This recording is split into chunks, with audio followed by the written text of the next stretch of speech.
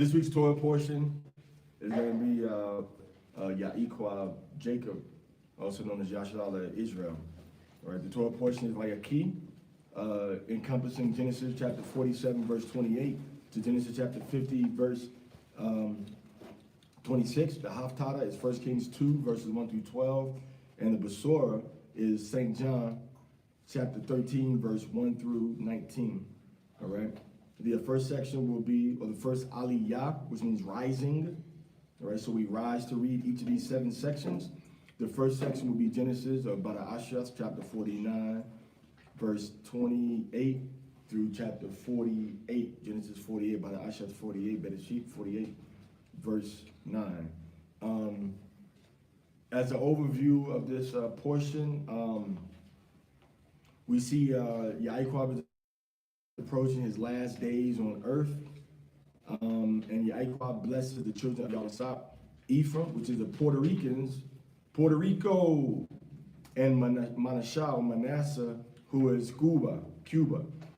The blessing is laid on the 12 tribes of Yasha'Allah, all right, and as well as the charge, that's what our father Abraham brought, right?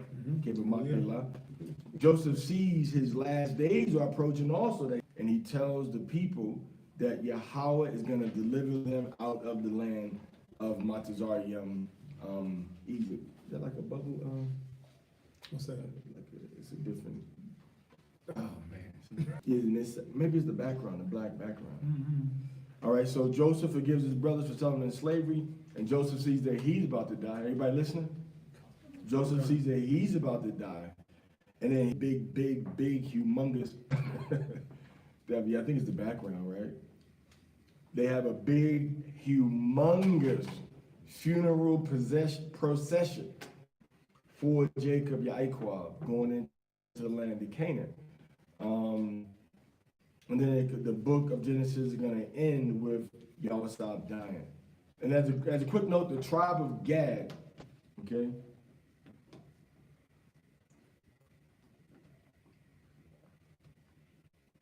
Aya, N-A-N-I-H-W-A-I-Y-A,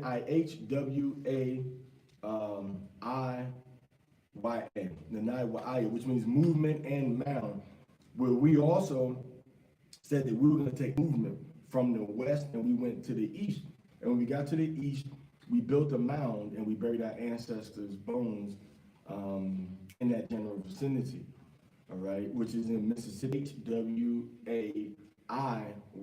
You look up right now, you'll see it. Y means and, Ayah means mound. So it means movement and mound. That's what Joseph is the Cubans, and Ephraim is going to be the people in Puerto Rico. All right, the people in Puerto Rico. I can do alphabetical. Isaiah done?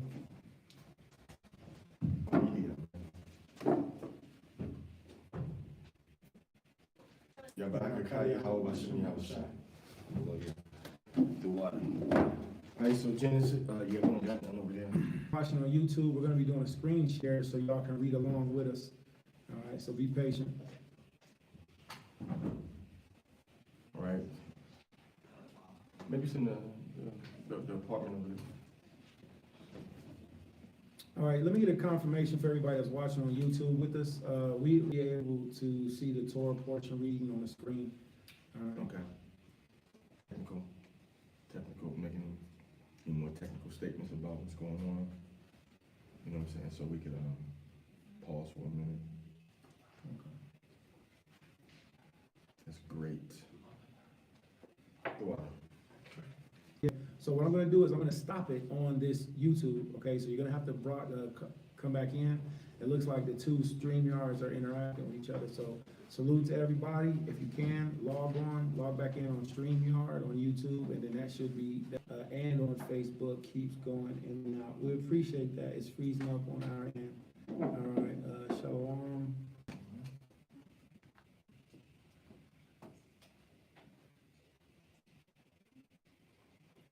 We're still streaming live on YouTube.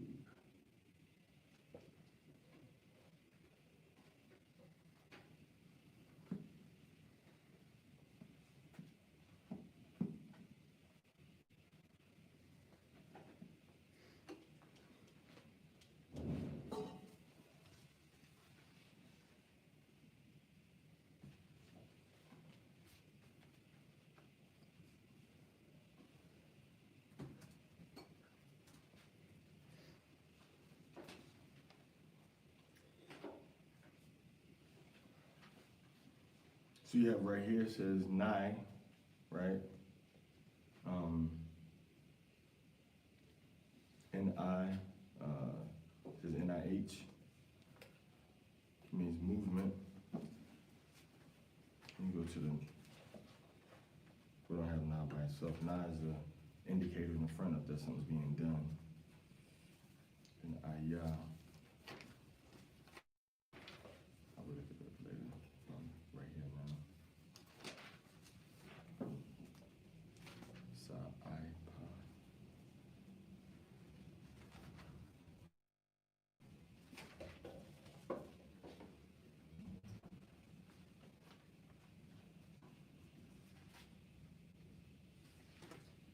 Going in and out. Splitter, right, the signal booster, maybe better for this signal booster. I'll make it second signal booster. Yeah.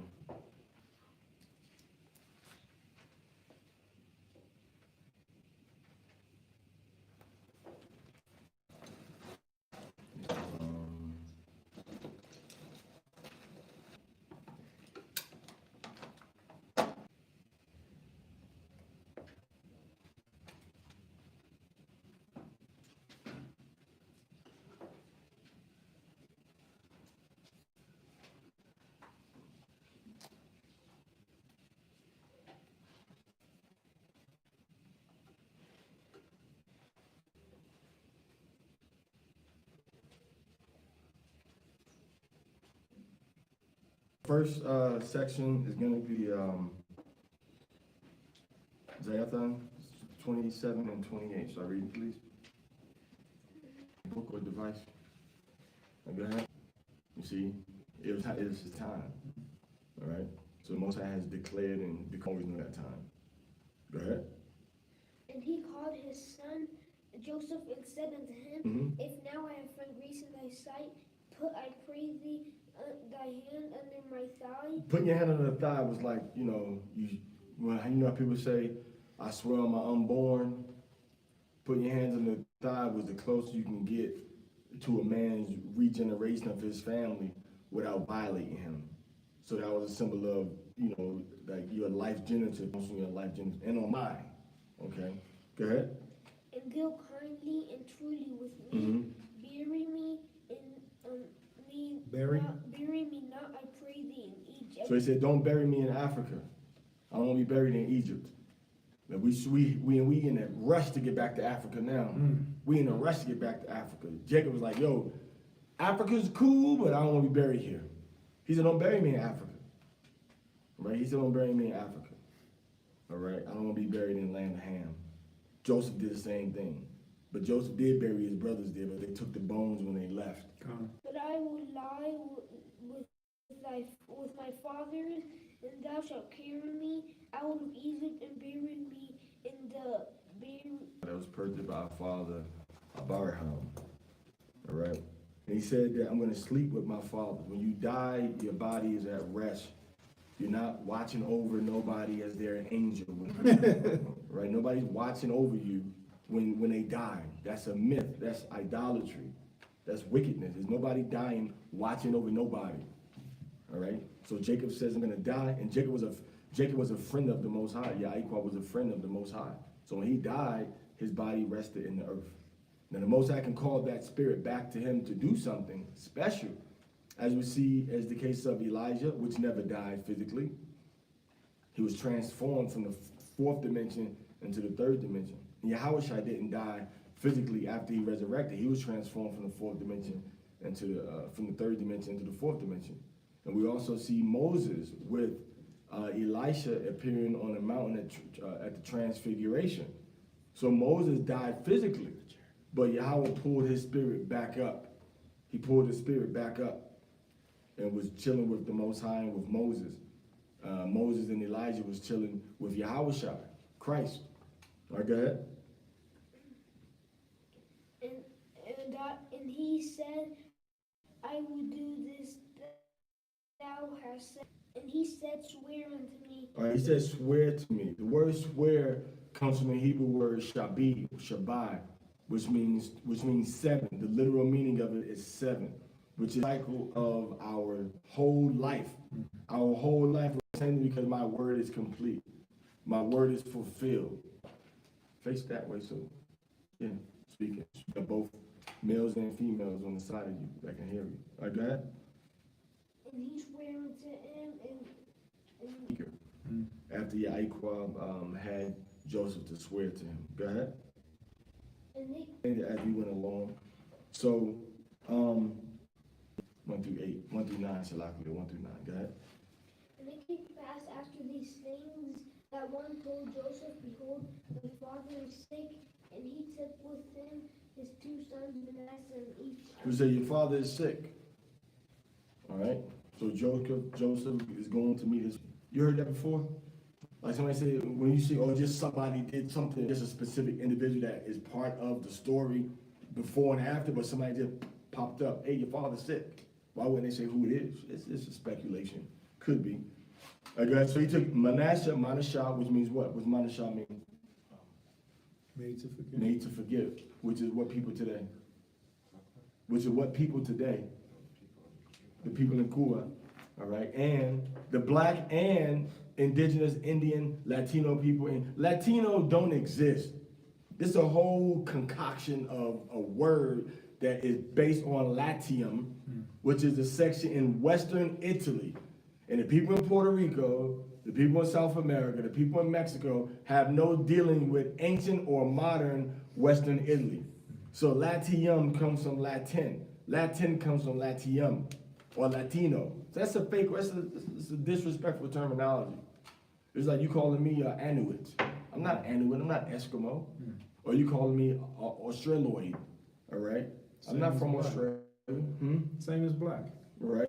It's an epithet, all right? But we're not Latinos. We're native to the Americas because of 2nd Ezra chapter 13, verse 40. So the scripture says that he took Ephraim, which is the father of the people that were in Puerto Rico when the white man got there. When Ephraim, Boriken, which means land of the noble Lord. That's where they get Cuba from. That's an indigenous word. I think it means like center place. Cuba means center place. And Boricua meant land of noble lords. So you see how both these names put focus and attention on Ephraim and Manasseh. Cuba named himself, his island is called the center place. That's what Cuba means. And in Puerto Rico means the rich port from Boricua, right? Boriken, which means the island of the land of the noble lords. So you got the noble lords and the center place saying what? Put all focus and attention on us. The noble lords and the center place. All right? Go ahead.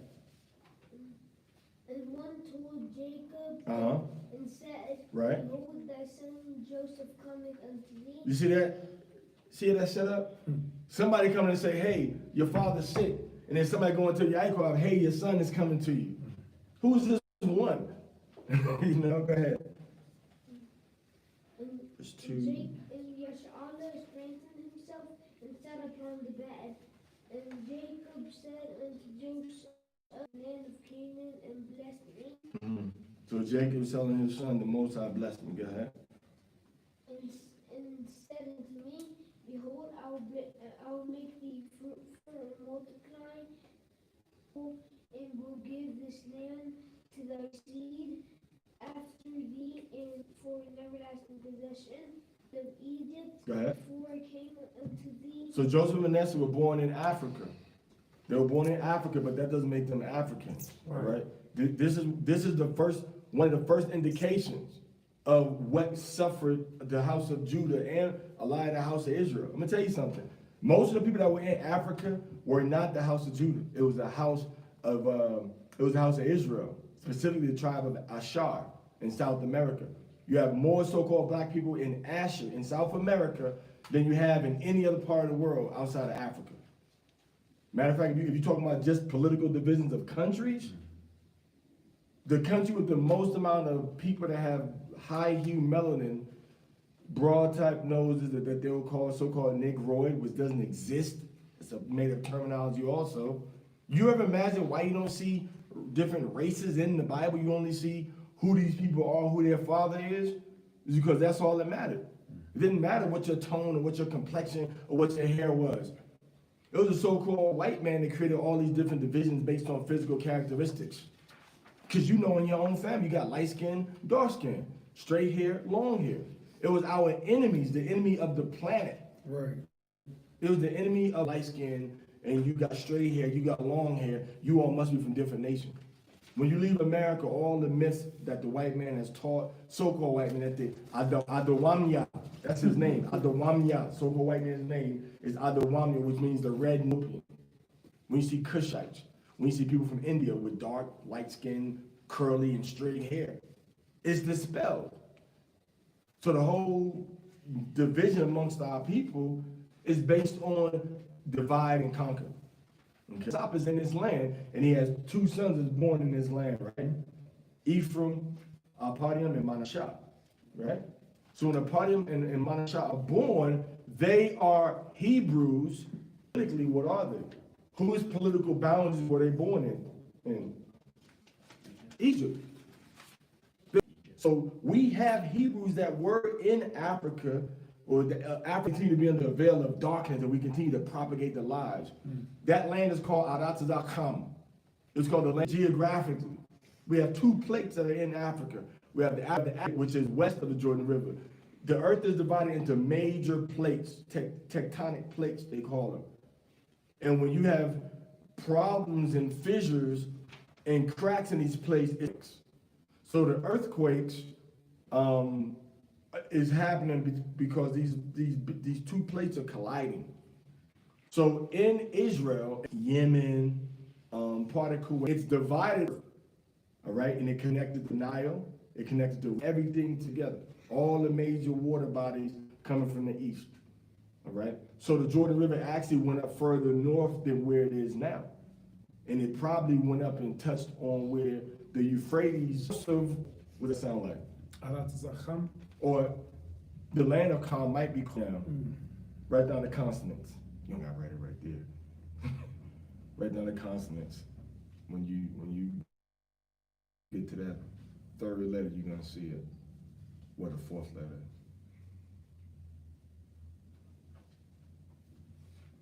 Chamath. Somebody spell it out real quick. Cha, C-H-A-A. Right, just the consonants.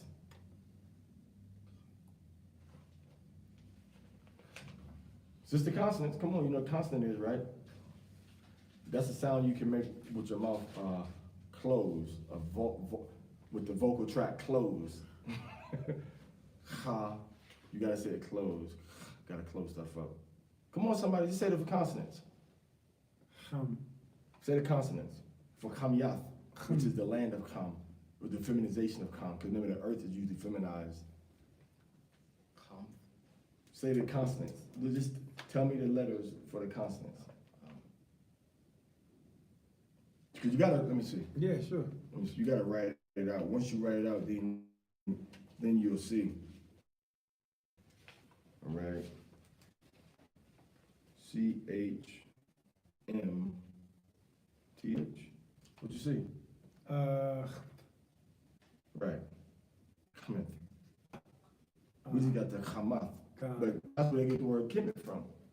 So they're not, they never seen a Chamath. So even though he was born out of Chamyath, all right, that doesn't make him what? An African or Chamyath by Israel. And they weren't divided into houses yet, but it was Joseph's descendants. That's what we just see in the scriptures. So when slavery started, they brought the house of Joseph out of Africa first, went into Western Africa by was now Congo and Angola, all right, and it took people from there and the tribe of Asher from there. What Asher is mentioned? La. But tribe of Asher, right? Everybody said, you know where to find that out? Anybody know where to find that?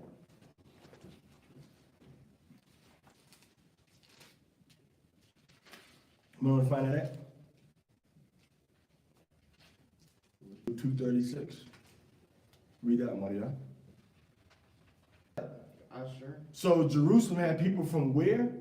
Asher. So when the Romans attacked Jerusalem, who was there? Asher. So what tribe also is with Judah ran into Africa? Asher. And what tribe was also captured and put in slavery? Asher. Asher. See, that's what the tribe of Asher was there. Now, we might say, well, it was there, but it might have been just a little bit of it. It might have just been a little bit of Asher. All right, let's go to Genesis 49, where we at now. Let's jump ahead real quick.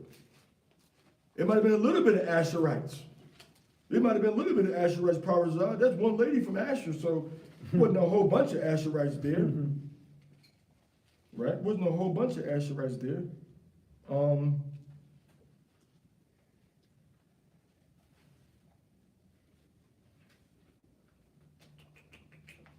Read Genesis 49, read verse 20. Genesis chapter 49, verse 20. Uh-huh. Out of Asher, Right. his bread shall be fat. His bread shall be fat. What do apple has juice? But you use a oil that spreads out and it lasts longer, it lasts more. Little bit brings forth that more. Genesis 33:24, let's read that. It's two tribes that got this blessing, and these were the biggest tribe in Israel when the so-called when Adawamya came into Asareth, into the Americas. Read chapter 33, verse 24. Read that. Deuteronomy chapter 33, verse 24. And of who? Of Asher. Of who's Anna's people?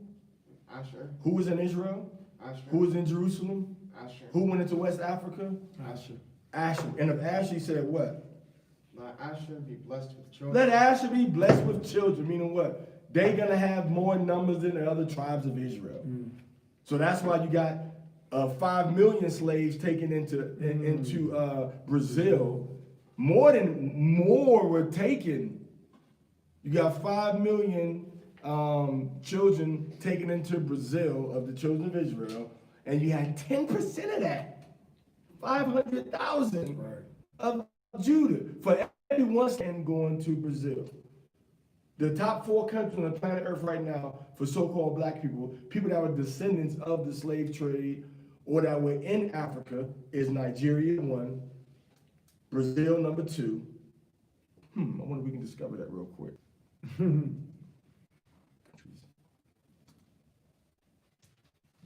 From the tribe of Gad over there. It's African diaspora.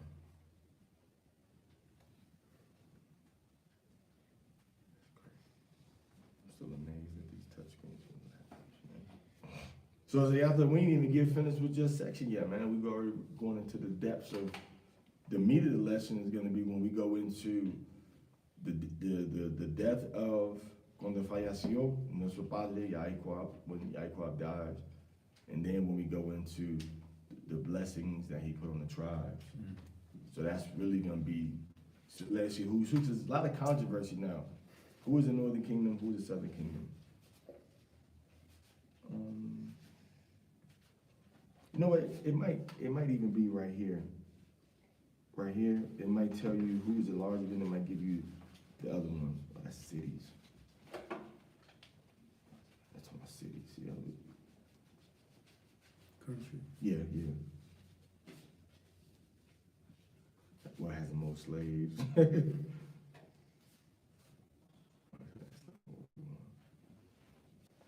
And we're just doing this to show Asher real quick. We're just doing this to show Asher.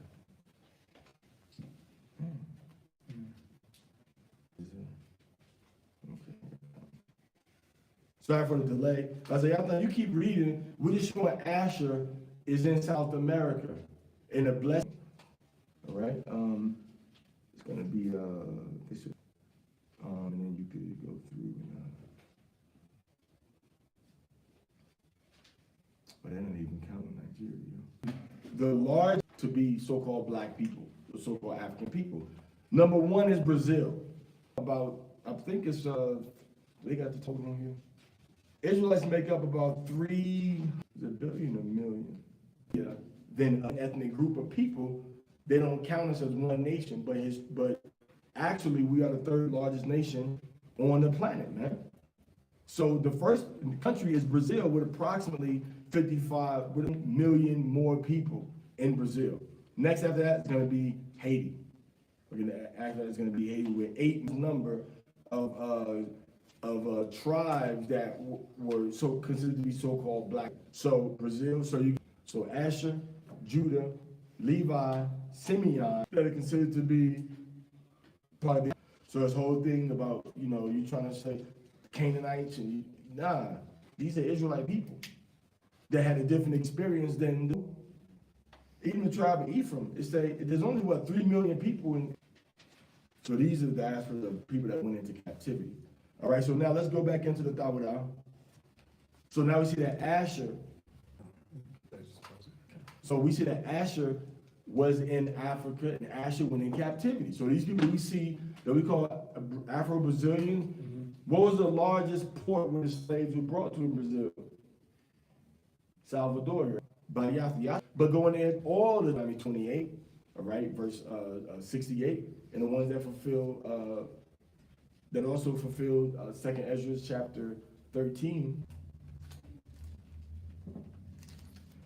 Before I came to thee, unto thee into Egypt. That means that Simeon and Levi are going to inherit land, just like what?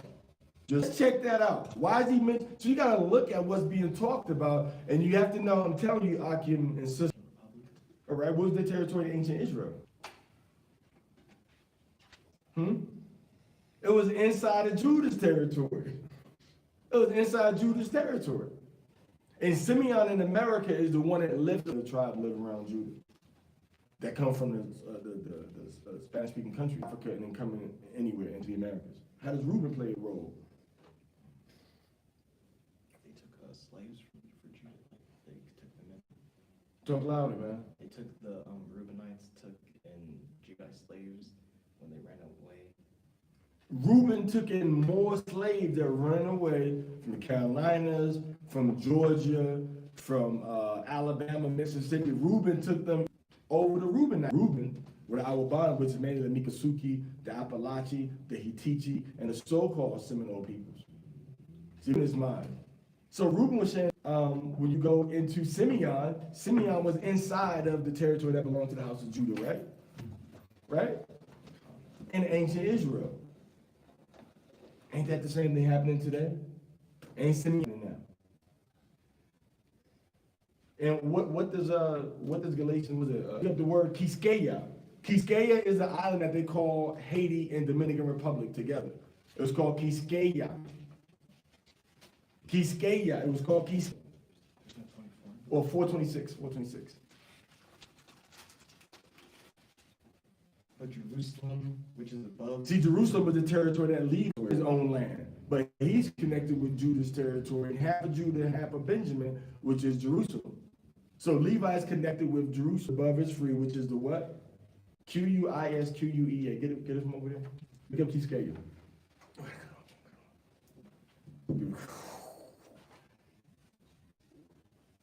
Man. Spell that again. Quis. It wasn't on or wasn't working. Yeah, but that's gonna use up. Let's look at that real quick. I'm just showing you the link between, because don't blame me. It was your father that brought up Simeon and Reuben, not me. It's a lot of spirit. The Holy Spirit speaks to our fathers at times when they don't even know that the Holy Spirit is speaking to them. Timely. You got it? Okay.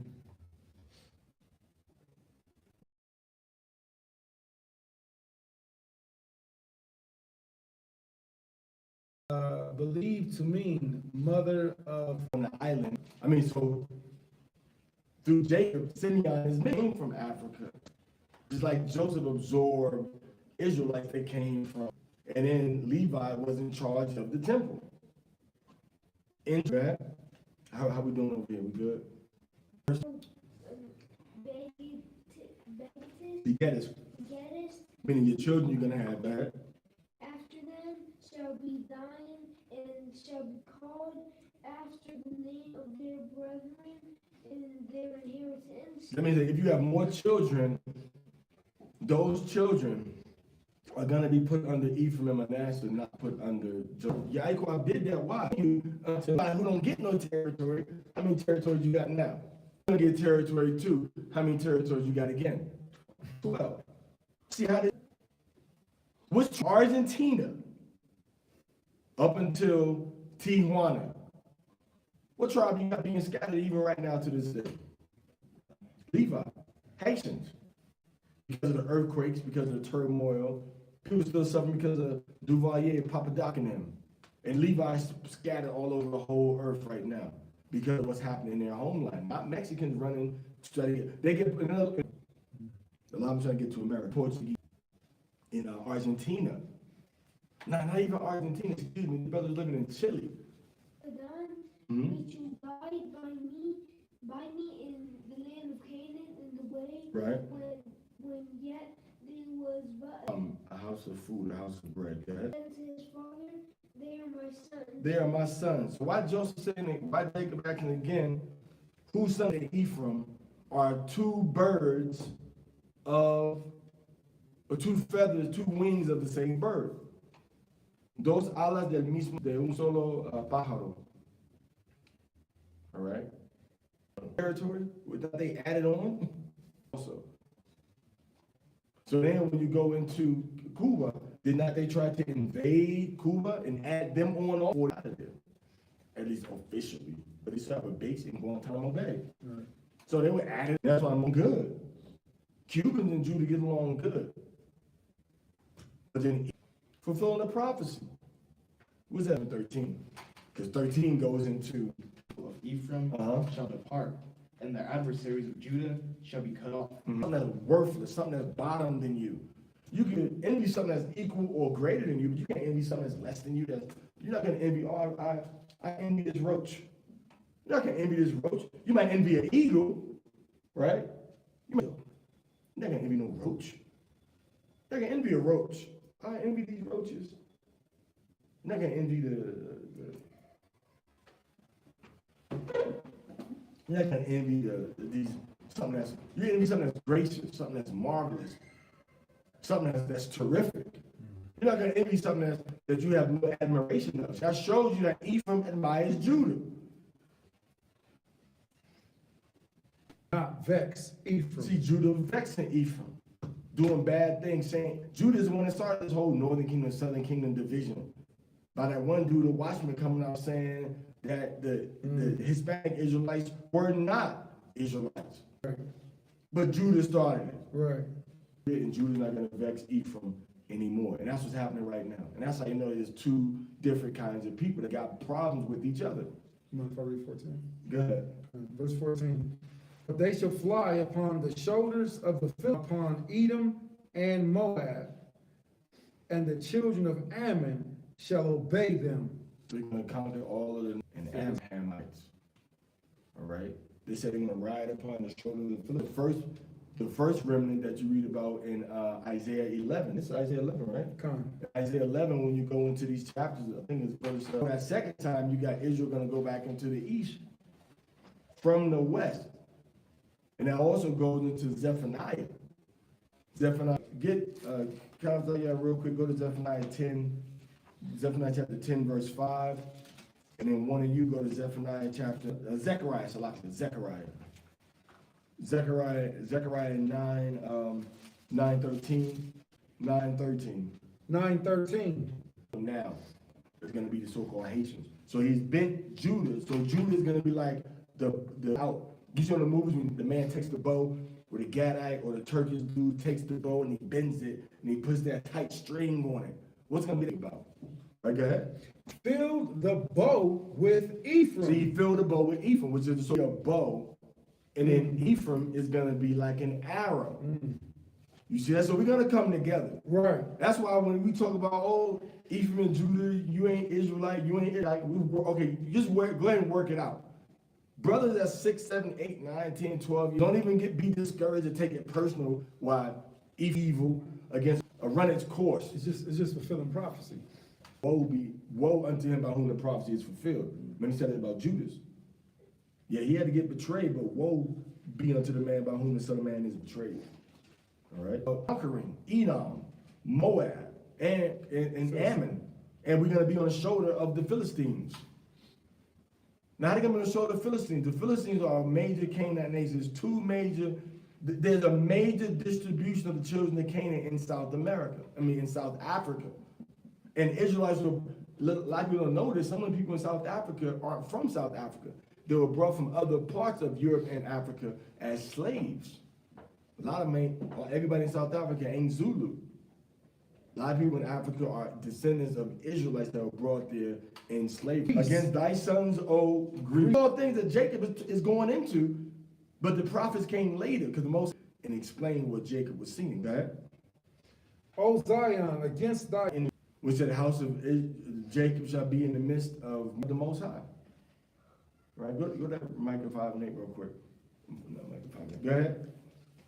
Now you sing over them. so everybody gonna know that the Most High is with us. Right? Go ahead. And his arrow, His latash. Go and ahead. his arrow Mm-hmm. shall go forth as the lightning. As the lightning, as the lightning. All right. You know you can't have lightning without the Trumpet, and shall go with whirlwinds of the south. come. Hallelujah. So terrible. So when you look in Isaiah chapter 11, Gentiles, go ahead. And they shall be as mighty. They shall be as mighty men, go ahead. Which tread darkness. In the Maya of the street, go ahead. In the battle. In the battle. What does that mean? That's when it's gonna be hard to get us off of their behind. Once we start. You ever had your foot in the mud? I think, I forget who it was. It was somebody not in my family. They put their foot in the mud and they pulled it out and their shoe was stuck in the mud and their foot was out. Right. So it's gonna be overkill. Remember Moses saying gonna bathe his sword in blood. So this is what Ephraim and Judah is gonna be doing together. So all this division, you may not see it, but the Most High is gonna bring us. Because Ephraim go everywhere and speak to everybody.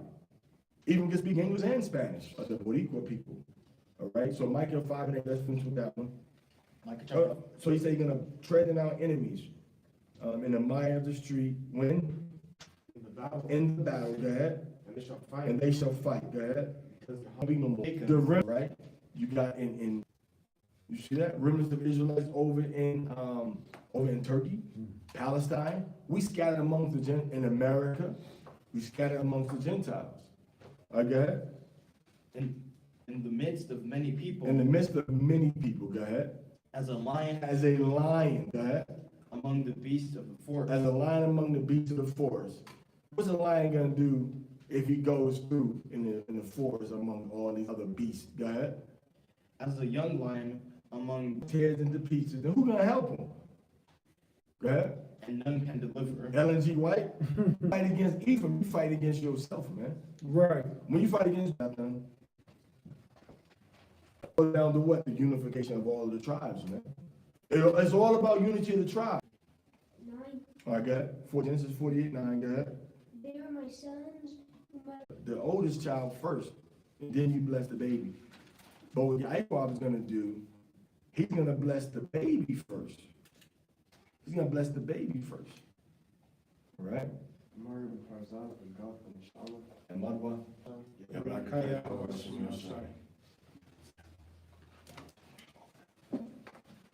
All right, so 13 verses, similar to you want 13 verses?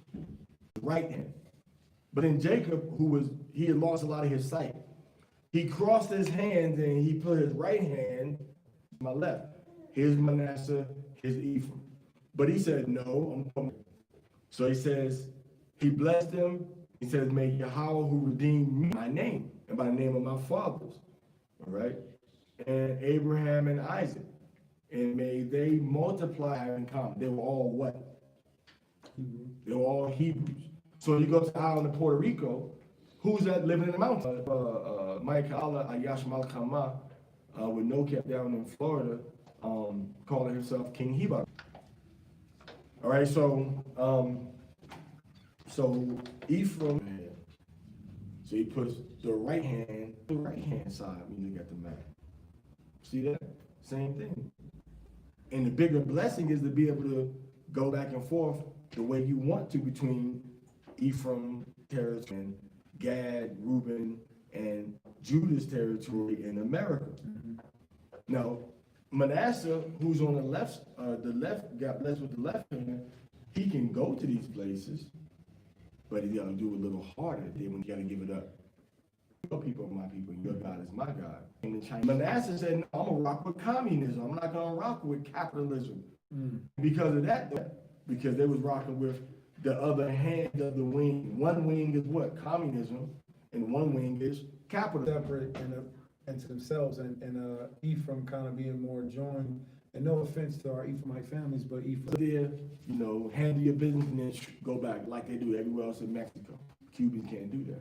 Ephraim can do that. Santos and San Juan, but it was like my ID, this is who I am, and bam, come and go as he please. So he put the blessing, he gonna put the blessing, right? All right, go ahead. Genesis chapter 48, verse 10. Mm-hmm. Now the eyes of Israel were dim for age. Right. So his eyes were dimmed, meaning the light in his eyes weren't as strong as it used to be. Right, go ahead. So that he could not see. Right. And he brought them nearer to him, and he kissed them, and he embraced them. So he kissed his sons. You know, so men can kiss their sons and grandsons Hallelujah. without no gayness being attached to kissing your children or Hallelujah. even your brother. Right. Hallelujah. All right, go ahead. And Yeshua said unto Joseph, What he said? I had not thought to see thy face, Man, I didn't think I was going to see you again. Go ahead. and lo, Elohim showed me also thy seed. See, Yahweh gave me a blessing beyond what I expected. He blessed me with something I didn't expect to see. And then he gave me another blessing on top of that to see what you produced also. So it's a joy to the parents to see their grandchildren. Right. All right, go ahead. And Joseph brought them out from between his knees, Mm-hmm. and he bowed himself with his face to the earth. So Joseph bowed to his father as a sign of respect. Not to say, oh, you're my God, Father. All right. I worship you as the creative father, Jacob. Now he bowed down as a sign of respect to his father. Go ahead.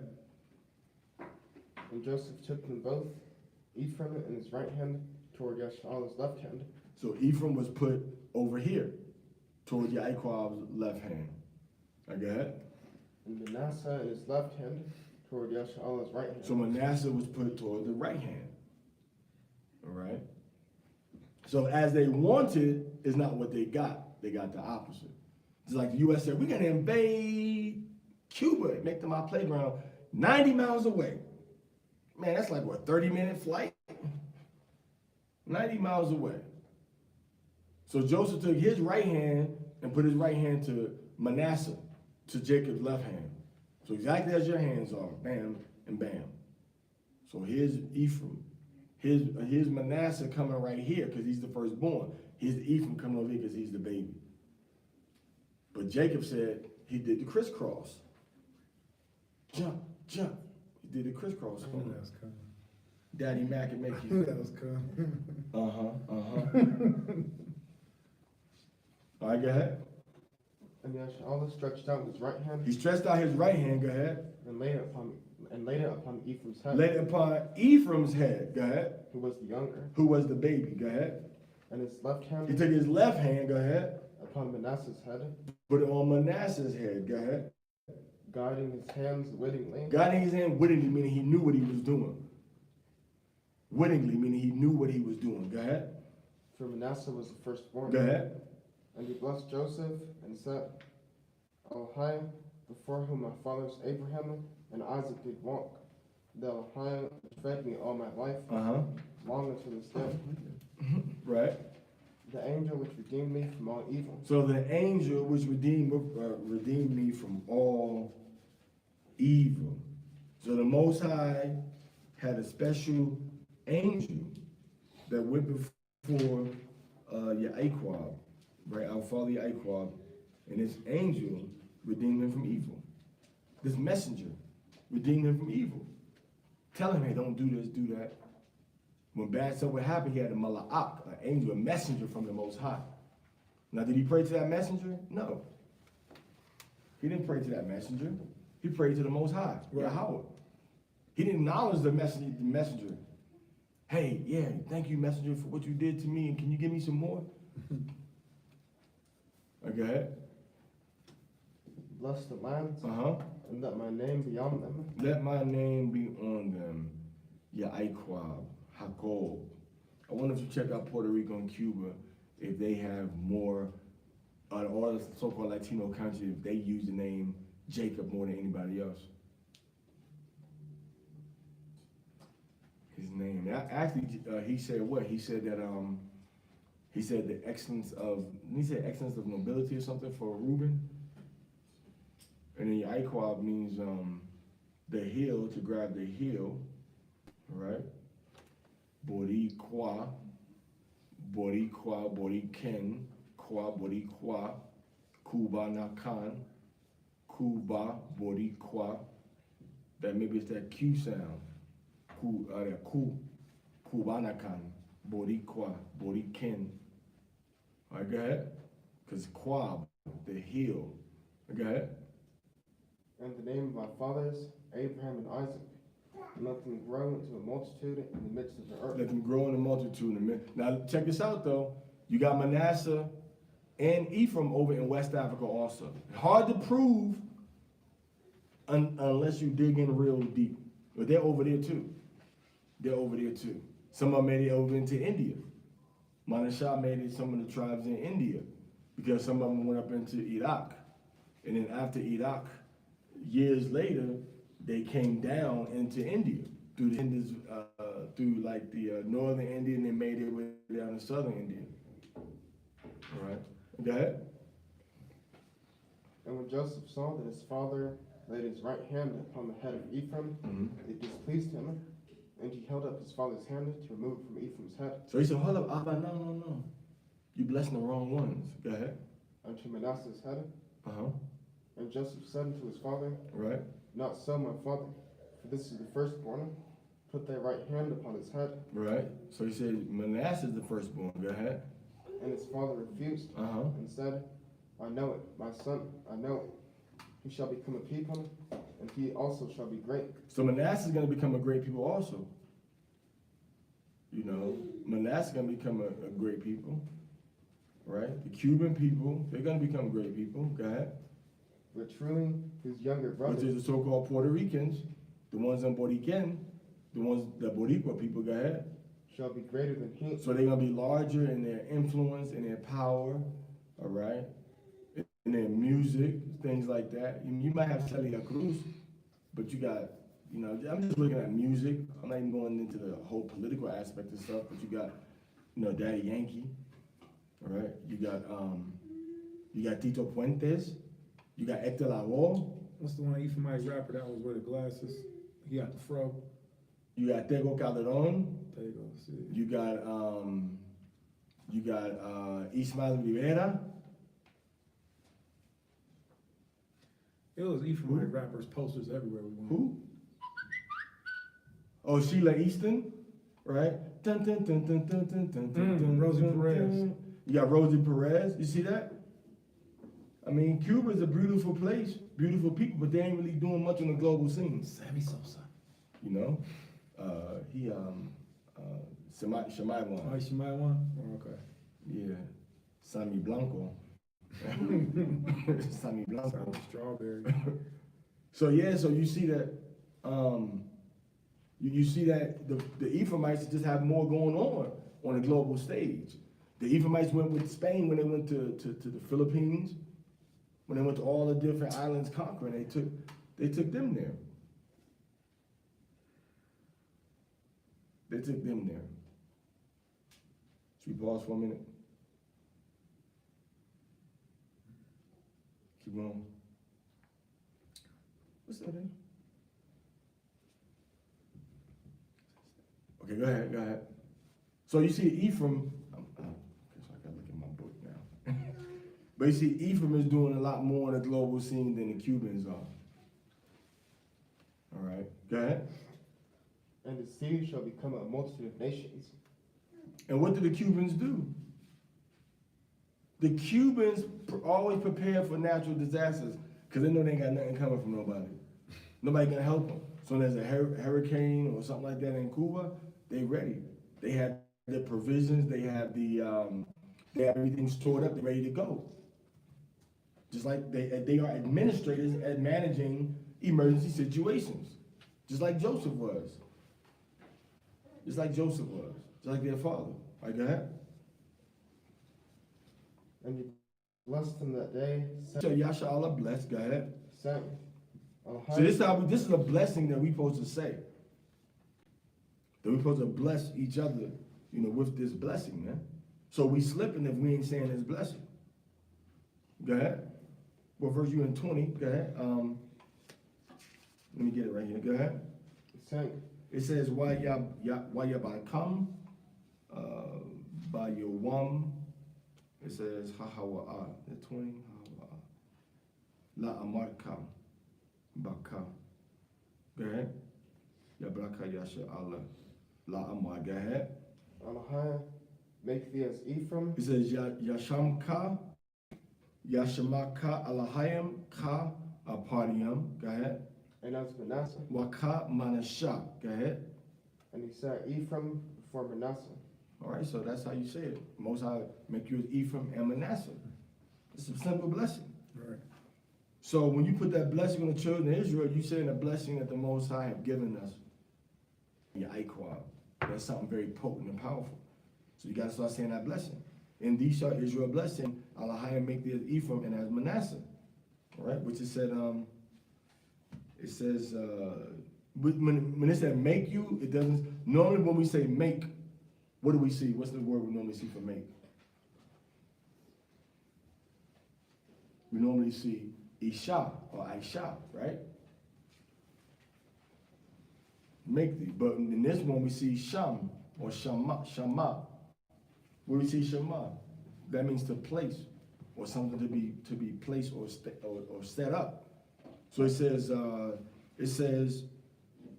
Washamaka Alahayim Ka Apariyam, and make and set you up, meaning set you up for blessings, set you up to be able to survive in your enemy's land and still hold on to your inheritance, who you are, which is Yahweh Shai, Yasha'Allah, and the Torah.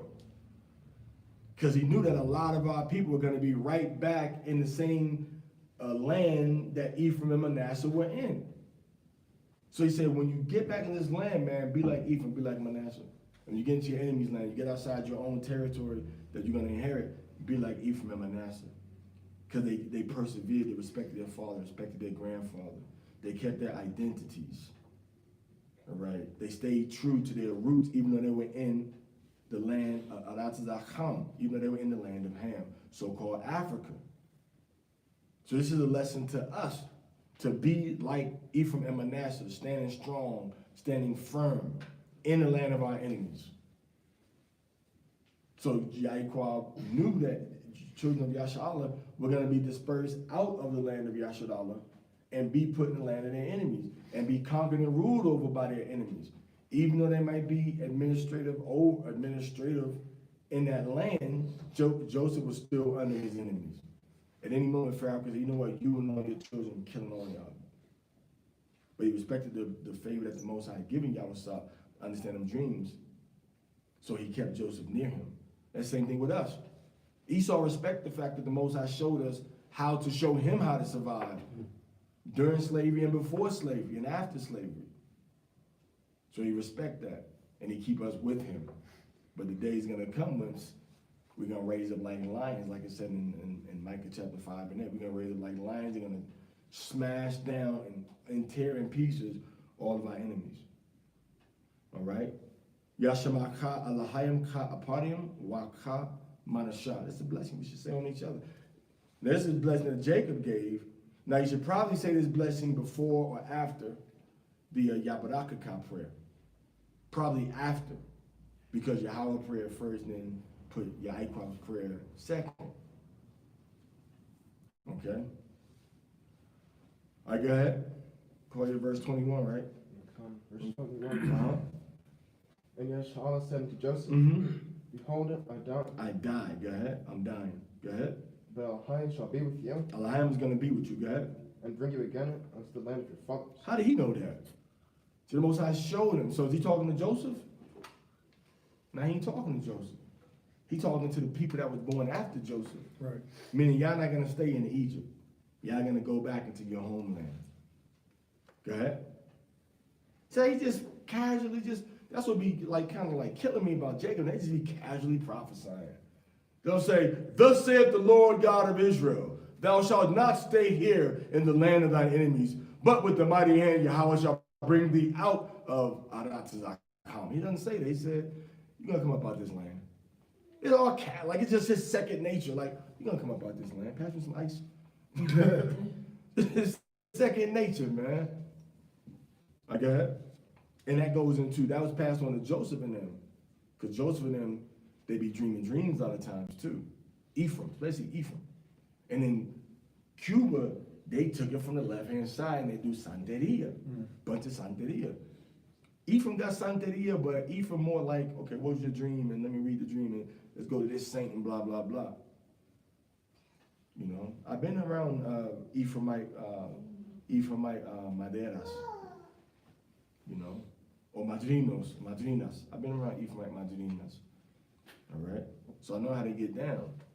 And then sometimes Ephraim just have a natural gift of dreams, seeing stuff is gonna happen before it happens. All right, so that's the power of the Most High. But don't use that and take that, so use witchcraft and charging people to tell them their dreams and stuff. But you Joseph's children, so you gotta have Joseph's characteristics, how to be able to understand dreams and see dreams. You gotta be able to administrate and order stuff decently and in order, put things in structure, and, you know, make sure that there's always gonna be food. Even if you gotta spend more than you need to on the food, you gotta have food, go just go get some food, you know? Get some food. All right, go ahead. Moreover, I have given to thee one portion above thy brethren, So they have two portions. All right, go ahead. which I took out of the hand of the Amorite with my sword and with my belt.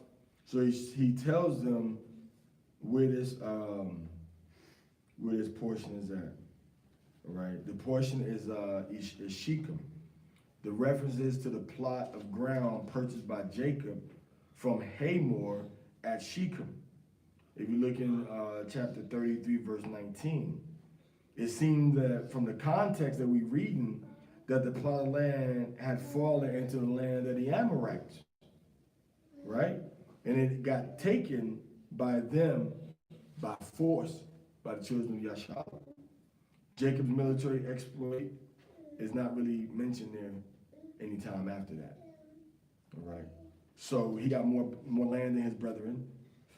All right, you got what, 3 territories? Because remember, Ephraim had his territory, but Manasseh had land on the east of Jordan and then on the west of Jordan, right? So they had 3 plots of land. 3 plots of land. All right, Salaki, go ahead.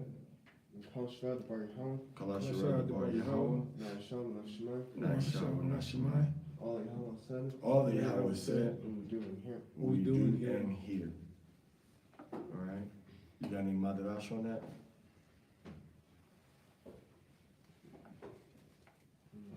Okay. All right, Ariasha'an. Ariasha'an ban parza banziyatan ba akai kwara hatawara. Arasham ban Parzab and God ban Yashala. Amadva, Barak, Yabrak Kam Yahal Bashim Yahushai. Yabaraka Yahweh Bashem Yahushai. All right, chapter 49, verse 1 through 18. Now this is where it's gonna get, we gotta do that Roy Rogers right here.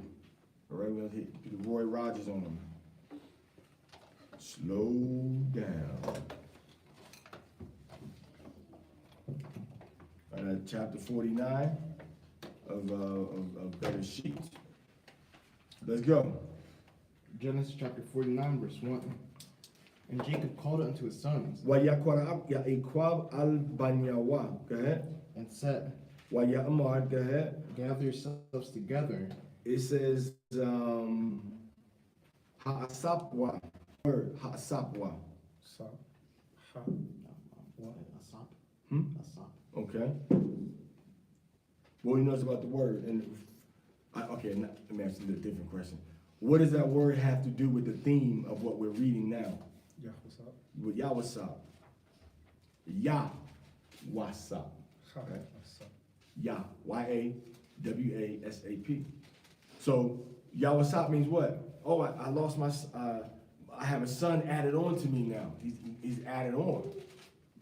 So he said, when he says gather yourselves, he's actually saying, you know, when you gather and you add something, you multiply, you add it, you can become more strong, more powerful. Letting us see that we're only gonna be strong as a nation.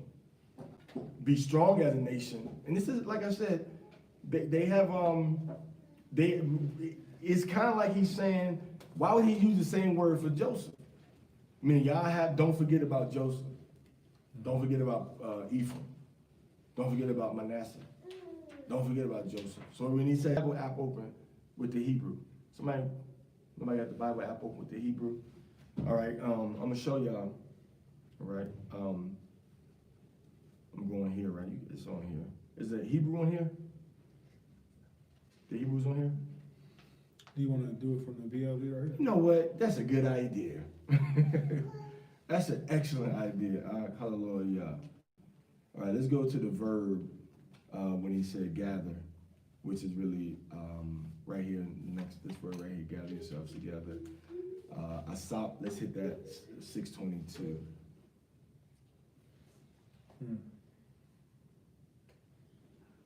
So asap, it means to gather, right? It means to gather, it means to assemble, to reward, and then translated in miscellaneous ways. Now let's go into Genesis. Let's keep scrolling down. Let's see the verses where it's used at. Right? It's gonna be way down, way down, way down. Okay. Give up the ghost. Okay. Wait. Okay. Approach. Levi. Keep going. I think it's go down a little bit. Go not down, but back up right there. She can see better song how it's taken away my reproach. Let me just sing. Go ahead.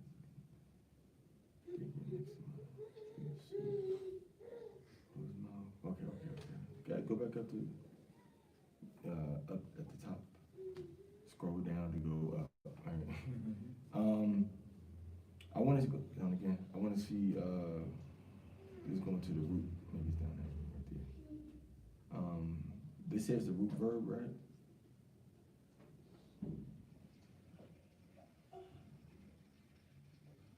Let's go into real quick. Let's go into that same.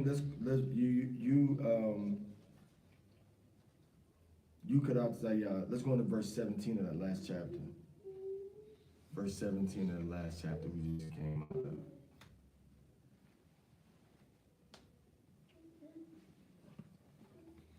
Genesis chapter 48. Let's go to 48. Verse 17. Come on. Genesis chapter 48. Unfortunately, it's It's moving. okay. Hallelujah. 48, 17. Genesis chapter 48, verse 17. And let's go to the Hebrew right here for Joseph.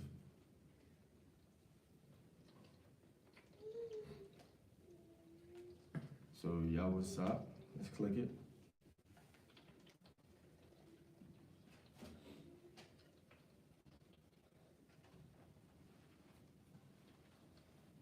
So Yahweh Sop. Let's go to Yasap. That's so cool. I never thought I would think like that. See it and go to like, oh yeah, that's the word yasab. Like I read it like it's like it is. Kind of love Yeah. that. So Yasap, primary root. That's primary root meaning more. Again, to add, to increase. So one means to, what did Asap mean? To bring stuff together. Or to bring together. Isn't that what Joseph did? Joseph, The food. yeah, the food, the people, his brothers. En cuatro piernas. En cuatro piernas. Él hacía en cuatro piernas. En cuatro, no es. Okay. So we see Yasap and what was the other one? And Asap, right? Related together. One, and check this out too. I and Yah. I in Hebrew pronouns means I. And then Yah in Hebrew pronouns means he. So Yasap is like he, something to do with something doing with somebody else. Asap is I. So he says asap, the verb, showing that asap, I, standard, and in mouth. So you, through your action, have to set the standard to gather the rest of the Israelites together. You see? All right, so let's go back to Genesis 49:1. So you yourself is the key element in waking up your people. All right? So we go into Genesis chapter 49, verse 1. Ya'ikwab says, it says, Wayakwara'a Ya'ikwab, and called Ya'ikwab al-Banyawa to his sons. Waya Amar, and he says, Ha. It says, Ha asabwa. You all gather yourselves together. It says, Wa agayira. Read the rest. That I may tell you that which shall befall you in the last days. The last days. Okay? What's going to befall you in the last days? Ba akariyath ha yamayim. See, akad. See, last days.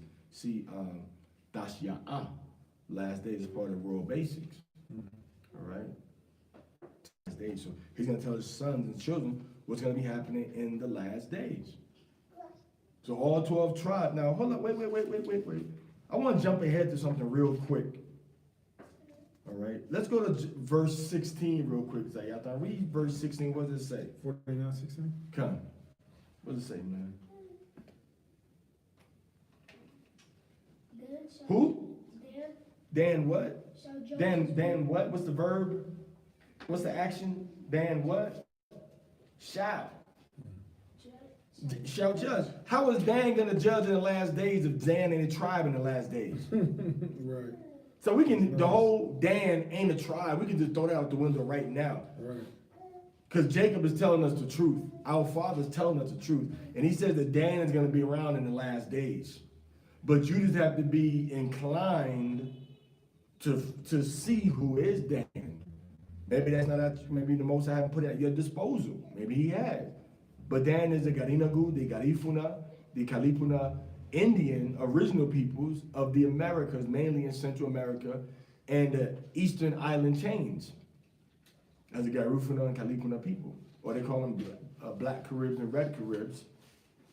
All right. So it says that he's going to tell us what shall befall, what's going to happen to us in the end of days. All right. Verse 2. What's it say? Gather yourselves together, and hear, ye sons of Jacob. He said, Kobatswa. You all assemble yourself. That's a word used for like sticks. All right, that's a word used for like sticks. So you got to go out and pick these sticks up. All right, I like to use this one. All right, so I like to use this one. This Kobats. That's the same word used to gather sticks. All right? It says ha-kwabatswa. When you see that ha, teach a little grammar, on the beginning of something, it's telling you that you have to do something. All right? You have to do something. Usually it's for somebody else, as opposed to ha is you got to do this. You have to do this for yourself. Like hath kodashtam. Kwashash. Hath kwashash wa means gather yourselves, but this kwabats is used for stick oil. Gather together as one. Gather the men. See that? Gather the men. All right, gather Israel. Gather the armies. It's piece by piece bringing stuff together to become a large body, a large corporate. All right? So then it says, gather themselves to us.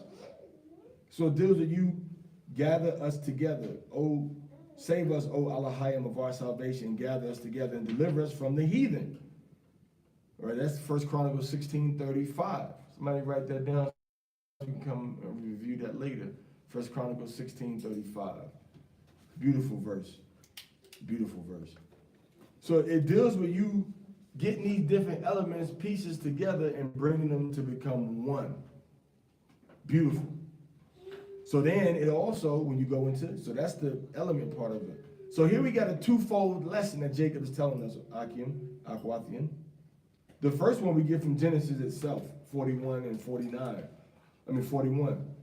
Let them gather the food in the good years, and he gathered all the food 7 years. So Jacob's telling us, one, we have to gather ourselves together to provide for our own needs.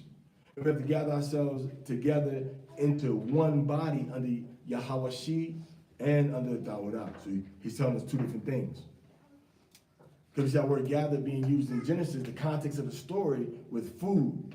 And then the rest of the scripture, we see it being used to gather people together. Most times talking about people. All right. All right, let's go. Genesis 49 and verse 3. Go ahead. Reuben, thou art my firstborn. Reuben is my firstborn. Rawaban Bakaria. Bakaria. Reuben is the Bakaria, the first seed. Ra'awaban. Look, a son, which is the Mikasuki, the tribes that inhabited Florida, like Yahawashai Yatzakat from MYNG, and the officer of Mashara Yasha'ala Officers Council from the tribe of Simeon. From the tribe of Reuben with an Awaban.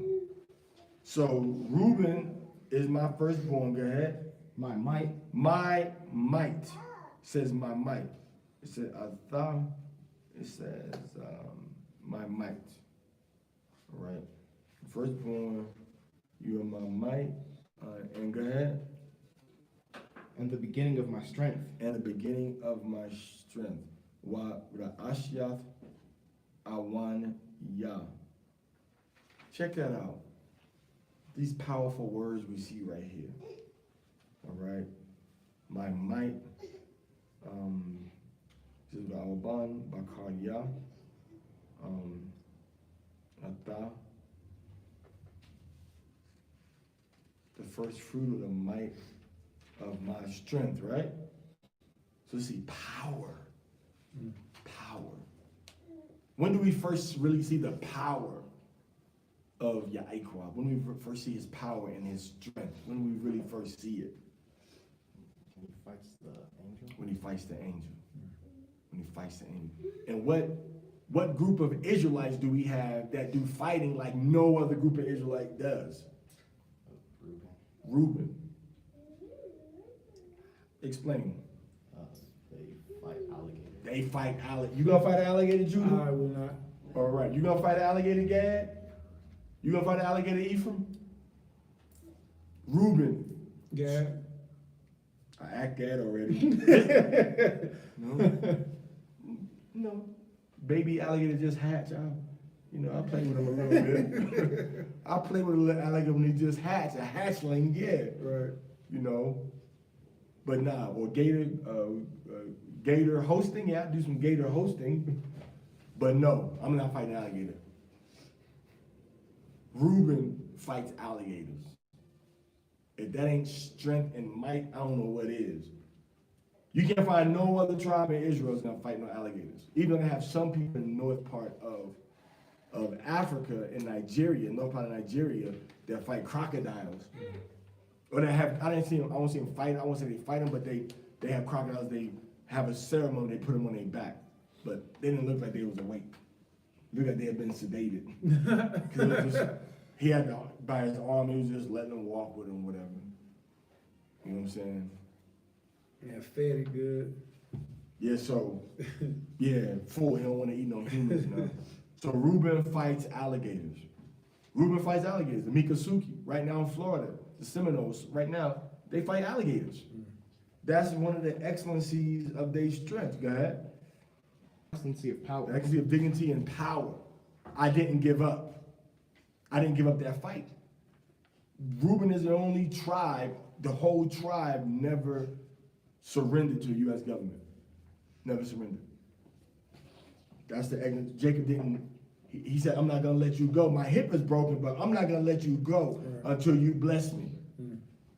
Reuben the same way. Reuben said, I'm not going to concede to nothing. I'm not giving up this fight. Now they did sign, some of them signed a treaty, but they ain't signed no peace treaty with the U.S. government. It's the only group right now that's still at war with the U.S. government, legally, officially, and technically. They never signed no peace treaty. All right. So that's Reuben. That's a Seminole, the so-called Florida natives. So the Most High is showing us. So you got to explore. We know the general area is going to be the Western Hemisphere, and we know Africa fit prominently into what happened to the tribes of Israel. So you got to look at both of them places, and then maybe other places. But those are the primary locations. Okay. Unstable as water, thou shalt not excel. Unstable as water, have not thou the excellency. So you're not going to excel. I mean, you're not going to rise to the position of inheritance like the other tribes did. Like the other tribe got their portion and they got the respect of their tribe. Reuben didn't get what he was supposed to get. Stop doing all that, girl. Reuben didn't get what he was supposed to get. Unstable as water, you shall not excel. Check that out. And this is, like I said before, what did I say always plays a prominent role in the prophecies? Geography. What element is prominent in Reuben's prophecy? Water. Where did the Miccosukee and the Seminole Indians live? What were they known for living in? Florida. And what parts of Florida, especially when the white man, Adewamiya, started to chase them, called what? Everglades. The Everglades. They could not find them in them Everglades. Because the Everglades are water, but what kind of waters are they? Unstable water. You be walking the Everglade like this, you walking and all of a sudden, bam, you under the water. See that? Unstable waters. All right, unstable waters, the Everglades. I need to get the app open. When you get a chance, let's can we see what the Everglades is? Sure. Not the Everglades, but the unstable waters. Do you want to open up the word there? Con. Hallelujah. They got another one. Well, when I used to, what was that, Bible Hub? You can just touch it. Unstable. It says pakats. That looked like an unstable word, don't it? Pakats. Open mouth, a ladder, and a weapon. It's only used one time in the whole Bible. Wow. Pakats. Wow. Pakats. Only used one time. Recklessness, wantonness, unbridled license, frothiness. Now, when we talk to our brother Yatazak, Joshua Isaacs, he says that this is a definition of like boiling over, bubbling. You know, I believe he uses a different definition, but Well, froth is the extra that's left over, right? The froth. All right. Let's do we get any more for Jasinius? No more for what you lasciviousness as boiling water in reference to the incest of Reuben. Not the incest. I don't know why they say incest. Well, incest in that he discovered his father's skirt, but not incest in the sense that he had relation with somebody that was his blood relative. All right. Pakaz. you want to go to the root? Huh? The algae on the swamp water. Yeah, pakaz. All right, pakaz. All right, so you open it. You got a mouth, and you got a ladder, ascending and descending, and then you have a weapon.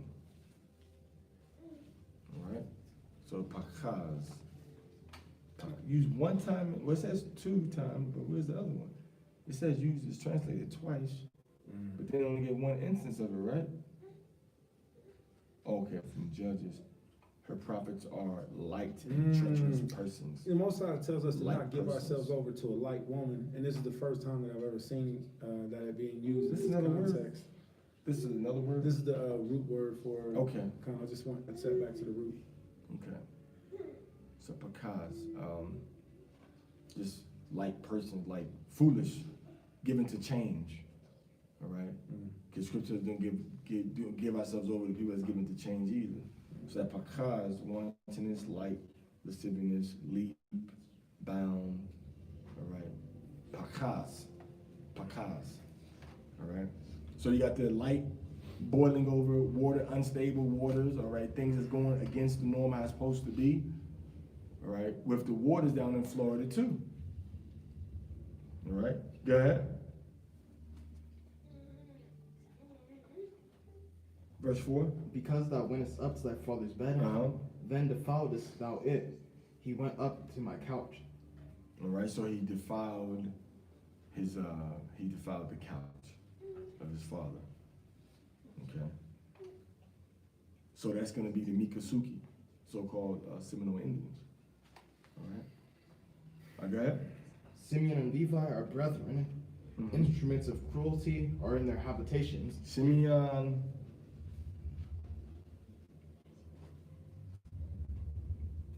and Levi are brothers. Why they tell Simeon and Levi are brothers? Why do we need to know that they brothers? Why it sounds like we brothers? Because Go ahead. There's no wrong answer. Because they were more connected, like they had the same idea to Okay. slaughter that city. So The same ideas you're saying they thought the same. They had the brethren. That's good. You know why? Because Haitians practice the same voodoo as the Dominicans practice. Haitians call it voodoo. Dominicans call it las 21 divisiones, the 21 divisions. On the left-hand side when it comes to destruction. All right, destruction. Dealing with the Hamites. And they learned this religion that they practice now from the Hamites. You see that? So there's another Hamite connection. All right, what were you about to say, Kadabza, yeah? because at one point in time they wouldn't know that they were brothers. Exactly. Because at one point in time they wouldn't know that they were brothers, but they look at each other doing the same thing. How can you not know you brothers? Most High have blinded them. You see? They got the same mindset to do the same harm to other people through voodoo, through having demons and spirits do stuff, for them, but they don't know they brothers. They don't treat each other like brothers, but they fight like brothers that hate each other. At one time, Haiti had some of the Dominicans, Shemiwan, in slavery. And at some point, under the dude named Trujillo, a dictator over there, he had the Dominican army go and attack and chop up with machetes all of the Haitians that they found. They own brothers, man. You see that? So they are brothers, but it don't seem like they brothers. They brothers, but they divided. It don't seem like they the same family. Go ahead. O my soul, come not thou into Wait. Simeon and Levi brothers. Read after that. instruments of cruelty are in their habitations. Weapons of violence are their kinship. Instruments of cruelty. What's that getting into? What instruments do they have at their disposal to do evil and badness to people? Let's get into one of those machetes. And then also get into the witchcraft that they do. The weapons and the witchcraft. Physical weapons and spiritual witchcraft. If one don't work, they're going to get you with the other one. All right, go ahead. O my soul, come not thou into their secret. So the Most High said, don't come into their secret confederacies. The secrets that they have. All right? What is the secret that they have? That they called upon demons to do stuff for them. They made pacts and agreements that were not righteous. The same thing as they did with the Hamites. They said, we're going to do this. If you get circumcised, you're going to become our people. And then they got circumcised and said, no, now we're going to murder y'all. So they lied. They were not honorable to keep their word. You see that? Go ahead. Unto their assembly, Unto their assembly, go ahead. mine honor. So let not his honor come unto their assembly. So the way that they doing it, how they doing it under that wickedness that they doing is not going to get them back to the Most High. They're the main ones on that island together to exercise the high levels of wickedness through witchcraft. Simeon on one side, the Dominicans doing 21 divisiones, and then Simeon on the others, and then Levi on the other side doing voodoo or vodun. Vodun. Okay, go ahead. Be not thou united, for in their anger Be not thou united. Don't be united. Don't become one. Same island, down the middle. We're not brothers. We're on the same island. Now, they helped each other at one point. Haiti helped kick out the Spanish from Dominican Republic. Levi helped kick out the Spanish from Simeon's part of the island. But he said, don't be united. The Most High, that was the Most High didn't let that union go far because of what they did right here. In their anger, they slew a man. Say, don't be united. Y'all not gonna be one people. You may try, but you're not gonna be one people. That's why the Dominican, Simeon, the government keep kicking out Haitians from Haiti. They just took people who've been in the Dominican Republic 3 generations, born in Dominican Republic. They just took away their citizenship. Did you know that? Nah. They just took their citizenship away. Only them. Not people who, from Puerto Rico, who was born over there 3 generations ago and had children, but the ones that were only Haitians, not Bermuda, not America, not no other place on the planet, only if you was from Haiti, your ancestors from Haiti, you were born in Dominican Republic.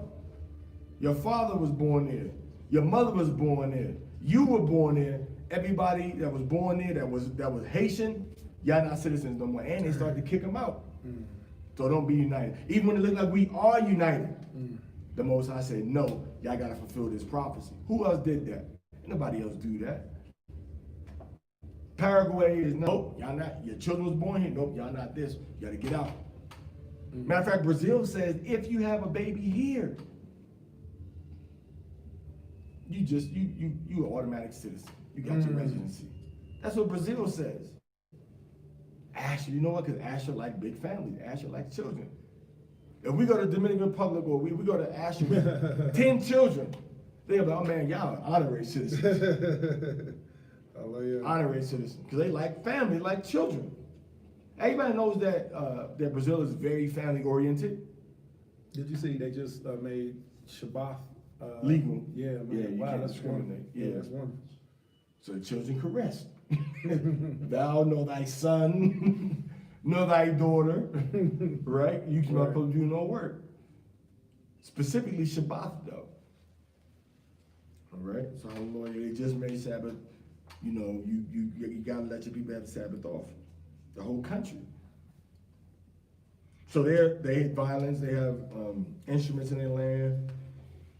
Don't be united. So it's gonna seem like they're united, but they're gonna be. What other place on the planet do brothers war that's on the same island like that? Nowhere. Nowhere. Only on that little island right there. Okay? For in their anger they slew a man, and in their self-will they dig down a wall. Dig down a wall, meaning they huffed oxen in the Hebrew, that's what it says. They put hooks into an ox's legs so he couldn't run no more. So they didn't say, well, we're gonna go ahead and fight this ox. We're gonna just clip his what's that called? What's that called? Tenants. We're gonna just clip his tendons in the back. Achilles. Yeah, we're gonna just do that. We ain't fight with you. That's that. cruel. That's, man. You can just clip that, and you can still this big old ox. You can't do that. You can be just dragging. All right. So they got very, very, very tricky and very tricky and very what do you call it? You gotta look at the movie Troy to really see the visual. Remember in Troy they clip his heel. Was that in Troy? Yeah, that's in Troy. With Brad Pitt, right? Yeah, he couldn't do nothing. And he cut his heel. finished. Yeah. All right, so they huffed down the ox. So the warfare that they engaged in was very, very tricky warfare. But then the tricky minds. Go ahead. Cursed be their anger, for it was fierce. Right. And their wrath, for it was cruel. Right. I'll divide them in Jacob. I'll divide them in Jacob. So Simeon got divided from the other tribes of the so-called Northern Kingdom. All right. Simeon got divided. And actually, you know what? You don't really see northern, southern kingdom anywhere in the scriptures. That's something that we decided. But if you got Levi, that's belong to all the tribes, right? And then you got Judah and Benjamin was the only ones. It's more like southern territory. Because Simeon was down there in Judah's territory. Simeon was in Judah's territory. All right? So I would divide them in Jacob, go ahead. And scatter them in Israel. I would scatter them in Israel so they're not going to be united amongst all the tribes where they go to. Simeon and Levi is not going to be, no matter where they go to, they ain't united. They don't like each other. Dominicans and any Dominican. It's not even a joke, is it? Any Dominican or any Haitian that say I'm lying, you lying. Any Dominican, come on with a black person, come with, from America, they give you a pass. Come on with a Haitian, you get no pass. Haitian, come on with a Spanish girl, a Puerto Rican girl, or come on with a Mexican girl, you get a pass. Come on with a Dominican girl, nah, your family ain't giving you no pass. You might get disowned. Ask one. Ask any Dominican or Haitian you know. Can you marry your, what would your family do if you married a Dominican? Oh, no. No. I would never do that. I would never do that. Ask a Dominican, what happened if you marry a Haitian? Oh, no, I would never do that. I can't do that. Oh, my soul, come not down to their secret. All right, go ahead. Judah, thou art Wait. Okay, we read that one already, right? My soul come not into their counsel, their secret. All right, so they scatter no matter where they are in America, on the island. If they meet each other in the streets, they don't deal with each other. They divided and scattered. All right, go ahead. Go ahead, what you want to say? You taught about a specific line that divides Levi and Dominican, and it's a river that literally separates them. Would you edify on that again? Okay, so even at looking at the island Espanol, what's the other name of it? Quisqueya. Quisqueya, The you know. original name. Yeah, that there's specifically a line that even divides them, that they have to be across on. I watched a documentary showing that, Levi would try to go to the other side to sell their wares and stuff, and the Dominican, they absolutely would not even let them, or they would postpone them or hold them up all day. We don't want no prices. We'd rather pay more money than to deal with you. So they hold them up. Well, that was all I had, Prince. Just showing that there's an actual physical separator also. Let me try to pull it up. I got the island right here. Here it is right here. Let's see what's the name of this?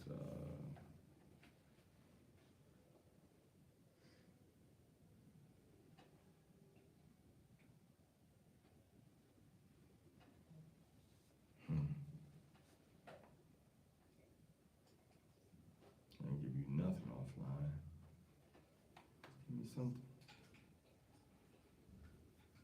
I'm trying to find the name of that river. So they got the river that divides them, okay? And the island of Hispaniola, also called San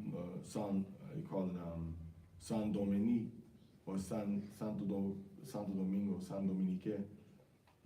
It's named for the city Santo Domingo. All right. Also, they call it Quisqueya. Let's go to Big Judah. Go ahead. Genesis chapter 49, verse 8. It says, go ahead. Judah, Yahudah. thou art he whom thy brethren, Go ahead. whom thy brethren shall praise. Yahudah Waka Akyaka. So how do all the brothers praise Judah? All the brethren praise Judah because a lot of people don't understand that country music was started by Judah. That's right. And reggae developed from the country music that was reaching the island from down south. And so reggae, and that's how they did the ska first. See, that comes from Judah's music. Now, calypso was an independent development, but reggae developed from, a lot of it developed from Judah's music that they were doing, bebop and all of that, and then going back into the music of the blues, bluegrass country music was developed by Judah. so-called black Americans. So they developed this music. Benjamin was here on the island, so he changed it to ska, and then from ska came reggae. And then from reggae came what? Reggaeton. So it all goes back to Judah. It all goes back to Judah. All right? So then you have, from the music, the songs that they sing in all of the churches, the gospel songs. All your grandmothers was in church. Your great-grandmothers were in churches singing all these gospel songs. Guess who made the gospel songs? Judah. Hallelujah. And if Judah didn't make the gospel songs, they were made by people that was trying to fight and oppose slavery. Slavery of Judah. You know, like Amazing Grace, How Sweet the Sound That Saved a Wretch Like Me was written by a former slave owner that had Judah in slavery. He wrote that song. All the songs about by the rivers, about going down to the Jordan River, and the songs about Shadrach, Meshach, and Abednego, and Ezekiel saw the wheel, and go down Moses. All of these songs come from Negro spirituals, which came from slave field songs. It was developed into old Negro spirituals, was developed into gospel music, original Negro spirituals, and then that gave way to what? That gave way to the old rhythm and blues. And then old rhythm and blues developed into, rhythm and blues means R&B. So special rhythm and then blues music singing about sad stuff, what they call R&B now, which became pop music. So it all goes back to the music that Judah was singing, crying out to Yahweh on the plantations from slavery. All the music that we hear now on the radio comes from Yahweh. All the pop music is based on Yahweh. You don't believe me? Do your own research. That's right. Do your own research and go backwards. Where did rock music come from? What's the origin of rock music? That's what you got mainly right now. R&B, rock, R&B music, rock music, and rap music. Because even rap came from bebop. Scat. You see, in the 40s. It's a natural evolution. It's a natural evolution. I know we're talking about, Kraftwerks and Trans-Euro Express and Kraftwerks and Africa Bambaataa, who's a male child, who's a gay child molester. So we don't really deal with that brother on that level. So I seen a video from the 1930s of some Israelite brethren that was rapping, and they was rapping about Noah's Ark, and it was. So I mean that. I really want to be able to share that, but I can't think of the name of it right now, but if so, I'll bring it forward. But it was just a group of 4 brothers, and they were just taking turns telling the story of Noah's Ark, and they was rapping, just going around in a circle, so nothing new under the sun. Yeah, nobody else does that. These are things that Judah did. Not saying Judah is like everything Judah invented, but, brethren praise him.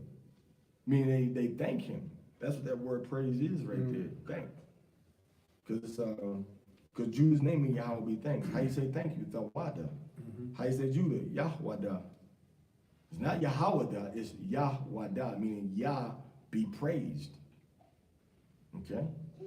When you dealing with, when you a fireman, if your house is burning, the firemen come to save your children that's in a smoking building, because they got the mask on, they put a breather on your children. Are not you thankful for that? That's right. Well, thank Judah, because Judah invented that. Hallelujah.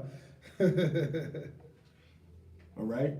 When you at a traffic sign and you've been waiting, when you at a traffic light, you've been waiting there and the light changed, ain't you thankful you can go through that light and you can cross safely without getting hit? Because everybody else see the red light that's perpendicular to the way you crossing? Ain't you thankful? Hallelujah. You thankful for that, right? Well, thank Judah, because Judah invented the traffic light. Hallelujah. See, his brethren shall praise him, shall thank him. Aren't you thankful for that? Ain't no Hamite did that, man. Ain't no Hamite did who did the first open heart surgery, man? It was Judah. Now, if your child got a problem with their heart and the doctors are doing operations, aren't you thankful that they can do the operation to give your child another day of life? They put Esau at the forefront of it, though. Why you thankful? So Judah did that. Esau is the face of the medical industry now, but Judah's the innovators. right? When you ain't got no money and you go down and give your blood and your plasma, ain't you thankful for that? That little extra $20, $30 you get, thank Judah, because he's the one that did the blood plasma transfusion. You see that? What about that car you drive? You thankful you got a car to drive up and down the street? Well, thank Judah, because he's the one that did the internal combustion engine. And you like you ain't got to change your light bulbs every 1 minute? That the light bulb will stay on at least 15 minutes, but you got to change it. Well, thank Judah. Louis Latimer. Louis Latimer, because he's an Israelite that did that. So ain't no Ham did this, man. Ain't no Canaanites did all these things, man. Anything you thankful for in this life that's a modern convenience, Judah has something to do with it. The people brother lost his arm when they used to have to connect the trains by hand before they had a machine that did it automatically. Judah did that, so thank Judah for that. That's how your stuff comes to you in America. Because I was trained as a logistics coordinator, and I dealt more with trains than I did with trucks. Trains carry way more than the trucks. You know why? Because the trucks take the stuff that's on the trains. The trains is like 20, 30 tractor trailers moving all at the same time in one line. What kind of congestion that's going to cause? Locomotive engine? Judah did that? I'm not sure. Just look it up. So-called Black Americans. And then, you talking about refrigeration, Judah. All right? How about you brothers that play video games? You like video games? Yeah, man. Judah. Judah did the circuitry and the memory and the processing for the video game. Judah did that. Modern day touchscreen cell phones. Israelite woman. So you thank Judah for it. Yo, you watching me right now. Right. Now, hold up. Let me backtrack. The television was invented as a gateway for spirits to try to communicate with demons. That's why they invented the TV. But the scripture said all things was made by the Most High and for the Most High. He's the former of all things. So we took that and used it for righteousness because that's just the creation of the elements of the Most High coming together. But the computer circuitry that puts everything together is Judah. So when you say praise Judah, who did all these things that you taking for granted every day? You see that? I know sometimes you brothers and sisters from Puerto Rico or Mexico, right? Simeon. Not saying it's necessarily a good thing or a bad thing per se, but sometimes y'all say, you know what? I don't like how my hair is. I want to put it a little more straight. The flat iron come from Judah. Madam C.J. Walker inventing the straightening comb. She did the chemicals too. Right? I don't know if she did. Who else would invent the straightening comb? So that means that straightening comb is the ancestor of what? Of the No. I'm still dealing with machines. The flat iron, yeah. Of the flat iron. You take it and shh. That's come from Judah. All right? That come from Judah. You see, that's all these things that our people are using today come from, the world is using today, come from Judah. You see that? Just check it out. So Judah did all these things. So when they say that brethren shall praise, let's go to him, man. Let's go to, and you notice that the word Judah and the word praise got the same, they're gonna have the same etymology also. Let's go to Judah first real quick. And I think it's gonna be the second part of that word. The second part of Judah made up two words. One is Yah, for the Most High. And the other one is, they have Yada. Let's see what they got for Yada. What's Yada mean?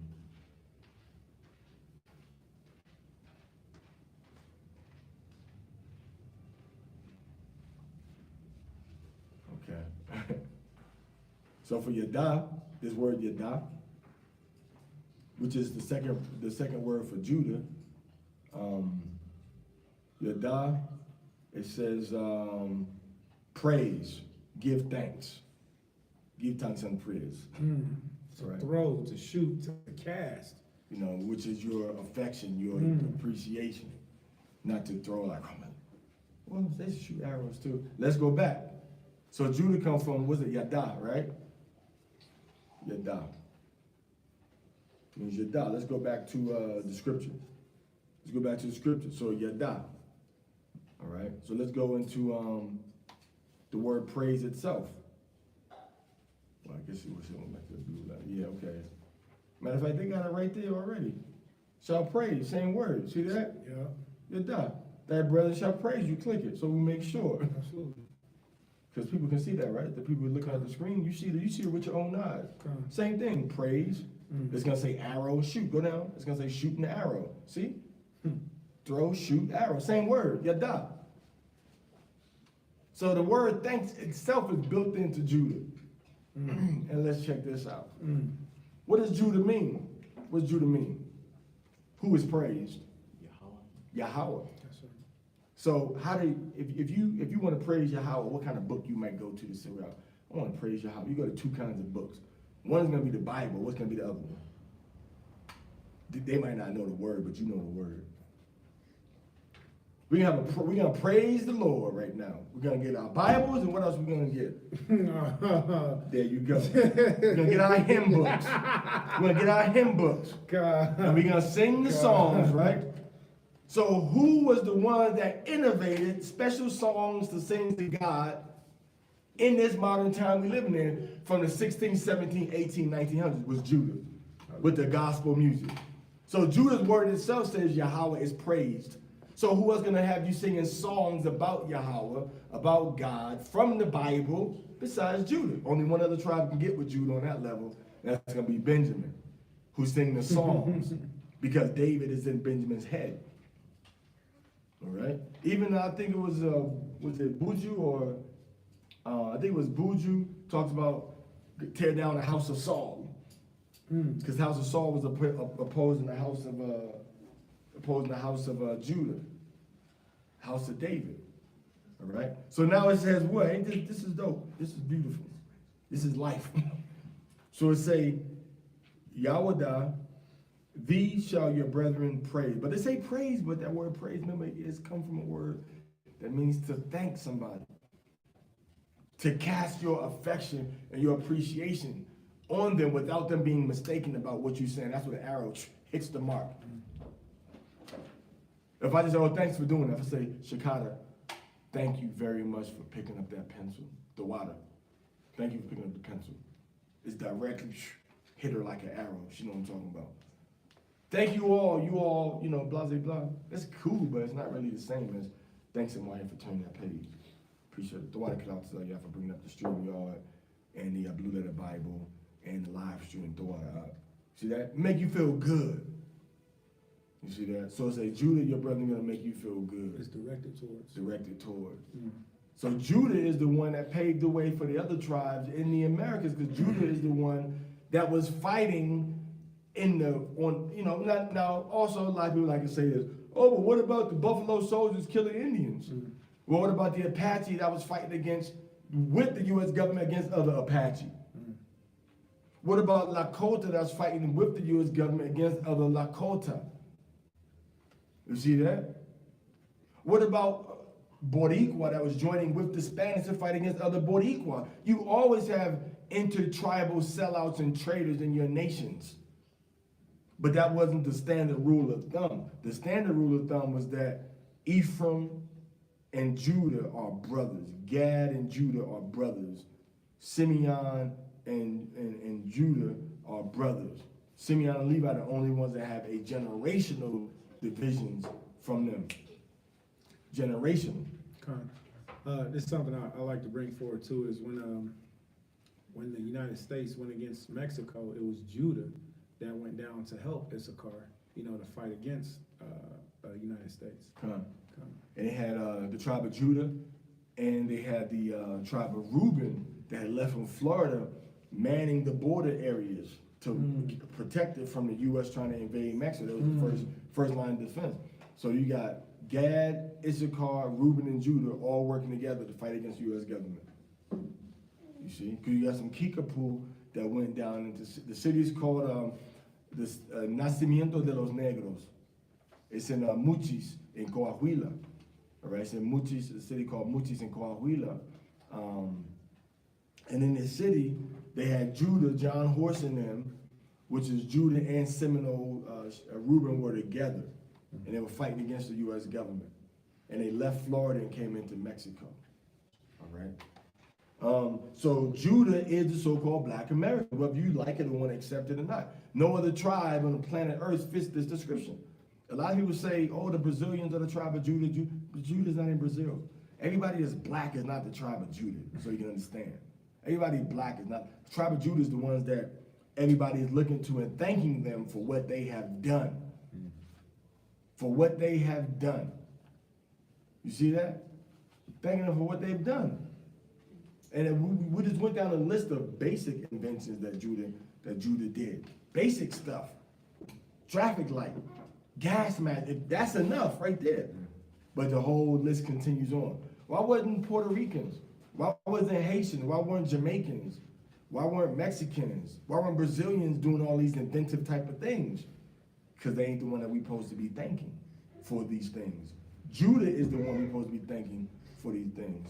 So, the water Yahweh. The water Yahweh. All right? So, Judah, your brethren shall thank you or praise you. Go ahead. Thy hand shall something.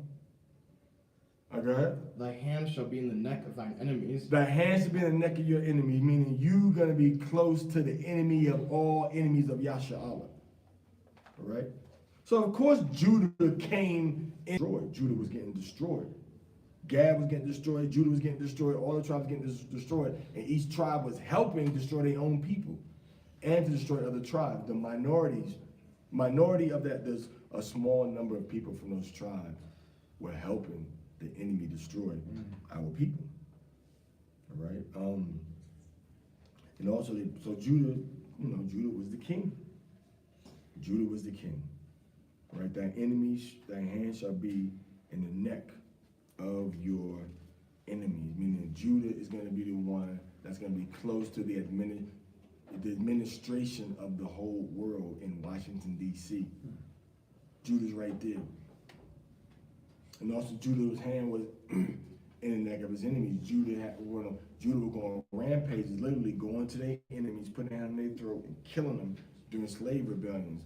One of the most famous ones being who? Nat Turner. Hands in the enemies of his enemies' necks. All right? Thy hand shall be on the neck of thine enemies. This is a Yaka by Ilapop neck. Ayab Yaka. Go ahead. Thy father's children shall bow down before thee. Thy father's children shall bow down. Yashathak wa laka banya abayaka. Bow down before you. Okay. Bow down before you. The father's children are going to bow down before you. So this is the appreciation and respect that a lot of tribes, had for the tribe of Judah. Also should let them know that Judah was going to become the king of all the other tribes of Israel. That's what that's letting you know, because they bowed before the king. So all your children are going to bow down before you. So we bow before Joseph, then you're going to bow before Judah. Right? So Judah's going to be coming like the gatekeeper for the people coming in. Right? So Judah's the one that showed America how to deal with the rice, how to deal with the tobacco, how to deal with the watermelon, how to deal with all these different fruits and vegetables to be able to survive. Gad started it, but Judah took it to an industrial level. Judah took it to an industrial level. All right? So thy father's son shall bow down before Judah, before you. How do they bow down before Judah? How do other tribes bow down before Judah?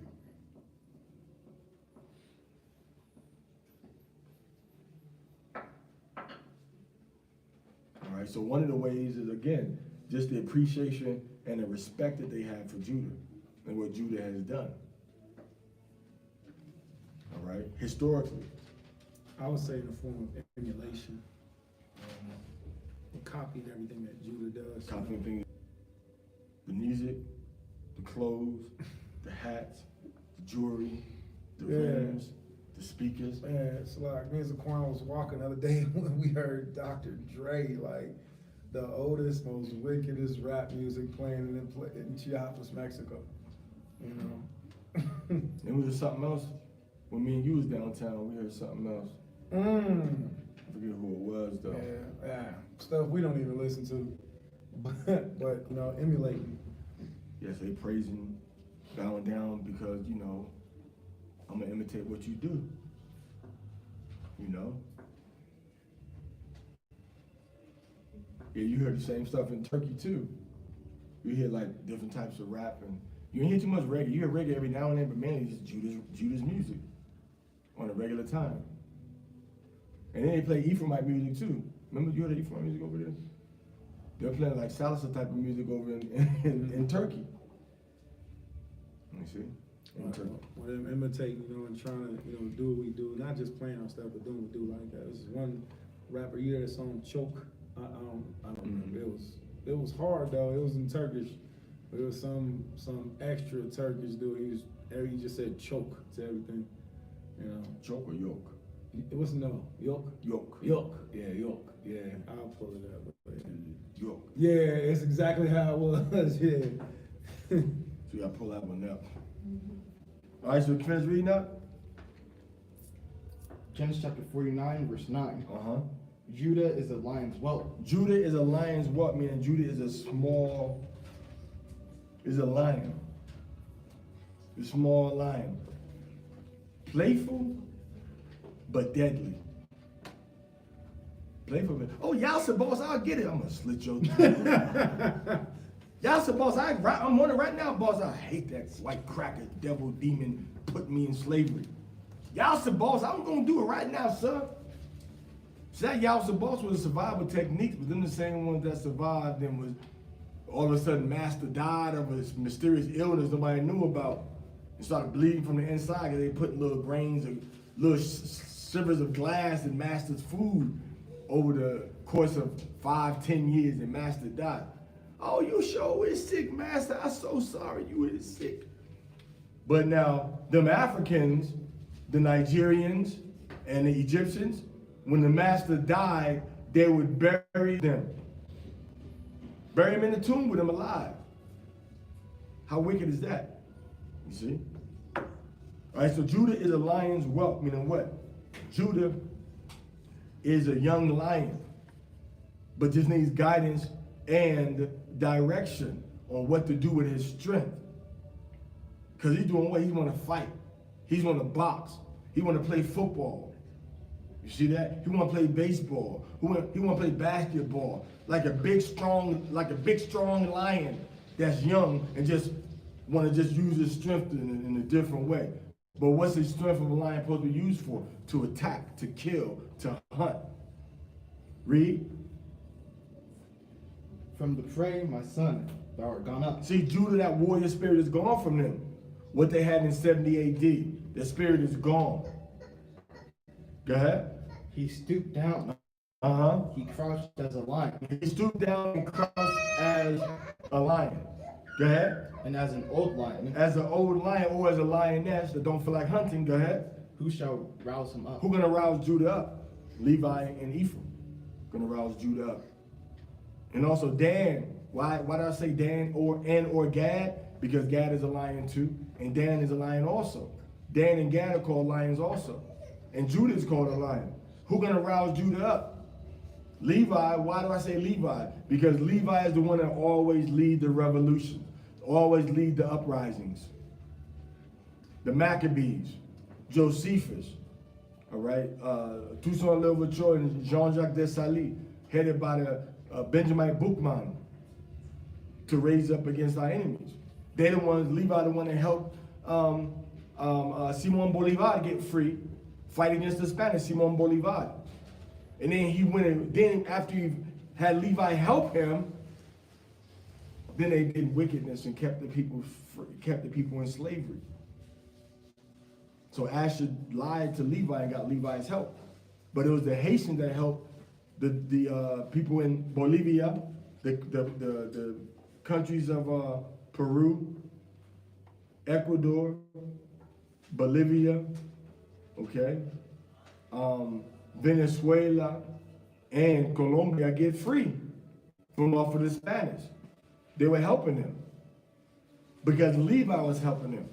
Levi sent military advisors. Levi sent military strategists. Levi sent soldiers to train the other soldiers.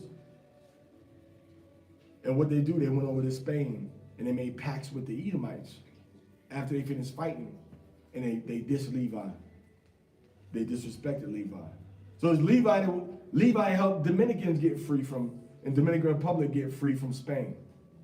So how you brother gonna say that these people is Canaanites?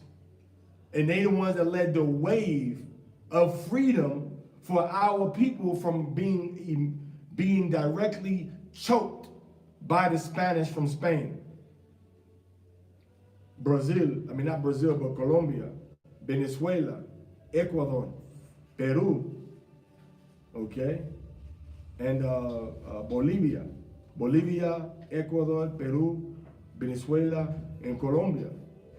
Simón Bolívar led that revolution, but what they don't tell you is that Simón Bolívar was assisted and aided immensely by the Haitians that had experience in fighting war against the enemy with limited resources in small spaces. So of course, when you get more resources, more soldiers in bigger spaces, now they can really show you how to do things where you can win the war. And they won the war against Spain because Levi helped them. So how are they going to be Canaanites, helping the tribes of Israel get their freedom and being received into all the countries where Israelites are now, and love all the Israelites where they being received at in South America and Mexico mainly? You see that? These are chosen holy people. All right, go ahead. So Judah's a lioness. Go ahead. Verse 10, the scepter shall not depart from Judah, nor a lawgiver from between his feet. So the scepter is going to stay with Judah. The tribe of Judah in ancient Israel is going to keep their rulership. They're going to keep giving the law. Go ahead. Until Shiloh comes. When Shiloh comes, they're going to lose the scepter. They're going to lose their rulership when Shiloh comes. Shiloh represents Hamashiach. Shiloh represents a Messiah. Okay, Shiloh come. Okay.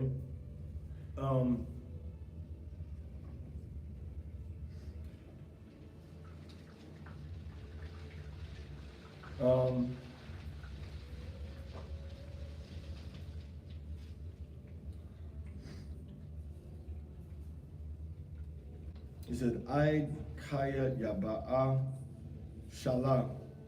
Until for he comes, Shalah. All right? The people. So until Shiloh comes. So that tells you that Shiloh, who represents the Messiah, has already come from the tribe of Judah in ancient Israel. Why? Because Judah lost their scepter. So it says that Judah's not going to lose his scepter until Shiloh comes. So once Shiloh comes, Judah's going to lose his scepter. But now to Israel, read. And unto him shall the gathering of the people be. Okay, go ahead. Binding his foal unto the vine, and his ass's colt unto the choice vine. Mm-hmm. He washed his garments in wine. So that's still talking about Yahushua getting crucified. Go ahead. And his clothes in the blood of grapes. So Yahushua got murdered, gave up his life for the nation of Yasha'Allah, and felt all of the punishment that was supposed to come on us. That's what Yahushua HaMashiach did. That's what he did. For us, he was crucified. You see that? So his garments in blood, meaning what? He was going to get bloodied by the murder that happened to him. The crown of thorns put on his head, beating him, all right, with a whip, like the Romans did, okay? So this is all talking about Yahushua HaMashiach right here. Go ahead. Verse 12. His eyes shall be red with wine. His eyes shall be red with wine. That's that anger and that stress in the eyes of Yahushua HaMashiach. And also the corners of Judah's eyes, the tribe of Judah, so-called black Americans, are red. And you look at that wine right there, all right? The wine in Hebrew is called Yayan. And that's why they call what? What's the word Judah made up? Wino. Because a lot of Judehites was drinking a lot of wine. Call them winos. All right? They call them winos. And what happened? Go ahead. and his teeth white like milk. Ain't that the stereotype that the white man made about the tribe of Judah? Big, shiny white teeth, smiling with a watermelon in front of him, right? Red lips. All right. So that's the prophecy right there. His teeth will be white with milk, but also getting into the fact that that Judah is like a overindulger and stuff. Okay, Judah go extra on stuff that they do. Judah go extra. Well, you know what? I don't know. Judah was like, you know what? The hubcaps that came, on this El Dorado, I think I need some little wires so I don't mess them up when I get close to the curb. You see, that's what they made the little spiral things, right? You know what? These hubcaps, you know what? I think I need the whole wheel to be made nice. Then they start making the rims. Then they did so the stuff that Judah was doing to their cars extra, they said, you know what? Let's just make the whole car like that now. Let's make the whole car like that. That'd be an interesting study. How did the whole accessorization of cars develop? Now that happened with Judah and with Ephraim. I mean, Judah and Issachar did that one. I think Issachar probably took it to a whole other level. And I think the whole hitting switches in Issachar started that. Issachar. The mechanical work on the cars. All right, hitting switches. All right, so his eyes should be red with wine and his teeth white with milk. All right, so wine and milk. Let's check out this milk too. Judah, where's the milk come from? Man, most of the milk, a lot of milk comes from the cows, and Judah was the main ones with the cows in the West that led that revolution of the cowboys, not the cowmen, the cowboys. Remember, this is the 1800s. How you call another white man a boy when you call them Negro boys? So the cowboys was Israelites. Wasn't white people, them cowboys. A lot of the Israelites. Look, you can study what a lot of those cowboys were Israelite men that they call boys disrespectful. So they was dealing with what? The dairy industry through the cattle. And now his eyes should be red with wine. Dealing in the wine industry in California and other countries, but mainly California. Other states were mainly California, Judah doing a lot of that work. And of course now, Issachar is doing a lot of that work now, working in what they call the vineyards and the vintages. All right? Let's go on to verse 13 so Judah is the so-called black Americans. All right? Let's go into verse 13. Go ahead. Zebulun shall dwell at the haven of the sea. So Zebulun shall be as shore, shall dwell at the shore of the waters. Zebulun means dwell with me. All right, so if you look at the coat of arms, for Argentina, for Central American countries, they all have ships and water on them. You look at the coat of arms for Chiapas, there's 2 cliffs and there's water on them, a river. For you look at the coat of arms for Yucatan, there's water on them. And ships or water. You look at the coat of arms for Cancun, there's water, it's a circle, there's water, brown water at the bottom, is red water. I'll charge it up, is it charging? 1%. Is the screen down too, the picture of the screen? The charge is on it? I wonder why it's acting like that.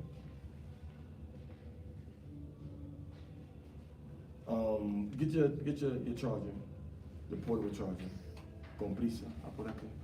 All right, so when Judah is Judah's in America, and then you leave Judah in America, go to Mexico, and then leave Mexico, you go down to where? Zebulun in Central America. So Zebulun is talked about with being at the shorelines. Look at the names. Costa Rica, which literally means a shore, a coast, rich coast. And look at Honduras. Honduras means deep, the deep waters, Honduras. Now for the ships to pass through the waters. Look at my favorite one, El Salvador. Yahweh Shai, all right? He's the water of life. You see that? He's the water of life. Belize means, the Mayan word means muddy waters. You see that? Cancun, known for their beautiful waters. You see that? Yucatan. You go anywhere in Yucatan, anywhere in Chiapas right here, you're gonna see little villages. They got all their springs coming from their places where they're living at. You see that? So the water, the shorelines, the ships, the Mayans used to navigate through their territories in the ships, in canoes, 8-foot wide canoes with shallow bottoms. They can go through water that wasn't real deep. So this is all stuff that they were masters at doing. And it matches what the Bible says. So the tribe of Zebulon are the people in southern Mexico. Campeche, off the coast of Campeche is where they got the oil rigs at. All right? So the tribe of Zebulon is southern Mexico and Central America. All right, go ahead. And he shall be for an haven of ships. It shall be a haven of ships, meaning a shore for ships. A shore for ships. Panama Canal. They made a passageway for the ships. You look at all these countries in Central America, look it up. Don't believe me. Look it up for yourself. Look at their flags and the coat of arms. For Panama, for Costa Rica, for Nicaragua, for Honduras, for El Salvador, for Guatemala, for Belize, for the state of Yucatan, for the state of Campeche, for the state of Chiapas. Look at their flags and look at their coat of arms, and you'll see ships in water. Ships in water. Okay? A shore for ships. Go ahead. And his borders shall be into Zidon. His border shall be into Zidon, meaning what? The U.S. controls their border. Wasn't the border, didn't the U.S. take Panama under their wing? So the U.S. was making a decision on what's going to happen in Panama. The last country of Zebulon, the U.S. was controlling. His flank, his border shall be unto Zidon. So his control was coming from Zidon. What was Zidon? Zidon is Sidon, which is a rich port country in ancient Israel, north of ancient Israel, a rich port country. All of the goods and stuff that came through there came through Zidon. So everything that goes through Zebulon's territory in the south goes where? To Zidon, to America, to the north, land in the north. 51% of the products that come through the Panama Canal go to America. You know that? The TVs, washing machines, dryers, the clothes, the shoes, the jewelry, fish tanks, metal production, all right? Everything, chairs, furniture coming from China, coming from Asia, wherever it's coming from, go to the Panama Canal, what they made with their hands. Benjamin dug that. Benjamin and Zebulon were the main ones that made the Panama Canal. You see that? So, and it goes through Panama Canal, 51% goes, so that's 51% goes to America. So that's how the borders of Zidon, the borders of Zebulon reach unto Zidon. Zidon represents America, the consumer capital of the Western Hemisphere. Okay? Go ahead. Issachar is a strong ass. Issachar is a strong ass. All right? You have, in parts of Zacatecas, you have special drinks that are made, and they only get delivered on donkeys. They won't deliver them no other animal. They deliver them on a donkey. They won't deliver no other animal except for a donkey. They got a special breakfast drink that they make with corn and stuff, I think, made from mezcal, made from a plant that's like the aloe for breakfast. And the old men deliver it on a donkey. You ever had a burrito? What does burrito mean? Burrito means a small donkey, a small ass. All right? The white cord. My choice is there. Okay. Do you want to use this one? See if this helps. Now I need an external charger. Because it's plugged right into the cord right there. Maybe it's because of like 3 of the devices are plugged in. What's plugged into it? The extension cord is plugged into this, and then there's constantly else devices on. It's cool. I just turned it off. I will see. You cool? You need time and stuff? That'd be all right. Okay. So all these things are the burrito. What's a burrito? Burrito means a small, powerful burro, which is a donkey, which is an ass. So what is it? Why they call it burrito? Because a burrito is strong and small. And the burrito is supposed to be a little small area, but it's supposed to fill you up with that rice and the beans and the meat and the avocado and the tomato and the cilantro and the cebolla, the onions, right? It's supposed to fill you up. That's why they call it a burrito. You see that? And they even have wild donkeys all around different areas of Mexico. They got wild donkeys here. So Issachar is associated with that donkey. Even though they say Juan Valdez, the Colombian dude with the coffee back in the day, right?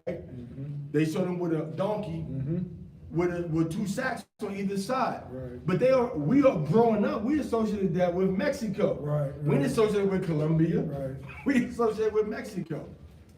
You see that? So the strong ass. A strong ass what? A strong ass couching between 2 burdens. So when it says couching between 2 burdens, that word for burdens means the sheepfolds, where the sheep are. So Issachar is gonna be a place where you can couch down, where you can rest when you're coming from South America trying to get to America. It's the 3rd strongest economy in the Western Hemisphere. America, well, we're a bunch of Israelites, so Canada is after America, I think, but it's America, and then it's gonna be Brazil, and then it's gonna be Mexico. So it's between 2 places where the sheep of Israel were taken. Major slave ports from America, and then, is that supposed to be a stronger cord or something? Stronger from America, and then from Brazil, South America. They came in together. So when they came in, you got 2 groups of sheep. South America, right, where you got Israelites that came there, and then North America, where Israelites are trying to get to. And what's in the middle? Mexico. Issachar in the middle, where everybody is passing through. So it says he's a couching. He couches down, so he relaxes, he rests. Isn't that the story of Mexico? That they come from the Aztecs, other Mexican tribes that came from Aztlan, Aztlan, which was in the north, and they came and seen the eagle on the top of a cactus with a snake in his mouth. And he said, okay, this is where we're supposed to couch at, we're supposed to stay, and where we're supposed to rest at. So he's a donkey between 2 areas of where other sheep are. All right? Go ahead. And he saw that rest was good. So that rest was good. Go ahead. And the land that it was pleasant. The land was pleasant. Go ahead. And bowed his shoulder to bear. Bowed his shoulder to bear. He saw that the resting place of it was good. This is the place where we're gonna rest at. That's the same story in Mexico, man. They got the story, they were traveling, they said, okay, we're gonna rest right here. Because we see the eagle and the snake and the cactus. We're gonna rest right here. This is gonna be a pleasant land. All right? So he saw the land was pleasant, but see, Issachar is a builder. Issachar has vision. He saw the land was pleasant, but what he had to do? He had to fill it in and made an island. Tenochtitlan was an island. Mexico City was an island that they made. They put dirt and made that island. You see that? They put dirt and made that island. All right? So that's what I say, he bowed his shoulder to bear. So bowing his shoulder to bear got to be to do with the fact that they had to work to create Tenochtitlan. All right? The Mexico City. And also, Issachar comes to America to work all over America. The Mexicans and the Zebulonites, the Mexicans and the Issacharites go up there to work from Michoacan, from Zacatecas, all right, from Puebla. They go all to America to work. Even though you got brothers from, Oaxaca, and you got brothers from Chiapas that go up there too, but Issachar is the main one going up there, bowing his shoulder to bear, putting his arm, his shoulder to, is it increasing now? Putting his shoulder to work. All right, go ahead.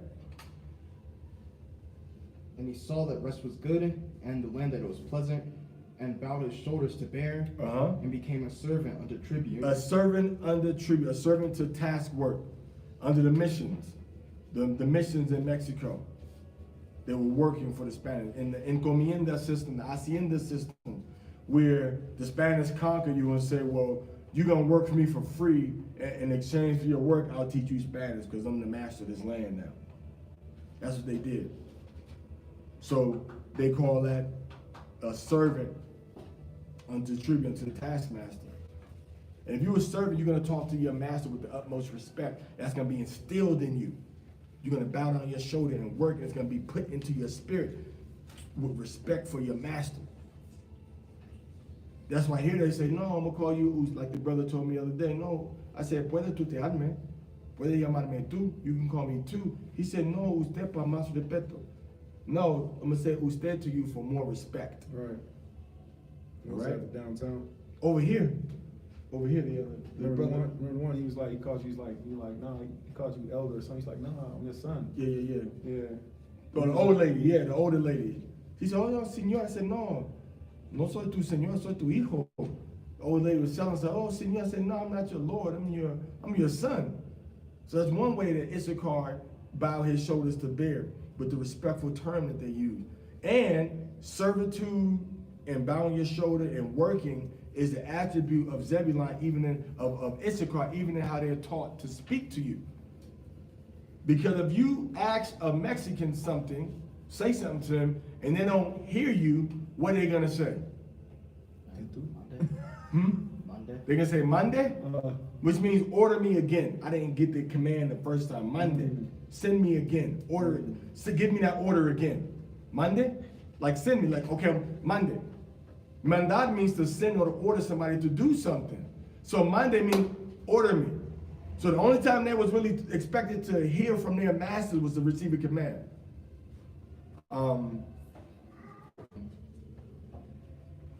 Tráigame las calabazas, and you don't hear me. Tráigame las calabazas. Monday? See that? Send it. Order me again, because I didn't get the order the first time. Only Issachar does that. Nobody else does this for Issachar. That's showing you that they are the ones that it's talking about when it's saying you're gonna serve. You're gonna work. A servant is just a servant in Hebrew is just a worker. It ain't bad to be a servant in Hebrew. It's just a worker. And we know Issachar is very, very trabajadores.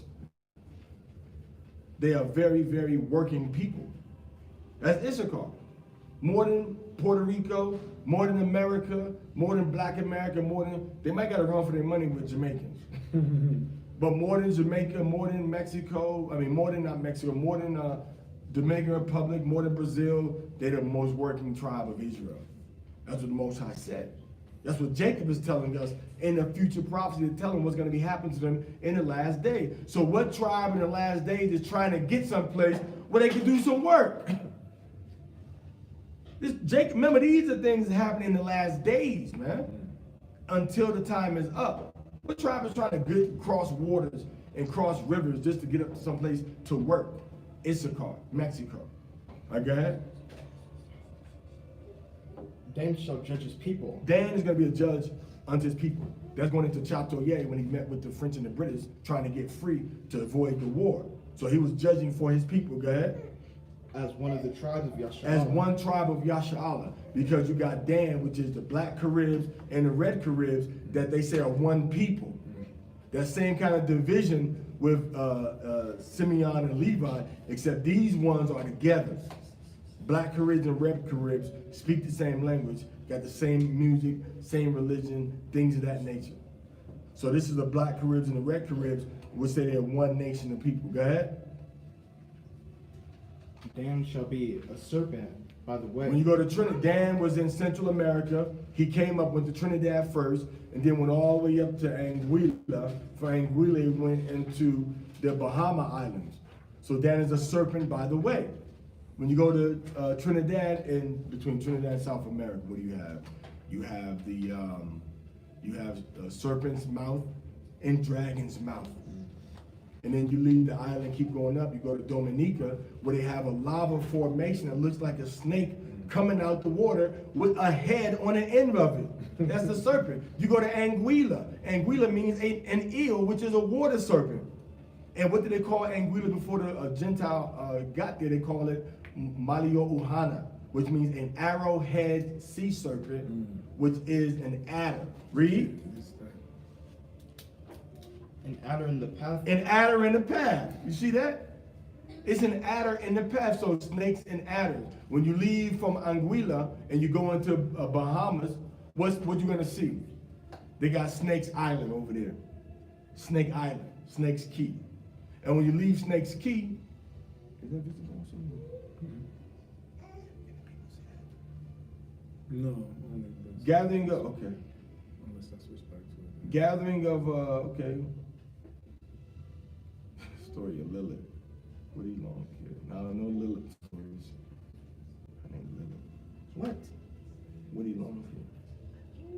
Gathering of Yahushua HaMashiach, Shalom, Shalom. Acts 2:40 through 45. You ain't said nothing but a word. Let's do it. Let's do that Acts 2:40. Let's go to 38, matter of fact. Acts 2:38 through 45. You know, bring all things together, have all things in common, become one people. All right? One body. Hallelujah. All right, so now we see that the serpent in Dan, you can't separate them. And then you got Snake's Key in the Bahamas, and then you got Abaco's Island, which Abaca is a Hebrew word for dust. So serpent in the dust, from Bahamas all the way down to Anguilla, to Dominica, to Trinidad. Snake, snake, snake, snake, snake. And the shape is like what? The shape is like a snake from the Kalinabu and the Garifuna, the Garinabu. The shape is like a, snake. So the shape is like a snake. Like that?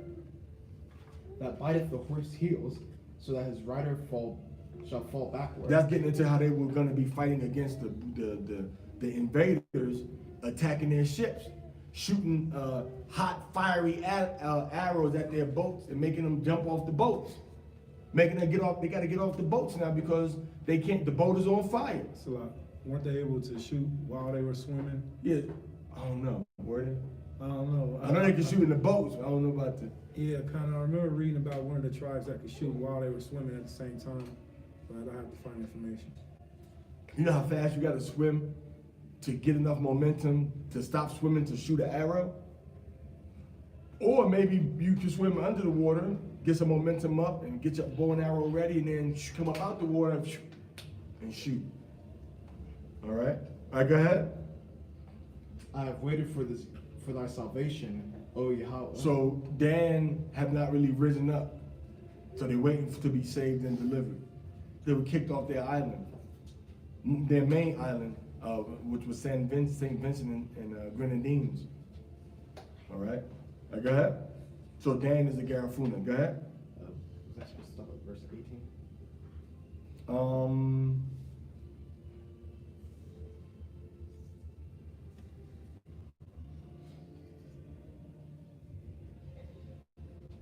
18, let me see. Can you post up at 18? Let's get Zayatan up there again. All right. Zayatan, Ba'akai Kwara Ahatawara. Yasin ben Parza ben God ben Yishrada. Amadwan, Rock. Yavrakim Yahweh Shem Yahushai. Yabarakaka Yahweh Bashim Yahushai. All right, so you're gonna read verse 19 through 26. Verse 19 through 26.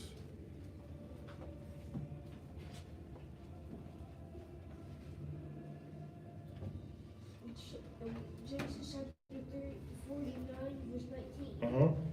Gad, a troop shall overcome him. So Gad means a large number. It doesn't mean luck. Gad means a large number. It says, Gad, a troop shall overcome him. A troop is going to overcome Gad. All right? So it says Gad, it says Gad, Gadawad, Yagawad Ka. Yagawad Nawa. Something like that. Let me see this. Yagawad.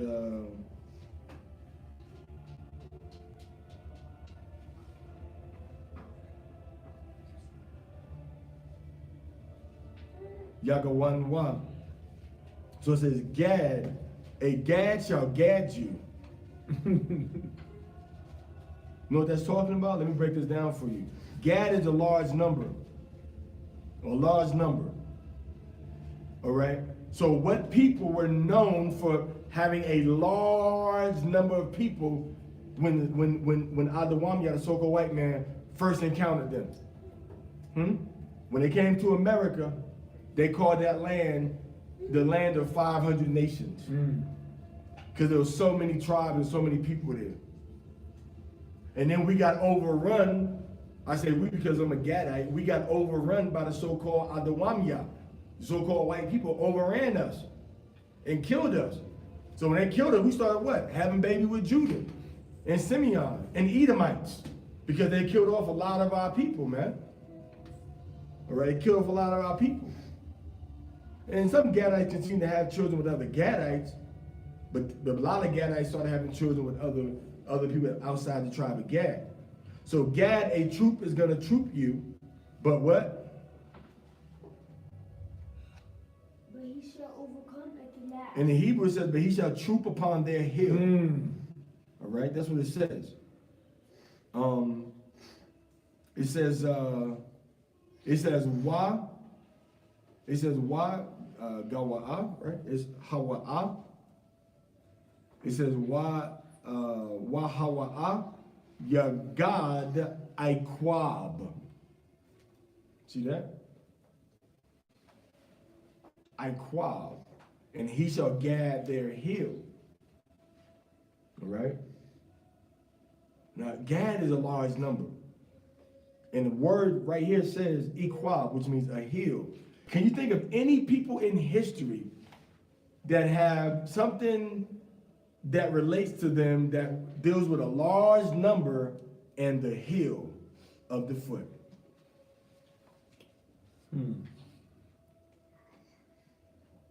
Can you We rephrase the question? Can you think of any people, according to this prophecy that Jacob was giving us, that deals with something with the foot and something with a large number of people? Blackfoot? Okay, we take that. Okay. No wrong answers. Okay. Blackfoot, okay.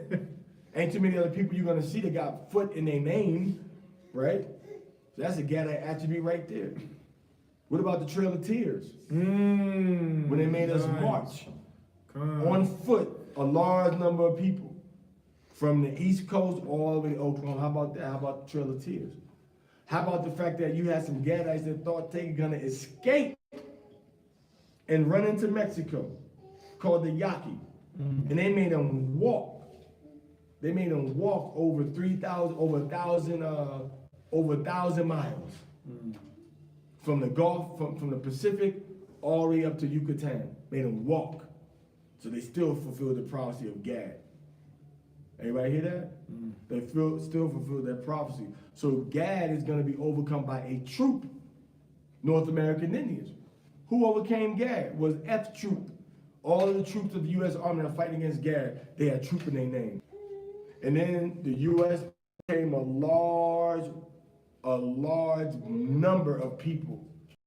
Check that out. A large number of people that just overcame the Gadites. They overcame the Gadites. So a troop is going to overcome you. All right? They're going to overcome you. And what did the white man say when he conquered America? He's going to conquer it from what? From sea to shining sea. Ain't that what they did? Ain't they everywhere in America? Where else can you go in the Western Hemisphere? Where we settled at, where's white people just everywhere you look. Can you go anywhere else? No. So the scripture says Gad, it says large number. A large number shall large number you. I mean, they're going to outdo you. In order to outdo us, in order to become more numerous than us, what they had to do? Had to go to war, had to murder us, had to kill us. So the Gadites were at war with the so-called white man until about 1885. Last conquered people. Last conquered people. Fought them for over 200 years. Fought them for over 200 years. You see that? So Gad. You look at the word Gad. Look if you look at that word. Look at that verse. It has Gad 1, 2, 3, 4. Had the word Gad there 4 times. And the word hill is there once. So Gad means a large number. So America, when they got to United States of America, there were so many people that they called it the land of 500 nations. 500 nations. 500 nations. And the U.S., they kept just a flood of demon invaders. Just first they started in New England. And right down, the Spanish was in Florida. The Spanish took over Florida. First, the Spanish tried to come in with Hernan de Soto in the 1500s, and Gad kicked them out. Gad kicked them out. Then the Spanish came into Florida, and Reuben couldn't fight them off. So then they didn't get into Alabama again until like the 1700s, 1800s, and bam, they started to conquer. And then it was under the Louisiana Purchase with between Jackson and Lincoln, right? That they really said, look, we're gonna go ahead and we're gonna just sell you all of this western part of the country, from from Louisiana up to Iowa, Illinois, Illinois was still, Illinois, because that was controlled by the French, Detroit, part of Detroit, Michigan, everything west, we're gonna give it to you. I think it was for $1 million. $1 million. Shoot, the water was worth more than that. The water alone. So now they took that land from the Gadites and they started bringing in more Adawamia, more so-called white people, more red people. Red meaning the skin is red, not red meaning Indians. But red white people are really white. White people are really red-skinned people. Their skin is red and pink. Pink, for a better way you can understand. So they started bringing more and more, and they conquered us. But the Most High said that at the end, that we're gonna be on their heels. We're gonna beat at the end. But before that, they marched us on our heels. Only people that happened to. Nobody else went through that. Throughout for breaking that down, and unfortunately, man, I forgot about that, and that was atrocities. So throughout for breaking that down. All praise to y'all. All praise. Walk to Canada? Nah, Oklahoma, from North Carolina. And then part of that In the walk, winter? part of that walk went into the winter. Bring out your flight being winter. So they died, and they just left the bodies there. Left the bodies there to just, that's what, that goes into that Deuteronomy 28 when the Most High said, your carcasses shall be food for the birds of the air and the beasts of the field. All right. All right, verse 20. Out of Asher his bread shall be fat. So Asher's bread shall be fat. The word fat there literally means oil, shaman. All right. So from verse 20, it says ma'ashar from Asher. It says shamana, bread, or fat, shamana, oil, lakamwa, oil, breads, their bread. All right. So oil is going to be their bread, or bread is going to be fat. Now, Asher, remember, the largest oil reserves in the world are found in Venezuela. That's part of the oil. Also get into his bread being fat, so his bread is going to be nutritious and good for you, which is what? The quinoa from South America. All right? So all the bread, the cassava, the tribe of Dan, the Garifuna, and then some of the tribes in Asher, they make a bread out of cassava, which is yucca, right? They make a bread out of it called cassava bread. So that's how it's another way it's fat. The bread is fat, it's filling. You see that? And then the actual oil in the land is oil in the land that they use to convert to money to buy food. So that's another way that the bread is fat. All right? The oil, it says of Asher, it says fat is his bread. Fat is his bread. So they're eating off of the production of those rich foods. Rich in what kind of fat? Omega-6 and omega-3. Quinoa got omega-6. This stuff they didn't even know about when they wrote this. But quinoa wasn't even in. A lot of these foods were just, they encountered when they came into this part of the Western Hemisphere, right? When they came into the Western Hemisphere, they encountered all these different foods, But those foods that they encountered were rich and fat, good fats, and they increased that prophecy. So his bread shall be fat, and he shall what? Read. He shall yield royal dainties. He shall yield royal dainties. So royal foods, delicacies, things fit for the table of a king. And Zebulun, is not Zebulun, but Asher, especially Brazil, they have a wide variety of just rich desserts. Rich desserts. Just look up Brazilian desserts, man. You're gonna go on for days. Brazilian desserts. You're gonna go on for days. Oh, but remember it said royal. It said royal, right? So in verse 20 it says royal. It says Malak. All right, of the Malak, of the king. What is that? What is? Okay, let's break it down. In order for me to get dainties, what do I need? What do I need to get dainties? What do I need to get Sweets. What do I need though? What do I need? What do I need? Lacham, bread, oil. How do I get the bread and the oil? How do I get the bread and the oil to make my food? Flour. I need flour. How do I get my flour? And my oil? How do I get it? I don't have an answer. Yeah, you do. How do I get this stuff? How do I get it? How do I get it? But how? How do I get all anything You have to grow these I gotta things. grow it. There you go. So In order for me to grow it, what do I gotta do before I grow it? You gotta work the land. I gotta work the land. Once I work the land, what do I do then? You reap the harvest. When I work the land, plant it. I gotta plant it. Con. In order for me to plant it, I need what? Seeds. I need a seed. Okay, so we planting. That's the beginning stage. So for the grains in South America, especially in the Aztec Empire, the Inca Empire, excuse me, Aztecs were Mexico, Inca was South America. They had a special ceremony every year under the Asherite Empire, one of the Asherite empires in Western Asher Empire, right? They had a special ceremony every year where the ruler, which was actually called the Inca wasn't the people, Inca meant the ruler would take a golden shovel and a golden spade, and he would plant the first seeds for that particular agricultural year. He would do it. So it literally became the food planted by the king. So it literally became royal food, literally. It's not a metaphor, it is literal. It became the royal.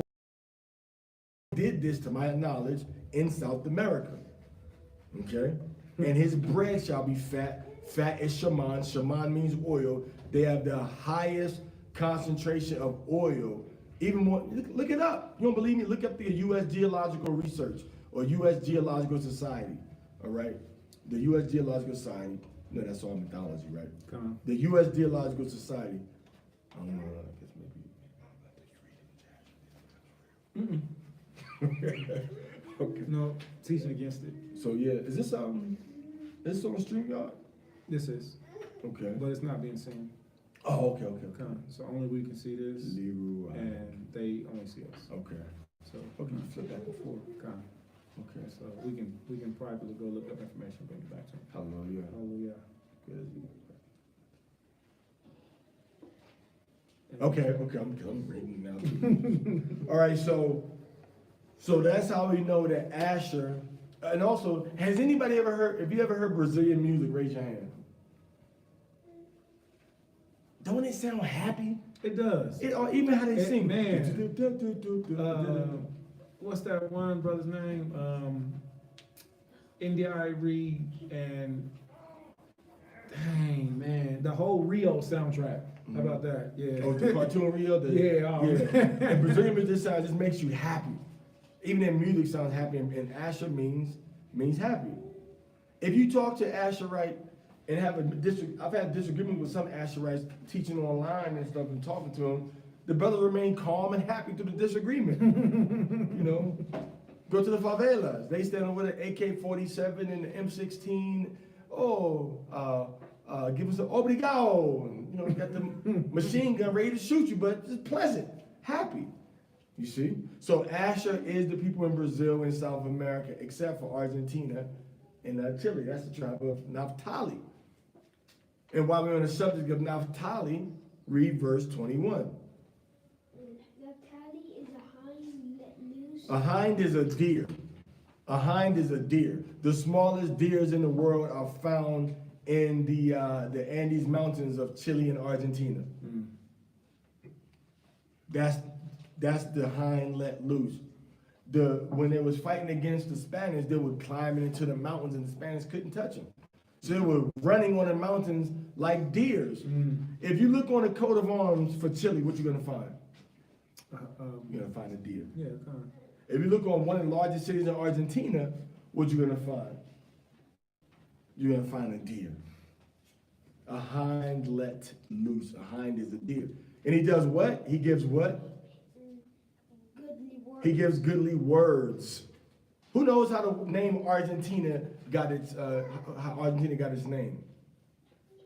Festival. Argentina got its name because of a poem of goodly words written by a poet. It's called La Argentina, which means the silver. Why? Because they said that Argentina had rivers that was just full of silver.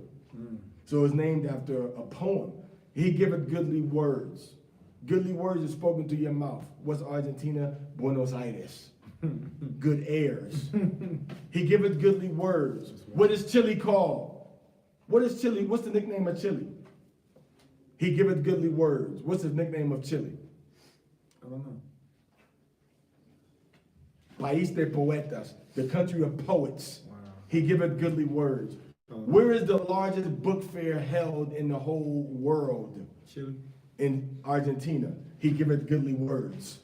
Who has more bookstores per capita? On every corner bookstores, Argentina. He giveth goodly words. Who has a culture of everything you do, you have a special poem.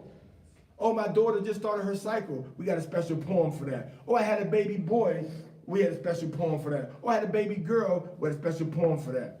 Oh, I'm getting married. A special poem for that. Oh, a loved one died. Special poem for that. Oh, it's time to plant. Special poem for that. Oh, it's time to harvest. Special poem for that.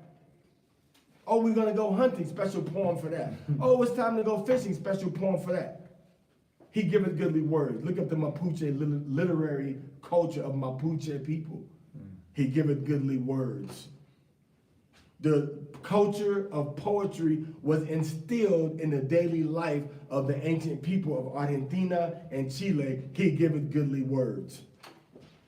He giveth goodly words. Exactly what our Father, Yahweh words are so powerful they still apply even to today. Right. He giveth goodly words. Tally. Joseph is a what? A fruitful bow. A fruitful bow, a fruitful branch, a fruitful vine. Joseph, a lot of children.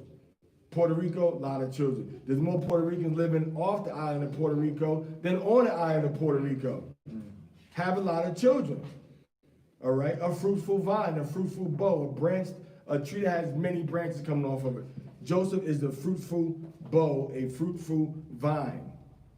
Go ahead. Even a fruitful bow by a well. Letting you know that they're going to stay on, Joseph is going to be on islands.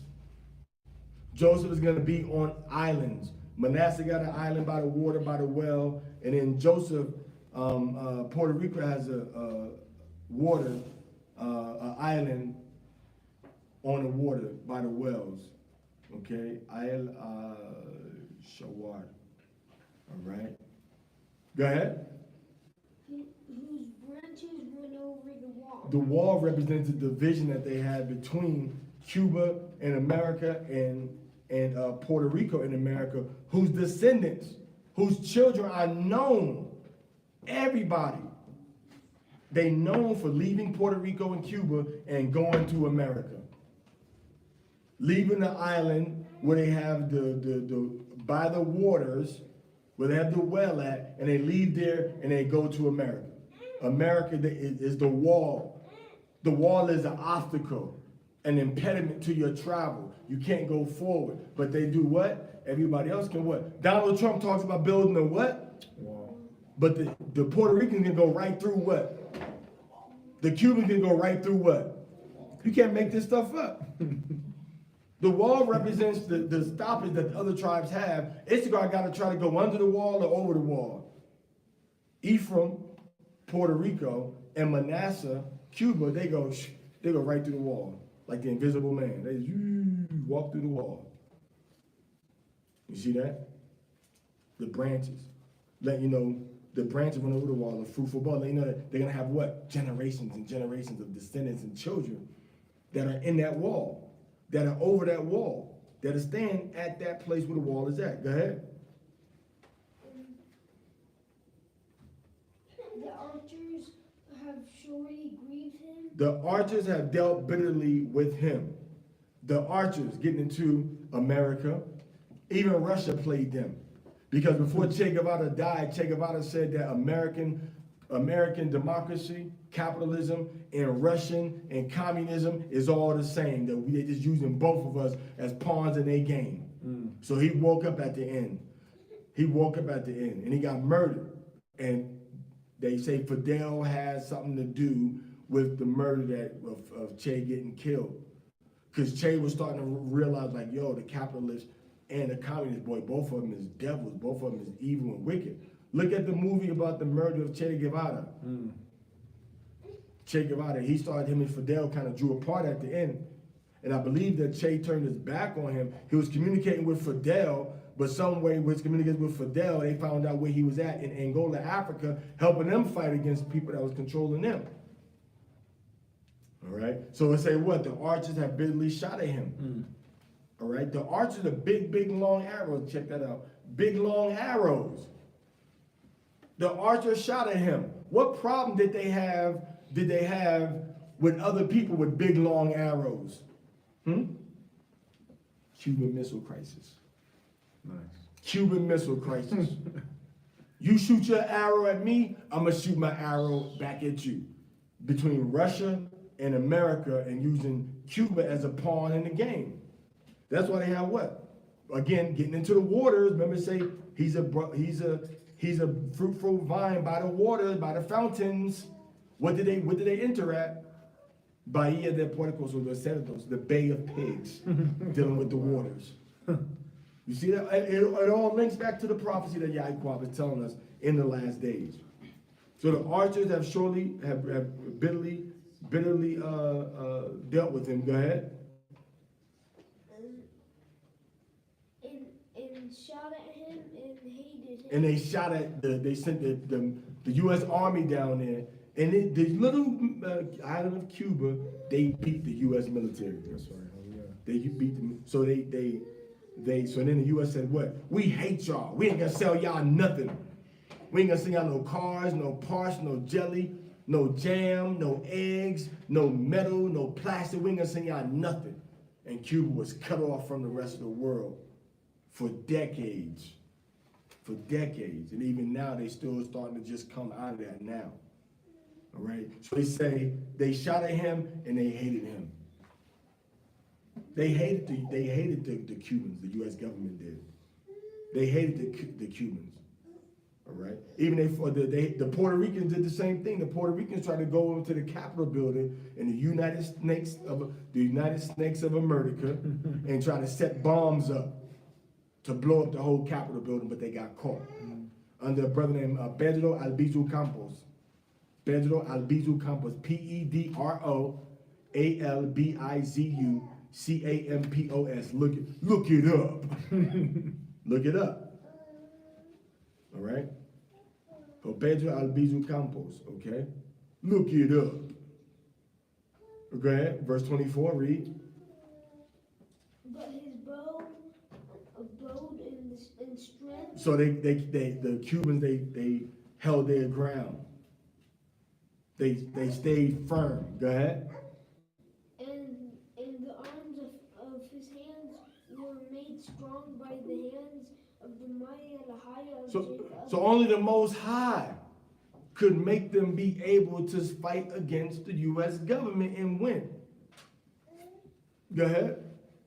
From thence is the shepherd, the stone Geshana. Mm-hmm. the Alahaya of thy father. The rock, that's getting into Ephratah, okay? In part of Ephraim's territory. Go ahead. Who shall help thee by the Power of the Creator, whose name was Yahya. His name was Yahya, that he lived on top of the mountain El Yunque, where we went to. He lived on top of El Yunque, in the clouds, on a golden throne with a rainbow, and that he would bless the people from on high when they obeyed him. But if they disobeyed him, he would punish them and let their enemies beat them. Exactly what the Most High said he was going to do to us. So the blessings of heaven above, go ahead. blessings of the deep that lieth under blessings. The blessings of the deep that lieth under what? Blessings. The blessing of the deep that lieth under blessings. Come on. They got blessings twice. Blessing of the deep that lieth under blessings. Blessings, come. All right. So double blessings. You know, I got Puerto Rico and Cuba. I got America I can go to also.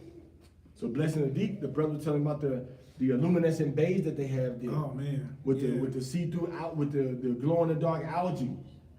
All right. The glow in the dark algae. Also the riches of the pearls that the Spanish exploited and stole from them, right? Just murdering the people. Gold that they had over there. And all types of jewels. Why do you think they called it the rich port? Go ahead, man. Of the breast. You read how you read it from the top. Even by the Alahaya of thy father. So we didn't say the Alahaya of your fathers. Where's the blessing going to come from? That's letting you know that the Ephraimites are going to have a name that relates to the name of the Most High. Yahya. Why would they say the blessing is from the Most High? Of course it's from the Most High. But why they saying the Most High? Why they talk the God of thy fathers? Why? Because the God of our fathers is Yahweh. And we call Yahya the God of the Boricua people on the island of Puerto Rico, Borican. Called him Yahya. You see that? So the blessing of the God of our fathers. Go ahead. Who shall help thee? And by the Almighty, who shall bless thee with the blessings of heaven above, and blessings of the deep that lieth under blessings of the Blessings of the breast and of the womb. So Ephraimite mothers can also nourish and give a lot of milk to their children, but then suddenly, when you go into Hosea, the milk may stop.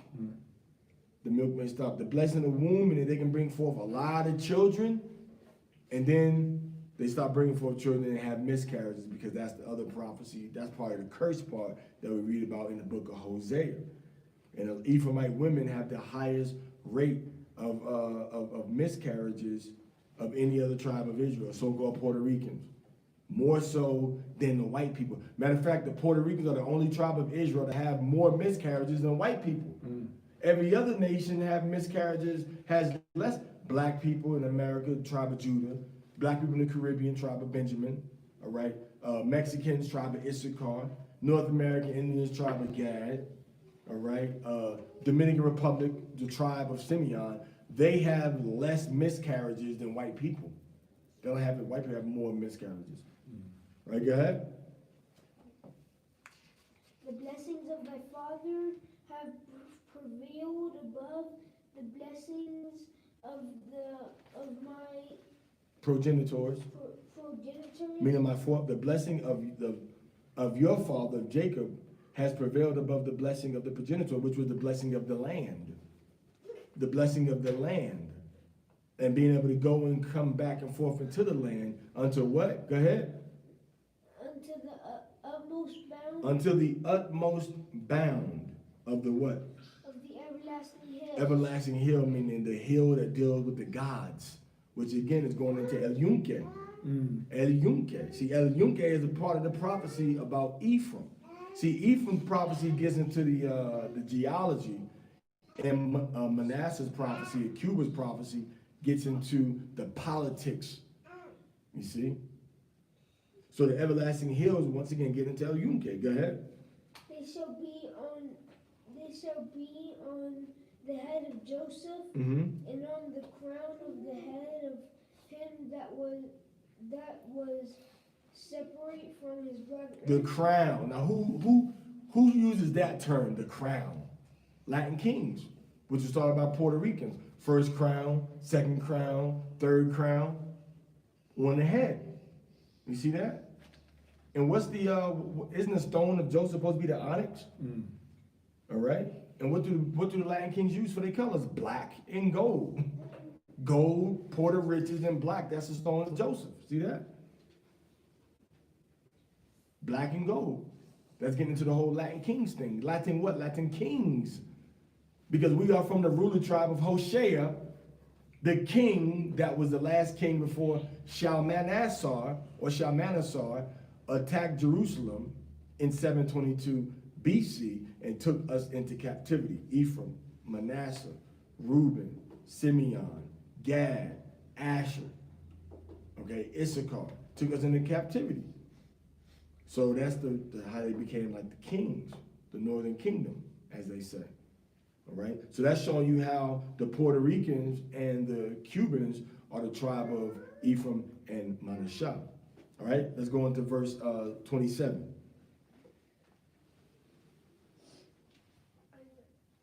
Oh, unless you stop, you're supposed to stop at 26? I think so.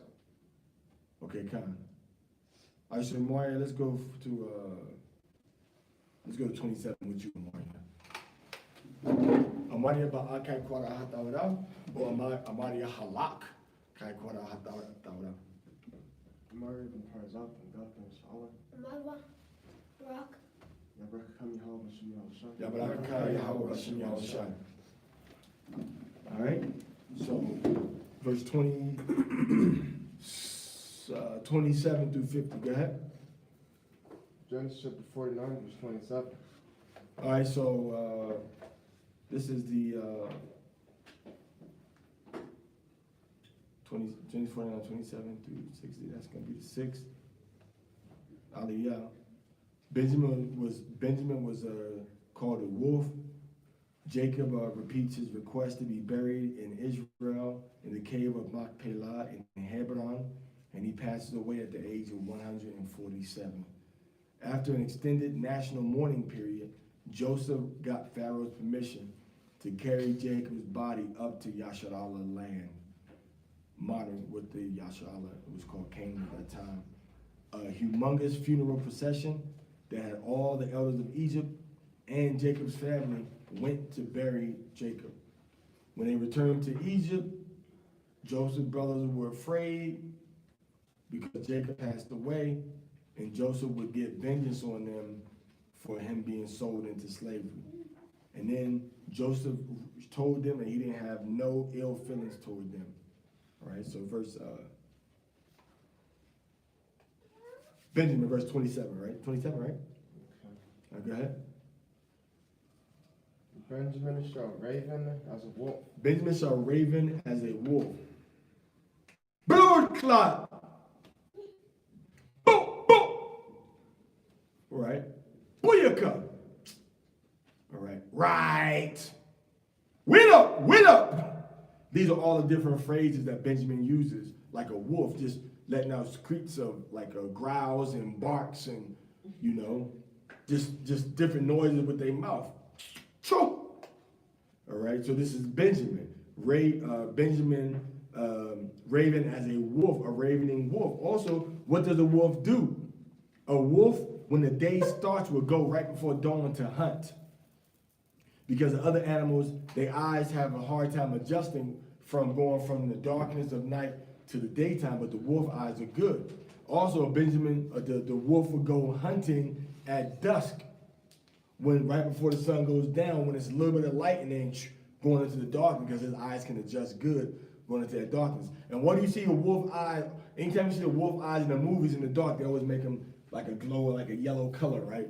They got good dark eyesight. This is the same thing that Benjamin was doing throughout the Caribbean, in Jamaica, all right, in Dominica, in Trinidad, all right, in Barbados, in Grenada. They would go to the slave plantations and raid the plantation like a wolf, right before sunrise and right at dusk. Because dusk, everybody's chilling out, about to go in the crib, and they go hit them hard and free other slaves. And then at dawn, when the sun is coming up, it's dark, everybody just getting, anybody ready for you to be robbing them and doing. But they did it across the Caribbean without knowing what the other ones were doing, man. All right, read. In the morning he shall devour the prey. See, in the morning, he goes out and devours the prey. He goes out hunting in the dawn when the sun is rising. Go ahead. And at night he shall divide the At spoil. night, when it's going into dusk, all right? When it's going into dusk, when the night is coming in, he goes out and gets these things. That's what they were doing in all the tribes of the West Indies. Even in throughout Bermuda, which is way up off the coast of the Carolinas, Bermuda, and then Bahamas, which is down by Florida. All the way over to Barbados, which is the furthest easternmost island of all the Caribbean islands. They were all doing the same thing without communicating with each other. All right? So that's how you see that Benjamin is the so-called West Indies.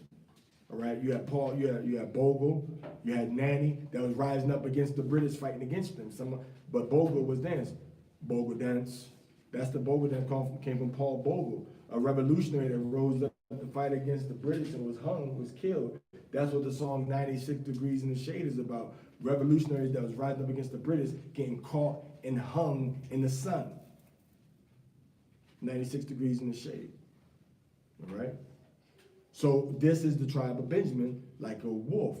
Banyamyan. All right, son of my right.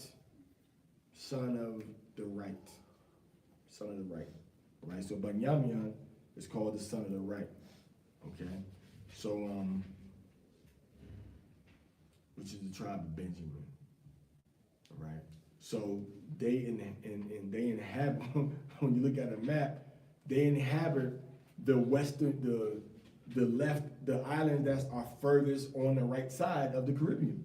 That's Benjamin, right? Son of the right. He's the son, literally the son of the right side on the map. He's on the right side. Look on the map. All the islands over there: Trinidad, Dominica, St. Croix, St. Vincent, Barbados, Barbuda, all right, St. Bart's, all right, St. Vincent. I said St. Vincent, but St. Martin and San Martin, all right, Dominica, Anguilla, Antigua, okay? All these islands. And what do you notice on all these islands? You got Saint. Holiness to the Most High. And that's what their songs are about, the Psalms. And then son of my right hand. This is my favorite woman. She's set apart. See that? She's set apart. And they got saint in all their names. Like what? Don't set apart and saint mean the same thing? Holiness? And Rachel was the one that was set apart by Jacob. More so than Leah, Bilhah, and Zilpah. She was in her own category. She was set apart. Son of my right. But every Jamaican song, till I'm laid to rest, got them sad songs. They got two sides to them. What's that? That's the son of sorrow. Because that's the thing that Rachel gave Benjamin, right? Son of sorrow. And Jacob said, nah, he means son of my right hand. You see that? Son of my right hand. And that's why Benjamin is the only one. His whole little false religion, Rastafarianism, Jacob exalted Rachel righteously. And what do Benjamins do? Man, you a king, if you have a queen, we don't know what we mean, my empress, right? They exalt King Alpha and Queen Omega. They exalt the woman also in a religion, Rastafarianism, all right? The emperor and the empress, the king and the queen, like Jacob exalted Rachel in righteousness. But they do that exaltation in idolatry, saying that Haile Selassie is the Most High power. So it's Yah Hawashai. It's not Yah Rastafari, it's Yah Hawashai. All right, so that's, man, that was all 12 tribes, right? Man, that was quick. Or was it? That was quick. That was quick. But it was, you know, so when you look at the tribes, geography and history, but a lot of it is geography. Like with Benjamin, right side. All right, Ephraim, the wall, America, the geography, getting over the waters into America. All right, Gad, Mississippi. March to Oklahoma from North Carolina. You see. So these are, read verse 28 of Maria. All these are the 12 tribes of Yashala. These are the 12 tribes of Yashala. All right, all these are the 12 tribes of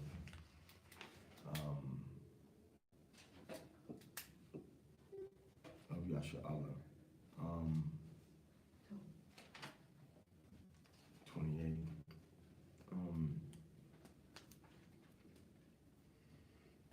Kal alha Shabbatya Yashala Shanyam Ishar Shanyam to Ishar 10.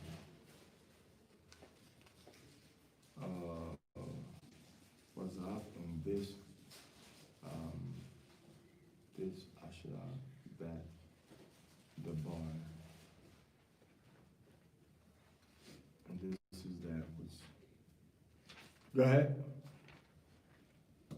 And this is it that their fathers spoke unto them. That's what this say, man. This is that which Yaakov spoke to us. Go ahead. And blessed them. And blessed us. See, this is all a blessing. Go ahead. Everyone according to his blessing, he blessed them. Even though Simeon kind of like a little funny blessing, Simeon and Levi, he was mad at them still. He was still mad at Simeon and Levi.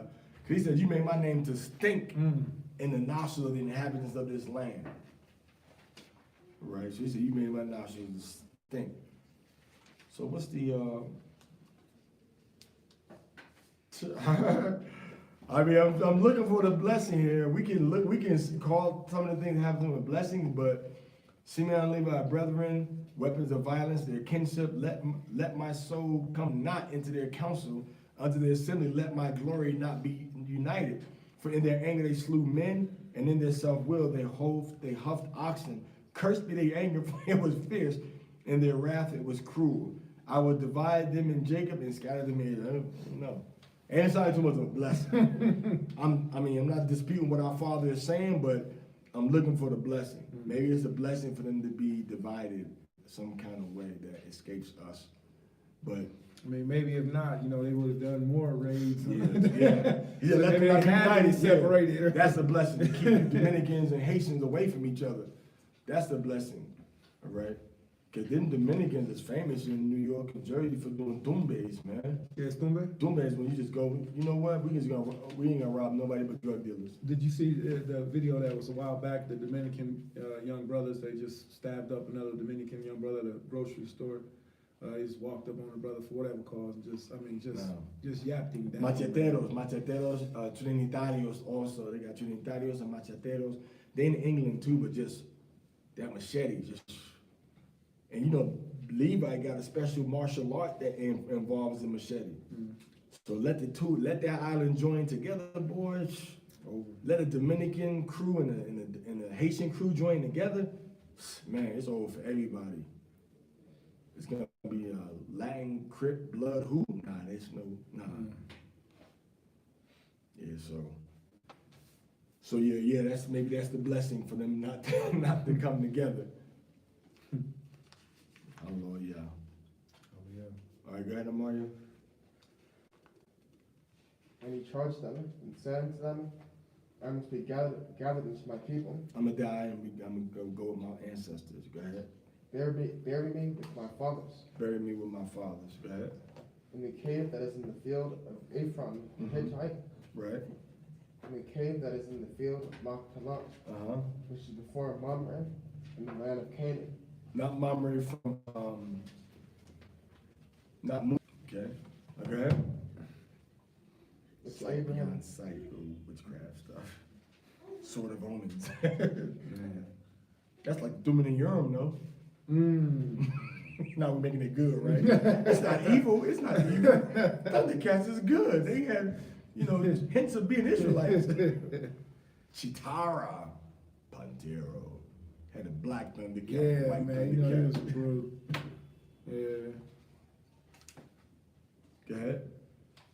Which which Abraham bought Right. with the field of Ephron the Hittite for a possession of a burying place. Mm-hmm. And they buried Abraham and Sarah his wife, and they buried Isaac and Rebekah his wife, Mm-hmm. and there I buried Leah. The purchase of the field and of the cave that is hereon was from the children of Heth. And when Jacob had made an end of commanding his sons, he gathered his feet up onto the bed, and yielded up the ghost, and was gathered into his people. And called Shrad Bar Yahweh, Kol Asherah Debar Yahweh, Na'ishah Menashemai. Na'isha Shemai. All that Yahweh said, All that Yahweh said, what we're doing here. we do in here. All right, so our father Yaquab passed away right here. All right.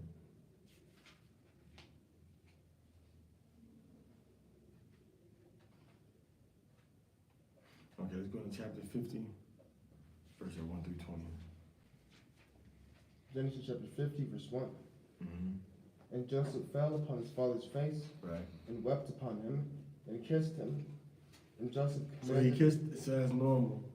He loved his father so much that when he died, he kissed the corpse.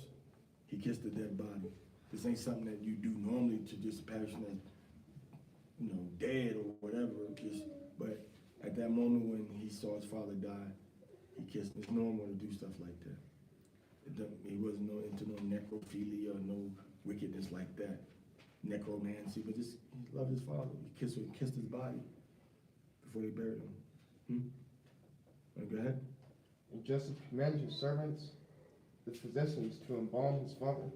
So they buried him to preserve his body. They embalmed him because they was going to take him to someplace else to get buried, and they didn't want to take that body there, with the sense. Letting you see also that even if you're burned, or even if you're burned, or even if you're chopped up into pieces, or they take part of your organs out, you're still going to be whole in the resurrection. That's right. All right, so you still be whole in the resurrection. So they burned a lot of Israelites in Jerusalem. All right. So Elijah was taken up in the chariot of fire. All right. So yeah, the Most High doesn't say, because that doesn't affect your soul, and it doesn't affect the power of the Most High. All right, go ahead. And the physicians embalmed Yeshua. And 40 days were filled for him, for so are fulfilled the days of those which are embalmed. And the Egyptians mourned for him 70 days. And when the days of his mourning were past, Joseph spake unto the house of Pharaoh, saying, If now I have found grace in your eyes, speak, I pray. And the ears of Pharaoh sang, My father made me swear, saying, Lo, I die, for my grave which I have digged for me in the land of Canaan, there shalt thou bury me. Now therefore let me go up, I pray thee, and bury my father. So he's asking permission. So as powerful as he was, he still had to answer to Pharaoh. Go ahead. And I will come again. And Pharaoh said, Go up and bury thy father, according as he made thee swear. And Joseph went up to bury his father, and with him went up all the servants of Pharaoh, the elders of his house, and all the elders of the land of Egypt, and all the house of Joseph, and his brethren, and his father's house. Only their little ones, and their flocks, and their herds, they left in the land of Goshen. And there went up with him both chariots and horsemen, and it was a very great company. And they came to the threshing floor of Atad, which is beyond Jordan. And there they mourned with a great and very sore lamentation. And he made a mourning for his father 7 days. And when the inhabitants of the land, the Canaanites, saw the mourning in the floor of Atad, they said, This is a grievous mourning to the Egyptians. Wherefore the name of it was called as he commanded them. For his sons carried him into the land of Canaan, and buried him in the land and the cave of the field of Machpelah, which Abraham bought with the field for a possession, the burying place of Ephron the Hittite for a memory. And Joseph returned into Egypt, he and his brethren, and all that went up with him to bury his father, after he had buried his father. And when Joseph's brethren saw that their father was dead, they said, Joseph will peradventure hate us, and will certainly requite us of our evil which we did unto him. And I sent a messenger unto Joseph, saying, thy father did command me. So they didn't go talk to him one-on-one, they sent messengers. Thy father did command me before he died, saying, so shall you say unto Joseph, forgive, I pray thee now. Now, I'm kind of skeptical about this part because the scriptures don't record that happening. You know, I'm kind of skeptical on whether, you know, Jacob indeed did say that or not, or whether they was just kind of pull another fast one in hopes to make Joseph calm down for taking vengeance on them. What's that again, please? When he said, verse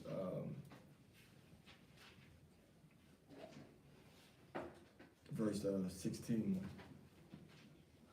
they sent a message unto Joseph saying, thy father did command before he died, saying, so shall you say to Joseph, forgive, I pray thee now, the trespass of thy brethren.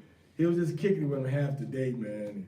He ain't say nothing about his brothers in that conversation that they had when Ephraim and Manasseh, when Joseph went to him before he died and stuff. So I don't know if he really came out and said that, or if this just the other brothers conspiring to keep Joseph cool so he don't take vengeance on them. All right. So, because we don't have the text recording that happened. Oh, by the way, our father said don't do nothing to us. Mommy said don't hit me. Said don't kill us. You know what I'm saying? You think that'd be a kind of stuff, you know, stay brothers.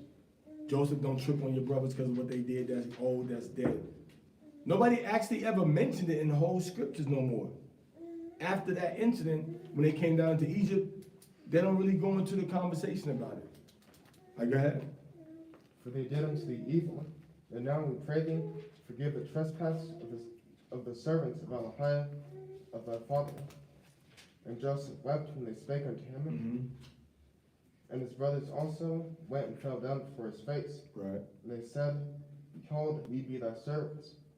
And Joseph said unto them, fear not, for I am in the place of Elohim. For am I in the place of Elohim?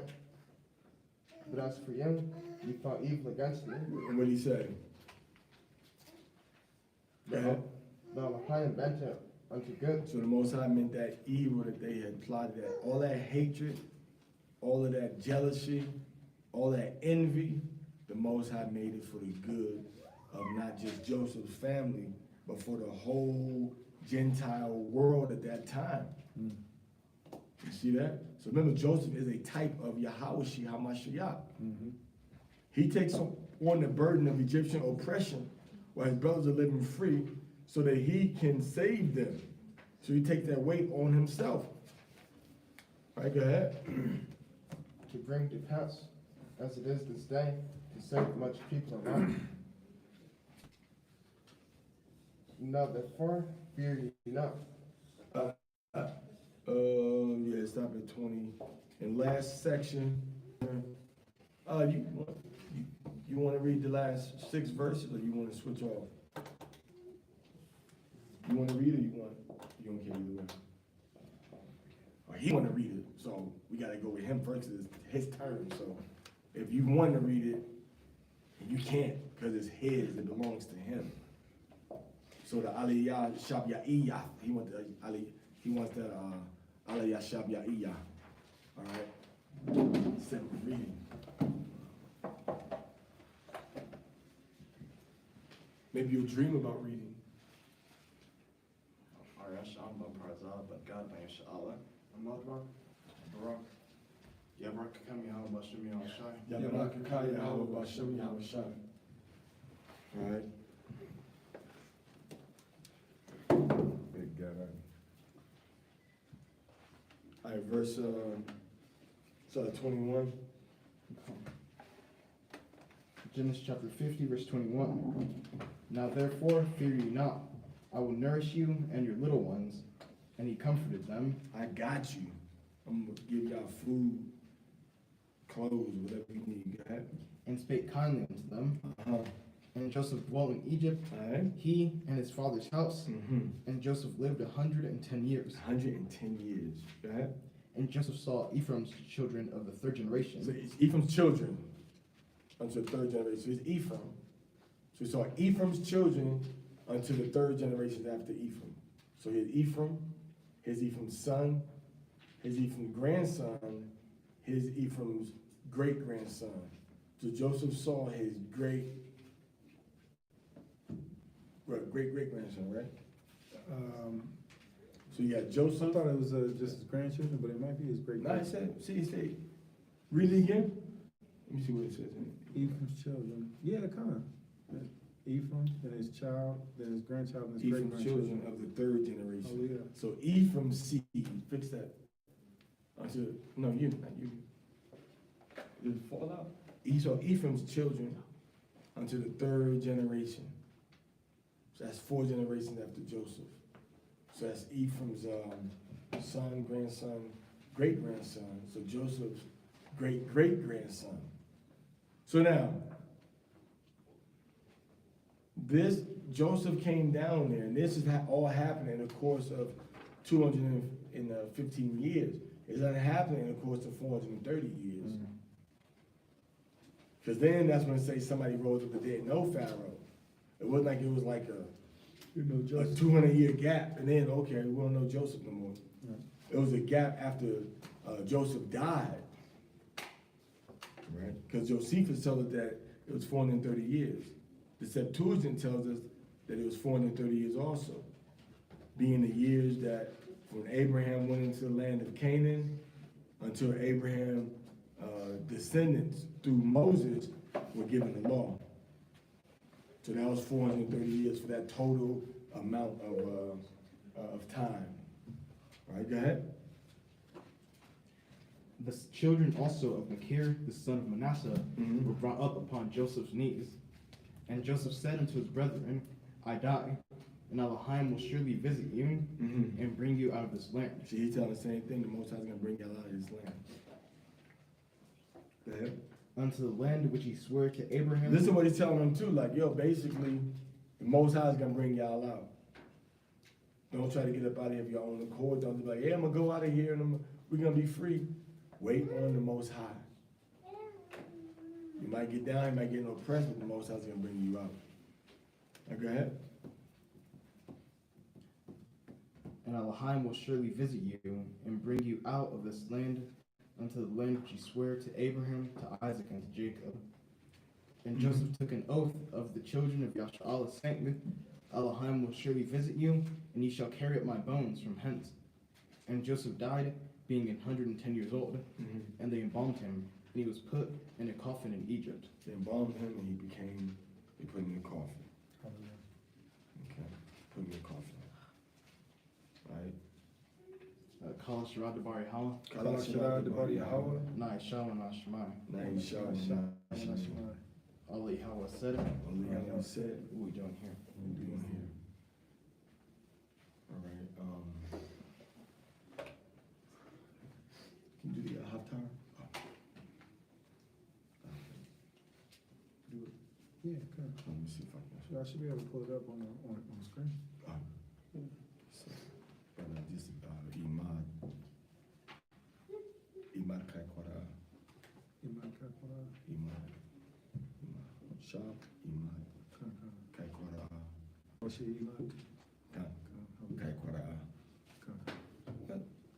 Wakai Halak. Into walk, Wakai Halak. About Lakna about Kaya Ha, Ibad Wadath, Washaka Yasha. So now in the Torah, the Haftarah, it goes into, the Haftarah is going to go into when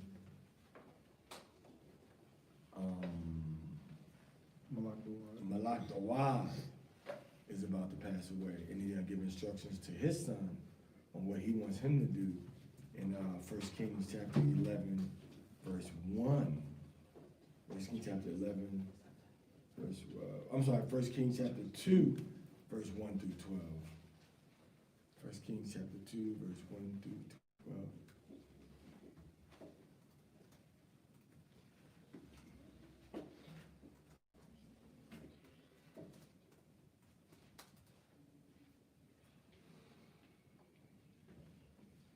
That'd be a good song to sing too.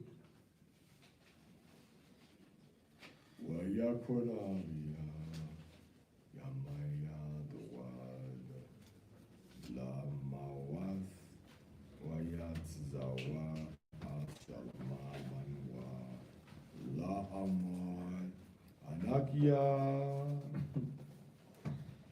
Halak, Baderak, Kal, Haratzah. I walk the way of all, I go the way of all the earth.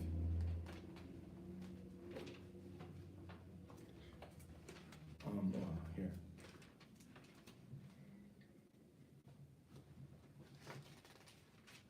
That's probably about.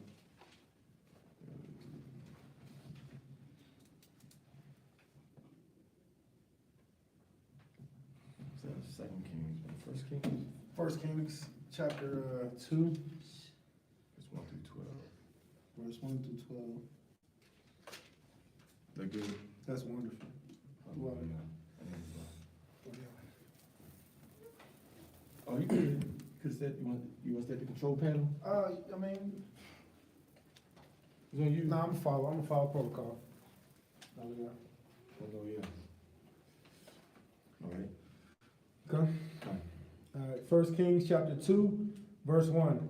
Now the days of Dawid drew nigh that he should die, and he charged Solomon his son, saying, I go the way of all the earth.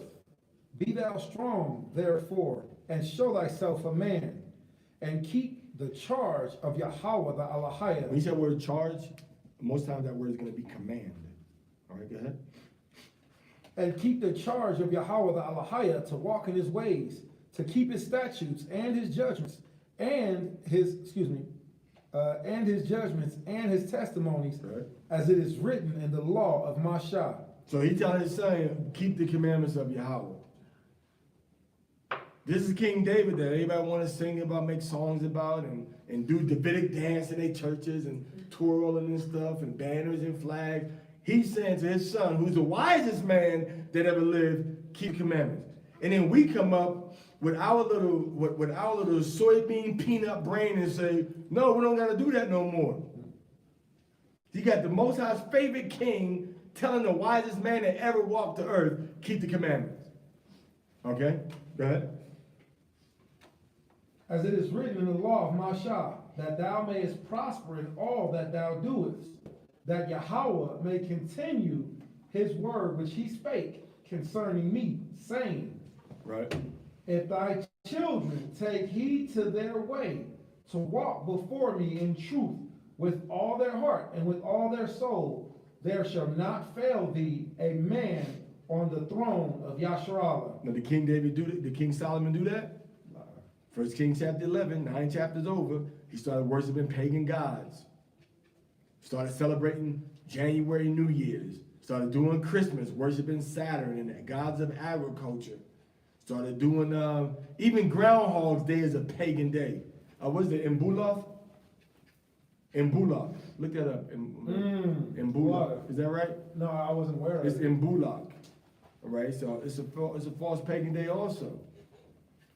Even Snakesgiving, I think it goes back to Ventura or that cornucopia goddess of agriculture, the festival of the Romans and the Greeks. All of it's tied into paganism. So Solomon started worshiping other gods, and he forsook the commandments of the Most High. And that's what you're doing in the churches now. You forsook the commandments of the Most High, and you follow the traditions of men and devils. So now the Most High said, you're gonna want something. Nobody's gonna be sitting on the throne of David. So I Selassie comes and says, you know, they got a line from Solomon all the way to him, and the book called the Keeping of Gods. It's a lie. Okay? 1 Kings chapter 2, verse 5. Uh-huh. Moreover, thou knowest also what Joab, the son of They Zuriah, come the hit list.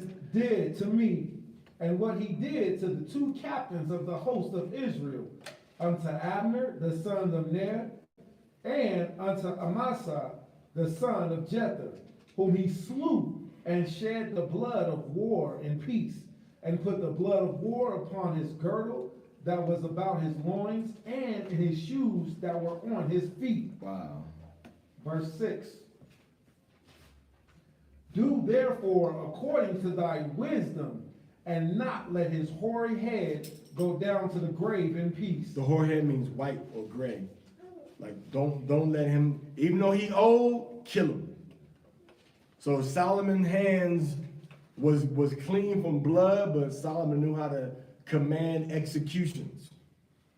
He said, go kill him. David said, kill him. Solomon said, okay, let me go kill him. And then Solomon gave some people a chance. The dude that disrespected David, Solomon gave him a chance. He said, you leave the border area, you're going to die. He left the border area. He had a valid excuse.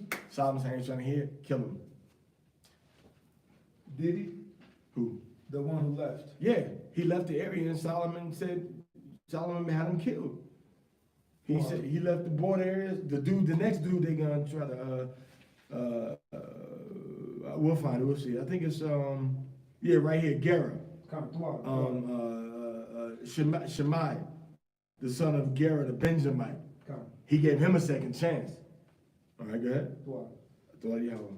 First Kings chapter 2, verse 7. But show kindness unto the son of Barzillai, the Gileadite, and let them be of those that eat at thy table.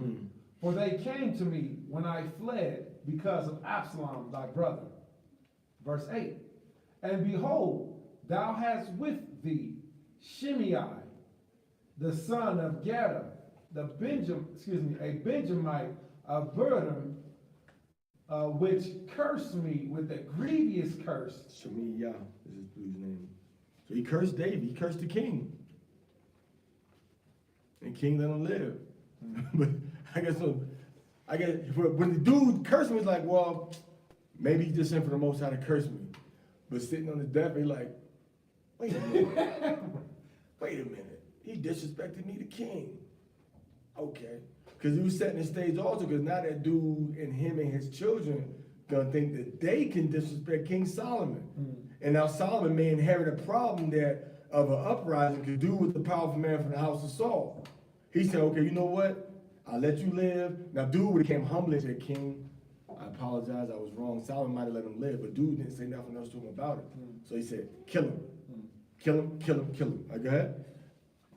Shimei, the son of Gera, a Benjamite, of Burden, which cursed me with a grievous curse in the day that I went to Mahanaim. But he came down to meet me at Jordan, and I swear to him by Yahweh, saying, I will not put thee to death with the sword. Now look what he said in the next verse. Verse 9. Now therefore, hold him not guiltless. He's guilty. Don't make him. Let's go ahead. For thou art a wise man, and know, but his hoary head bring thou down to the grave with blood. With blood. Kill him. Kill him. Kill them all. Let God sort them out. He said, kill him.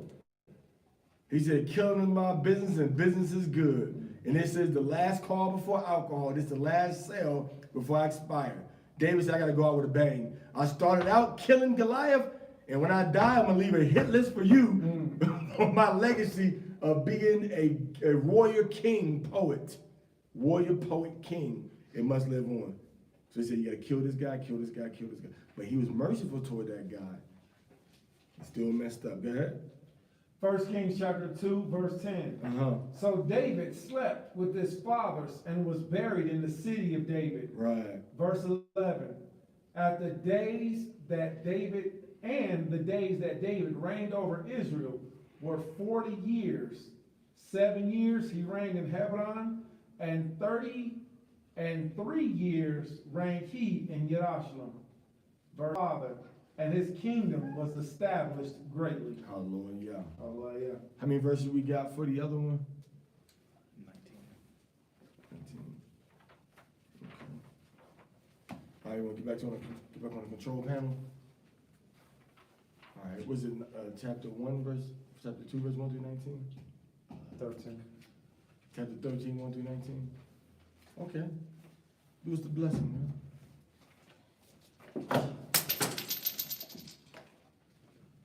The book of John. Salak, bro. You got the chapter? It's 13? 13,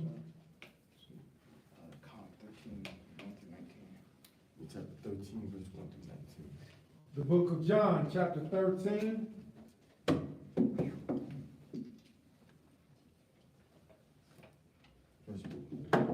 And verse 1. Now before the feast of the Passover, when Yahushua knew that his hour was come, his own which were in the world, he loved them unto the end. And supper being ended, Hashatan having now put into the heart of Judas Iscariot, Simon's son, to betray him, Yahushua knowing that the Father had given all things into his hand, and that he was come from Alahiah, and went to Alahiah. Verse 4. He riseth up from supper, and laid aside his garments, and took a towel, and girded himself. After that, he poured water into a basin, and began to wash the disciples' feet, and to wipe them with the towel wherewith he was girded. So when he took his clothes off, he had an under tunic, and he had an under tunic. All right. Now, if he took off the under tunic, he had on his loincloth. All right. And if you playing sports, or if you in the locker room, or if you with your cousins and y'all in the room and y'all having dinner, and in the upper room or whatever, and you put, you walking in your boxes, man. Y'all all men. Y'all all men. Ain't no shame in that, man.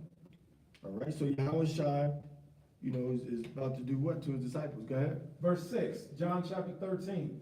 Then cometh he to Simon Peter, Then cometh he to Simon Peter, and Peter saith unto him, Adon, dost thou wash my feet? Yahushua answered and said unto him, What I do thou knowest not now, but thou shalt know hereafter. Peter saith unto him, Thou shalt never wash my feet. Yahushua answered him, If I wash thee not, thou hast no part with me. Simon Peter said unto him, Adon, not my feet only, but also my hands. So he said, man, if I ain't got no part of you, man, don't wash my feet only, but wash my hands and what else? But also my hands and my head. My hands and my head. Wash me all up. So I can have a whole bunch of the spirit that you got to follow you and to receive the blessing and award of being one of your disciples and students. And Yahushua said what? Yahushua saith unto him, He that is washed needed not say to wash his feet, but is clean every whit. He said, bro, you OD, man. I'm going to just do your feet, man. You overboard, Peter. It's Judah. You OD, man. Man, you went to, you live all the way out here. You live in, man, you didn't tell me you live this far, man. I ain't trying to go to Timbuktu. You know what I'm saying? 11 times. Judah, the exaggeration masters, man. Exaggeration masters. Go ahead up. And ye are clean, but not all. Verse 11. For he knew who should betray him. So he said, yo, I wash y'all feet, y'all cool, but everybody here, I can't speak for everybody here. Go ahead. Therefore said he, ye are not all clean. All y'all ain't clean, man. So after he had washed their feet and taken his garments and was sat down again, he said unto them, Know ye what I have done? He said unto them, Right.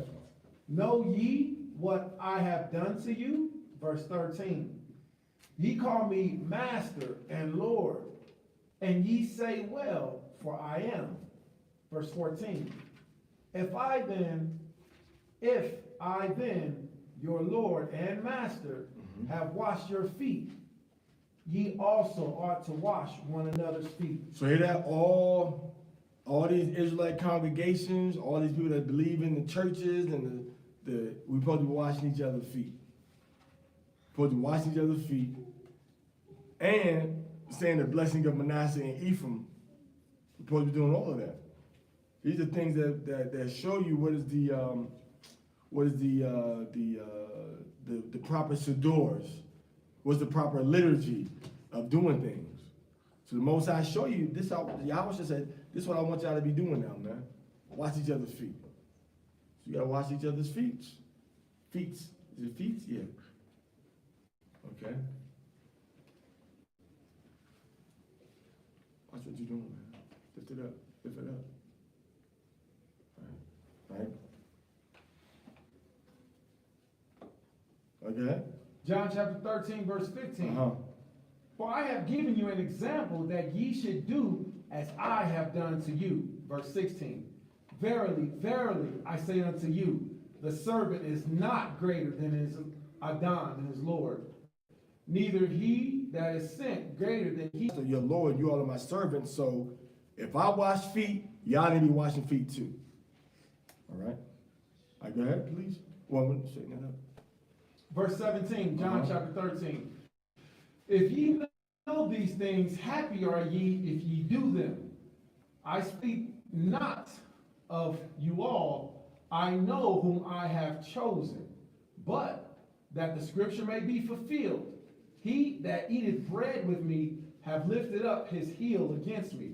So my Judas, your enemy sitting at the table with you. Don't know they're your enemy. But be careful who you got in your circle running with you. Because all these little different Israelite camps and groups and stuff got people doing secret recordings, secret videos, screenshotting every conversation. As soon as they kicked out, that's what killed me. Y'all don't never bring nothing out until you get kicked out. Why don't you leave and bring it out? Or bring it out at the time. Or bring it out bring it out while you there. And say, look, this is what y'all did. I'm gonna do a video about it and I'm gonna bring it out. So you need to be on the video with me so you can defend this stuff that you've been saying. It's never that. It's all, man, they kicked me out. I'm gonna make some videos now. I'm exposed. Y'all kicked me out. Make me sick. Kick me out. I'm gonna show y'all. Yeah, they had me doing it. I mean, doing this, and I'm questioning your integrity too now, B. Like how you was rocking with them, and then when you start rocking with them for whatever personal conflict y'all had, you didn't leave because the doctrine was just. I know the brothers I knew that have genuinely left places because the doctrine was off. Them brothers be cool. I know brothers that had left organizations because the doctrine was off. They said I can't be with that. They didn't do no exposures and we're gonna call this and prove this. But the ones that left where they was kicked out, it's like that's the form of wrath. When you say, yeah, they did this, so I'm gonna leave now. And then expose them. So Yahweh is saying, look, the one at the table, he was cool. Go ahead and sit down, eat, man. Eat, don't trip. He was sitting at the table, eat. Keep our enemy far from us. So don't play that game. Yeah, I know what he's doing, so I'm gonna keep him under me. So now the Most High said, wisdom says, keep your enemies far from you, man. Don't keep your enemies by you, close to you. Keep your enemies far from you is what the scriptures say. Okay? John chapter 13, verse 19. Now I tell you before it came, that when it is come to pass, ye may believe that I am he. Mm-hmm. That's verse 19. So he said, now I told you all these things, and when you say it happened, you know that I'm Yahweh Shai HaMashiach. Okay? Was there something on here specifically about Groundhog Day? No, it's embolic. Did you look up embolic and groundhog? That's what you gotta do. Embolic.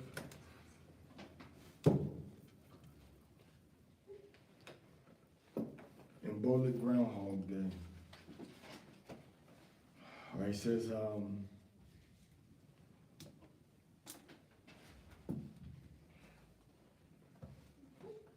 embolic, significance at the beginning of spring. Celebration was feasting, making brigades, crosses, and breedoegs, visiting holy wells of water, divination, telling the future and stuff, and spring cleaning. Okay? The date was 1st of February or the 1st of August for neo-pagans in the southern hemisphere. Is related to Gwen Fair and Khan Halloween and Khan Hawaiilua and Candlemas, and related to Groundhog's Day. The story of Embolic and the groundhog History, Groundhog's Day. February 2nd is also celebrated as Groundhog's Day, which began in the United States in 1887. Groundhog Day, Embolic 2017, spring quickening meaning. Embolic, the ancient pagan roots of Groundhog Day. Groundhog Day / Embolic, East Bonner County Library District. Is Groundhog Day a modern embolic? Groundhog Day, Candlemas embolic, naming the days. And still another name for this day is embolic, the halfway point between the winter solstice and the spring equinox. Comes from embolic. The word for something I don't know, it's stuck in my memory. Embolic without an I, without a second I. Maybe it's embolic. Embolic. All right, so all that is pagan. Embolic, Christmas, New Year's Day on January 1st, all right, December 31st, it's all pagan idolatry, all right? So you gotta watch, so when you see all of that stuff, man, when you see all of that stuff, you see, you should say to yourself, I'm gonna just back up from all of these pagan days until I find out what is the days that the Most High Yahweh gave us to celebrate and to worship. Worship Him. Wait, take that back. Are you want to bring out from there? I was just showing it to the people, that's all. Okay. I forget. You shared it already? We're currently screen sharing. So they can see what we're looking at right now. And if we go back, that's us being able to see them. Hey, shalom, Julie Y. Shalom, hallelujah, Thawada. Valentine's Day too, yeah, Valentine's Day was one of the worst, besides for Christmas, man. Valentine's Day just disgusting. So, What was the name of Valentine's Day? Okay. Lupercalia. Lupercalia. There you go. Okay, good memory, man. 10 years ago, right? Lupercalia. To celebrate Lupercus, which was the god of flocks, right? The wolf god of flocks. Lupercalia. So Valentine's Day, all that's pagan idolatry.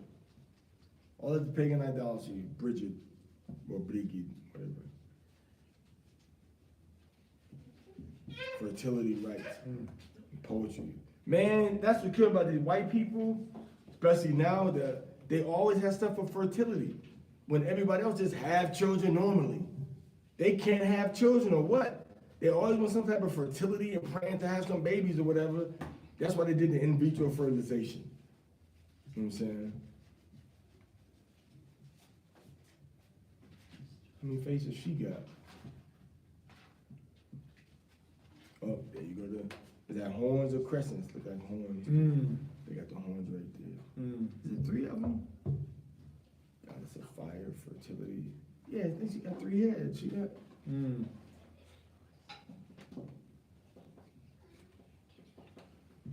3 over there again. What's that look like right there? That looks Sumerian. Yeah, it does, doesn't it? I like that. Feminism and religion. Yeah, and then it looks like the 3 heads. Oh, it looks like 3 different phases of life. Yeah. Okay, yeah. Man. That's going back into Janus also. He got 2 phases of life. The old and the young. See? Yeah. Good observation. All right, so all these days that people are doing is pagan and idolatry. All right, so what else we got? So we can close up some of these prayers. Go ahead, man. You got something? You got something you want to share? La. You sharing? Nah, I'm gonna do a just second observation on a different time frame. But right now, the scripture says, reminds me, when thou be with great men, make not thyself as one of them. I'm not eager to pretend that I'm on the level of my elder. So with that being said, I enjoy being a student because I'm always learning from Zaquan Padazai. And also on a separate time frame, I like to share what the Most High has also given me, which is just more edification you know, than what I had before. So La'a, at this time, I don't have anything to say. Everybody that's watching, I'm very grateful that you all are allowing us to build together. All right, and everybody that's watching on Zaquan's Parazah's Facebook also. So, nope, but I will later. All right. So, hey, and Shalom. The water for everybody that's building with us, gathering of Yeshua, Mashiach, man. The water for bringing some scriptures telling us that we should come together and bring all things in common, which is why I say, look up, join, and become part of Banya Yasha'Allah, which is what the scriptures call us, the children of Israel. Mashiach Yasha'Allah, the government of Israel. All right, and to Woody Lawn Care, Shalom, Tawada, thank you for asking about Lilith. We can talk about that on another occasion, but that's going to also go into the same paganism that we was looking at with symbolic, you know. So Tawada for asking about it, you know, we do want to keep things about the Torah, though, on the Shabbat. I don't have anything else to say, man. You know? Right. So I don't have anything else to say, but continue to build with us, all right? Yeah, so Jacob and his 12 sons, he gathered them together, was telling them what was going to happen to them. What about the missing link? Is any scripture on the missing link? There's a glare that's in the back. That's That's the light from the Cosina.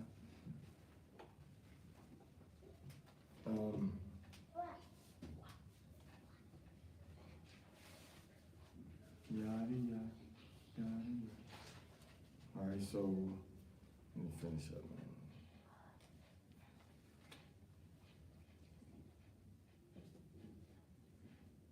Okay.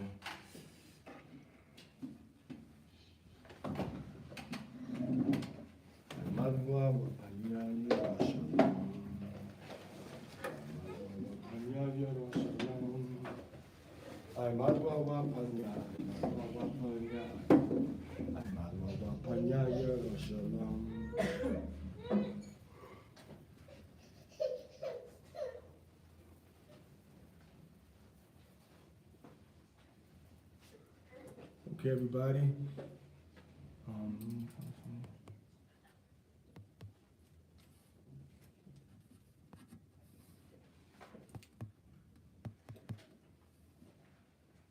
All right. I Madwa Wapanya Yerushalayim, Rising Face Yerushalayim, Kaddish.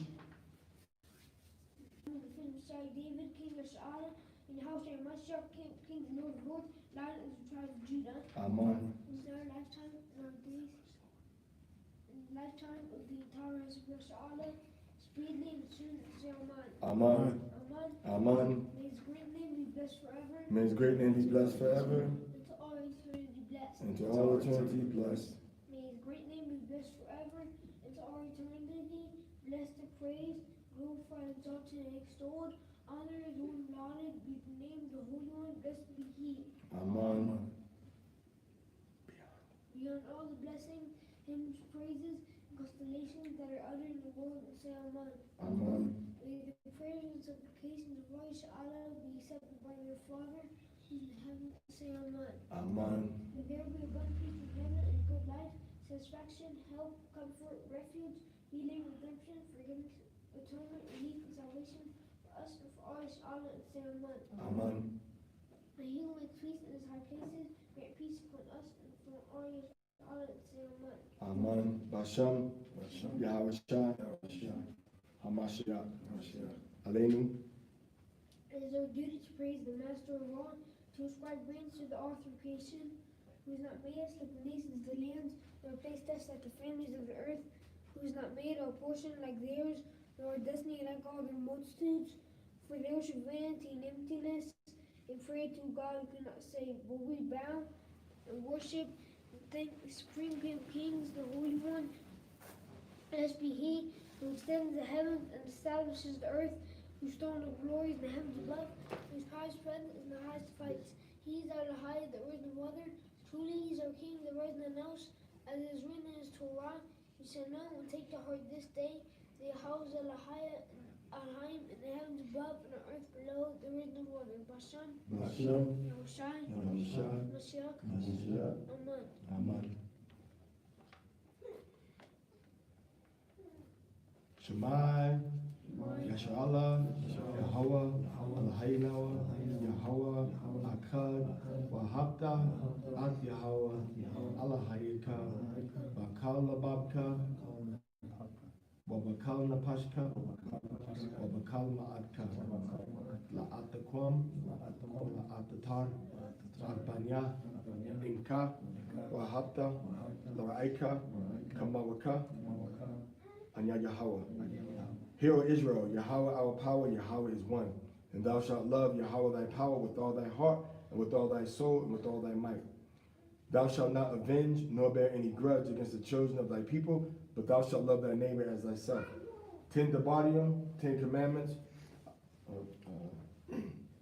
Anya Yahweh, if you don't know it, just repeat it slowly as we say it. Anya Yahweh, Alahayaka, Asherah, Hawatza, Atyaka, Maratza, Matazadium, Mabayath, Ibadium, La'a, Yahaya, Laka, Alahayim, Akardium, Alpanya, La'a, Da'isha, Laka, Fasal, Wala'a, Da'ibadam, La'a, Dalakwak, Ath, Sham Yahweh, Bashawa, Zakar, Hayawam, Hashabat, Lakodashwa, Kabad, Abaka, Wa Amaka, La'a Daratzak, La'a Tana'at, La'a Taganab, La'a Ta'ayna Shakor, La'a Takamad Kal Asherah, La Ra'aika. Zakarwan Ha'asha. Now Yahushua was in Bethany in the house of Simon the leper. There came to him a woman having alabaster blocks of very precious ointment and poured it on his head as he sat at meat. But when his disciples saw it, they had indignation, saying, "To what purpose is this waste? For this ointment might have been sold for 200 pence, 1 year's wages, and given to the poor." Yahushua understood it. He said to them, "Why trouble the woman? For she hath wrought a good work upon me. For you have the poor always with you, but me ye have not always. For in that she had poured this ointment on my body, she did it for my burial. Verily I say to you, wheresoever this gospel shall be preached in the whole world, there shall also this that this woman has done be told for a memorial of her." Hallelujah. Okay. Our prayers have ended. Yahweh, please continue to bless and protect us in your everlasting mercy. Basham, Yahushua, Yahusha, Mashiach, Hamashiach, Amen. Amen. Hallelujah. Hallelujah. Hallelujah. Hallelujah. Come. The next new moon is the 11th new moon of January, so-called January 12th. The next new moon for the 11th month is so-called January 12th. The next celebration for those in North Central South America will be the Day of Nicanor, or the Day of Judah, which is February 22nd, 2020. For those that are in Africa, Europe, and Asia, the Day of Nicanor or Judah will begin on February 23rd. So February 23rd for those in the Eastern Hemisphere, and February 22nd for those in the Western Hemisphere. The next new moon will be shared by the East and Western Hemisphere of February 12th. Boston, New York, Timbuktu, Bangalore, New Delhi, South Africa, Chiapas, the same new moon for everybody. January 12th, 11221. 11221. January 12th, 11221. 11221. January 12th, 2021. January 12th, next new moon, not the 23rd, not from the crescent, not from the first light, not by a little bit of light. January 12th, the black moon is going to be the 11th new moon. Come? Hallelujah. That's in 10 days, right? 9 days. Amadwa Shabbat, Amadwa, Barakwa, Yabarakam Yahweh Bashim Yahushai. Kom Yasharallah. Kom Yasharallah. Kom Yasharallah. Kom Yasharallah. Kom Yasharallah. Kom Yasharallah. Hallelujah. Hallelujah. Hallelujah. Hallelujah. Hallelujah. Hallelujah. Kalwa Akwatin. Amadwa Shabbat. Amadwa. Kalwa Akwatin. Amadwa.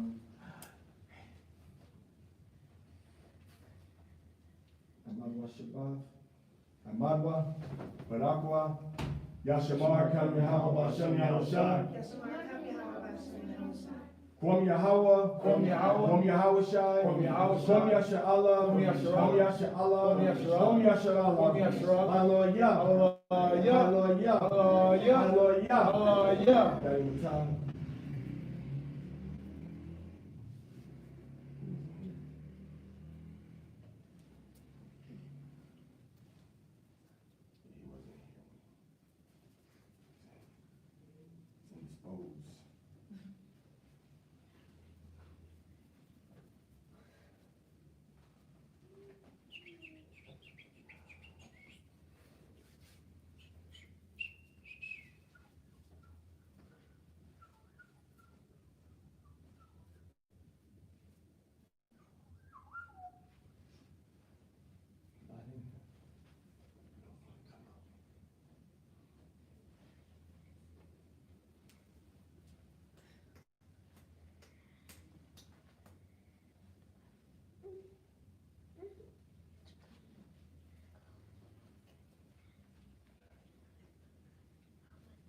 Put some on your hand.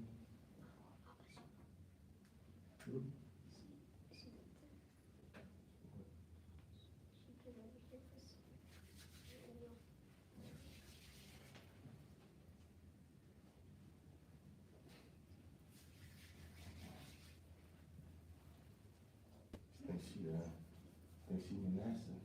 The devil Manasseh.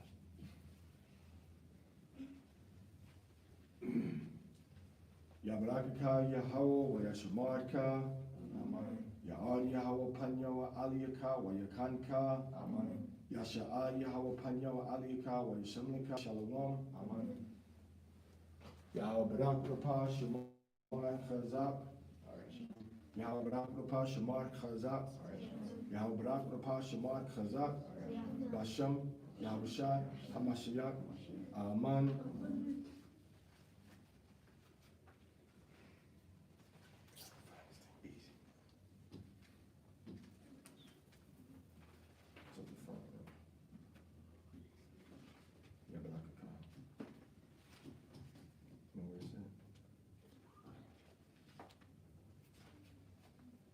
Yahweh bless thee and keep thee. Amen. Yahweh make his face shine upon thee and be gracious unto thee. Amen. Yahweh lift up his countenance upon thee and give thee peace. Amen. Bashem, Yahweh Shi, Hamashiach, Hallelujah, Hallelujah, Hallelujah. Dawada, Ramyad, Aman.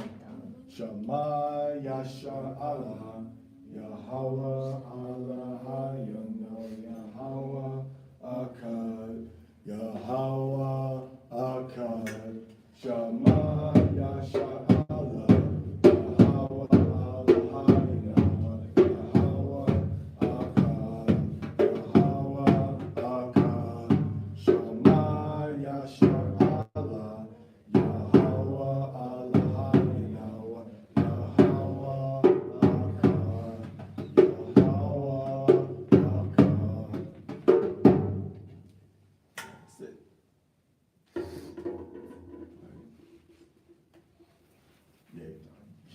Yeah, get in line first this time.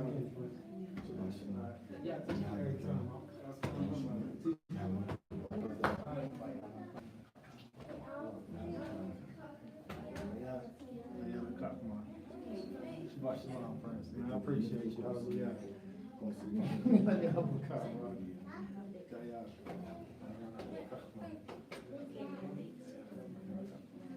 Conocimiento, entendimiento, Sabiduría.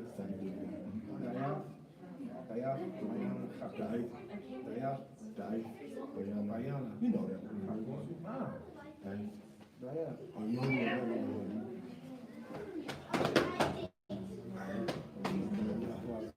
Hallelujah.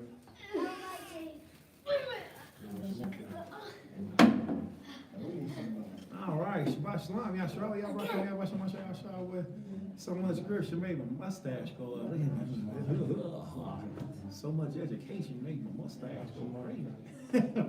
All right, so with that being said, throw out everybody for participating, for spending time with the Bosh Shakar. All right, if you've never spent time with the house of Panazah or in a class, which comes from this old school One West elders, then what you'll see is a very specific regimen of keeping things as Torah based as possible. Not going too far out of the subject, too far out of the way, but making sure that everything is very educational. So the Shabbat is a day's time frame. All right, Shabbat is not just a class, come do some reading, do a breakdown. Okay, everybody go and eat now.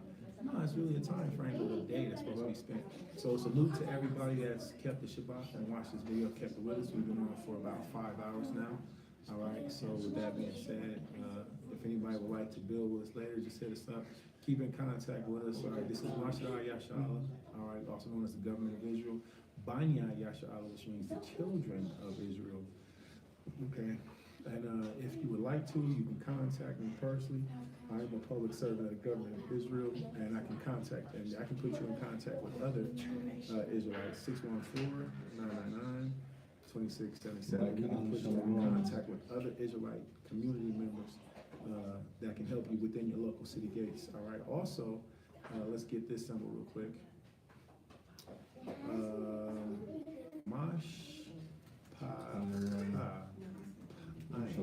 Mashpacha Pa'ayin stands for family time. If you like to send a donation, if you like this ministry and you want to help participate, believe in it, you can send a cash app donation to Mashpacha Pa'ayin. And we're also very personal, so we don't believe beating anybody up unless you come against the Torah and Yahushua, we might get specific with you. But the point of saying all that is to say, you can contact us personally if you would like to. You can send donations, and these donations really do go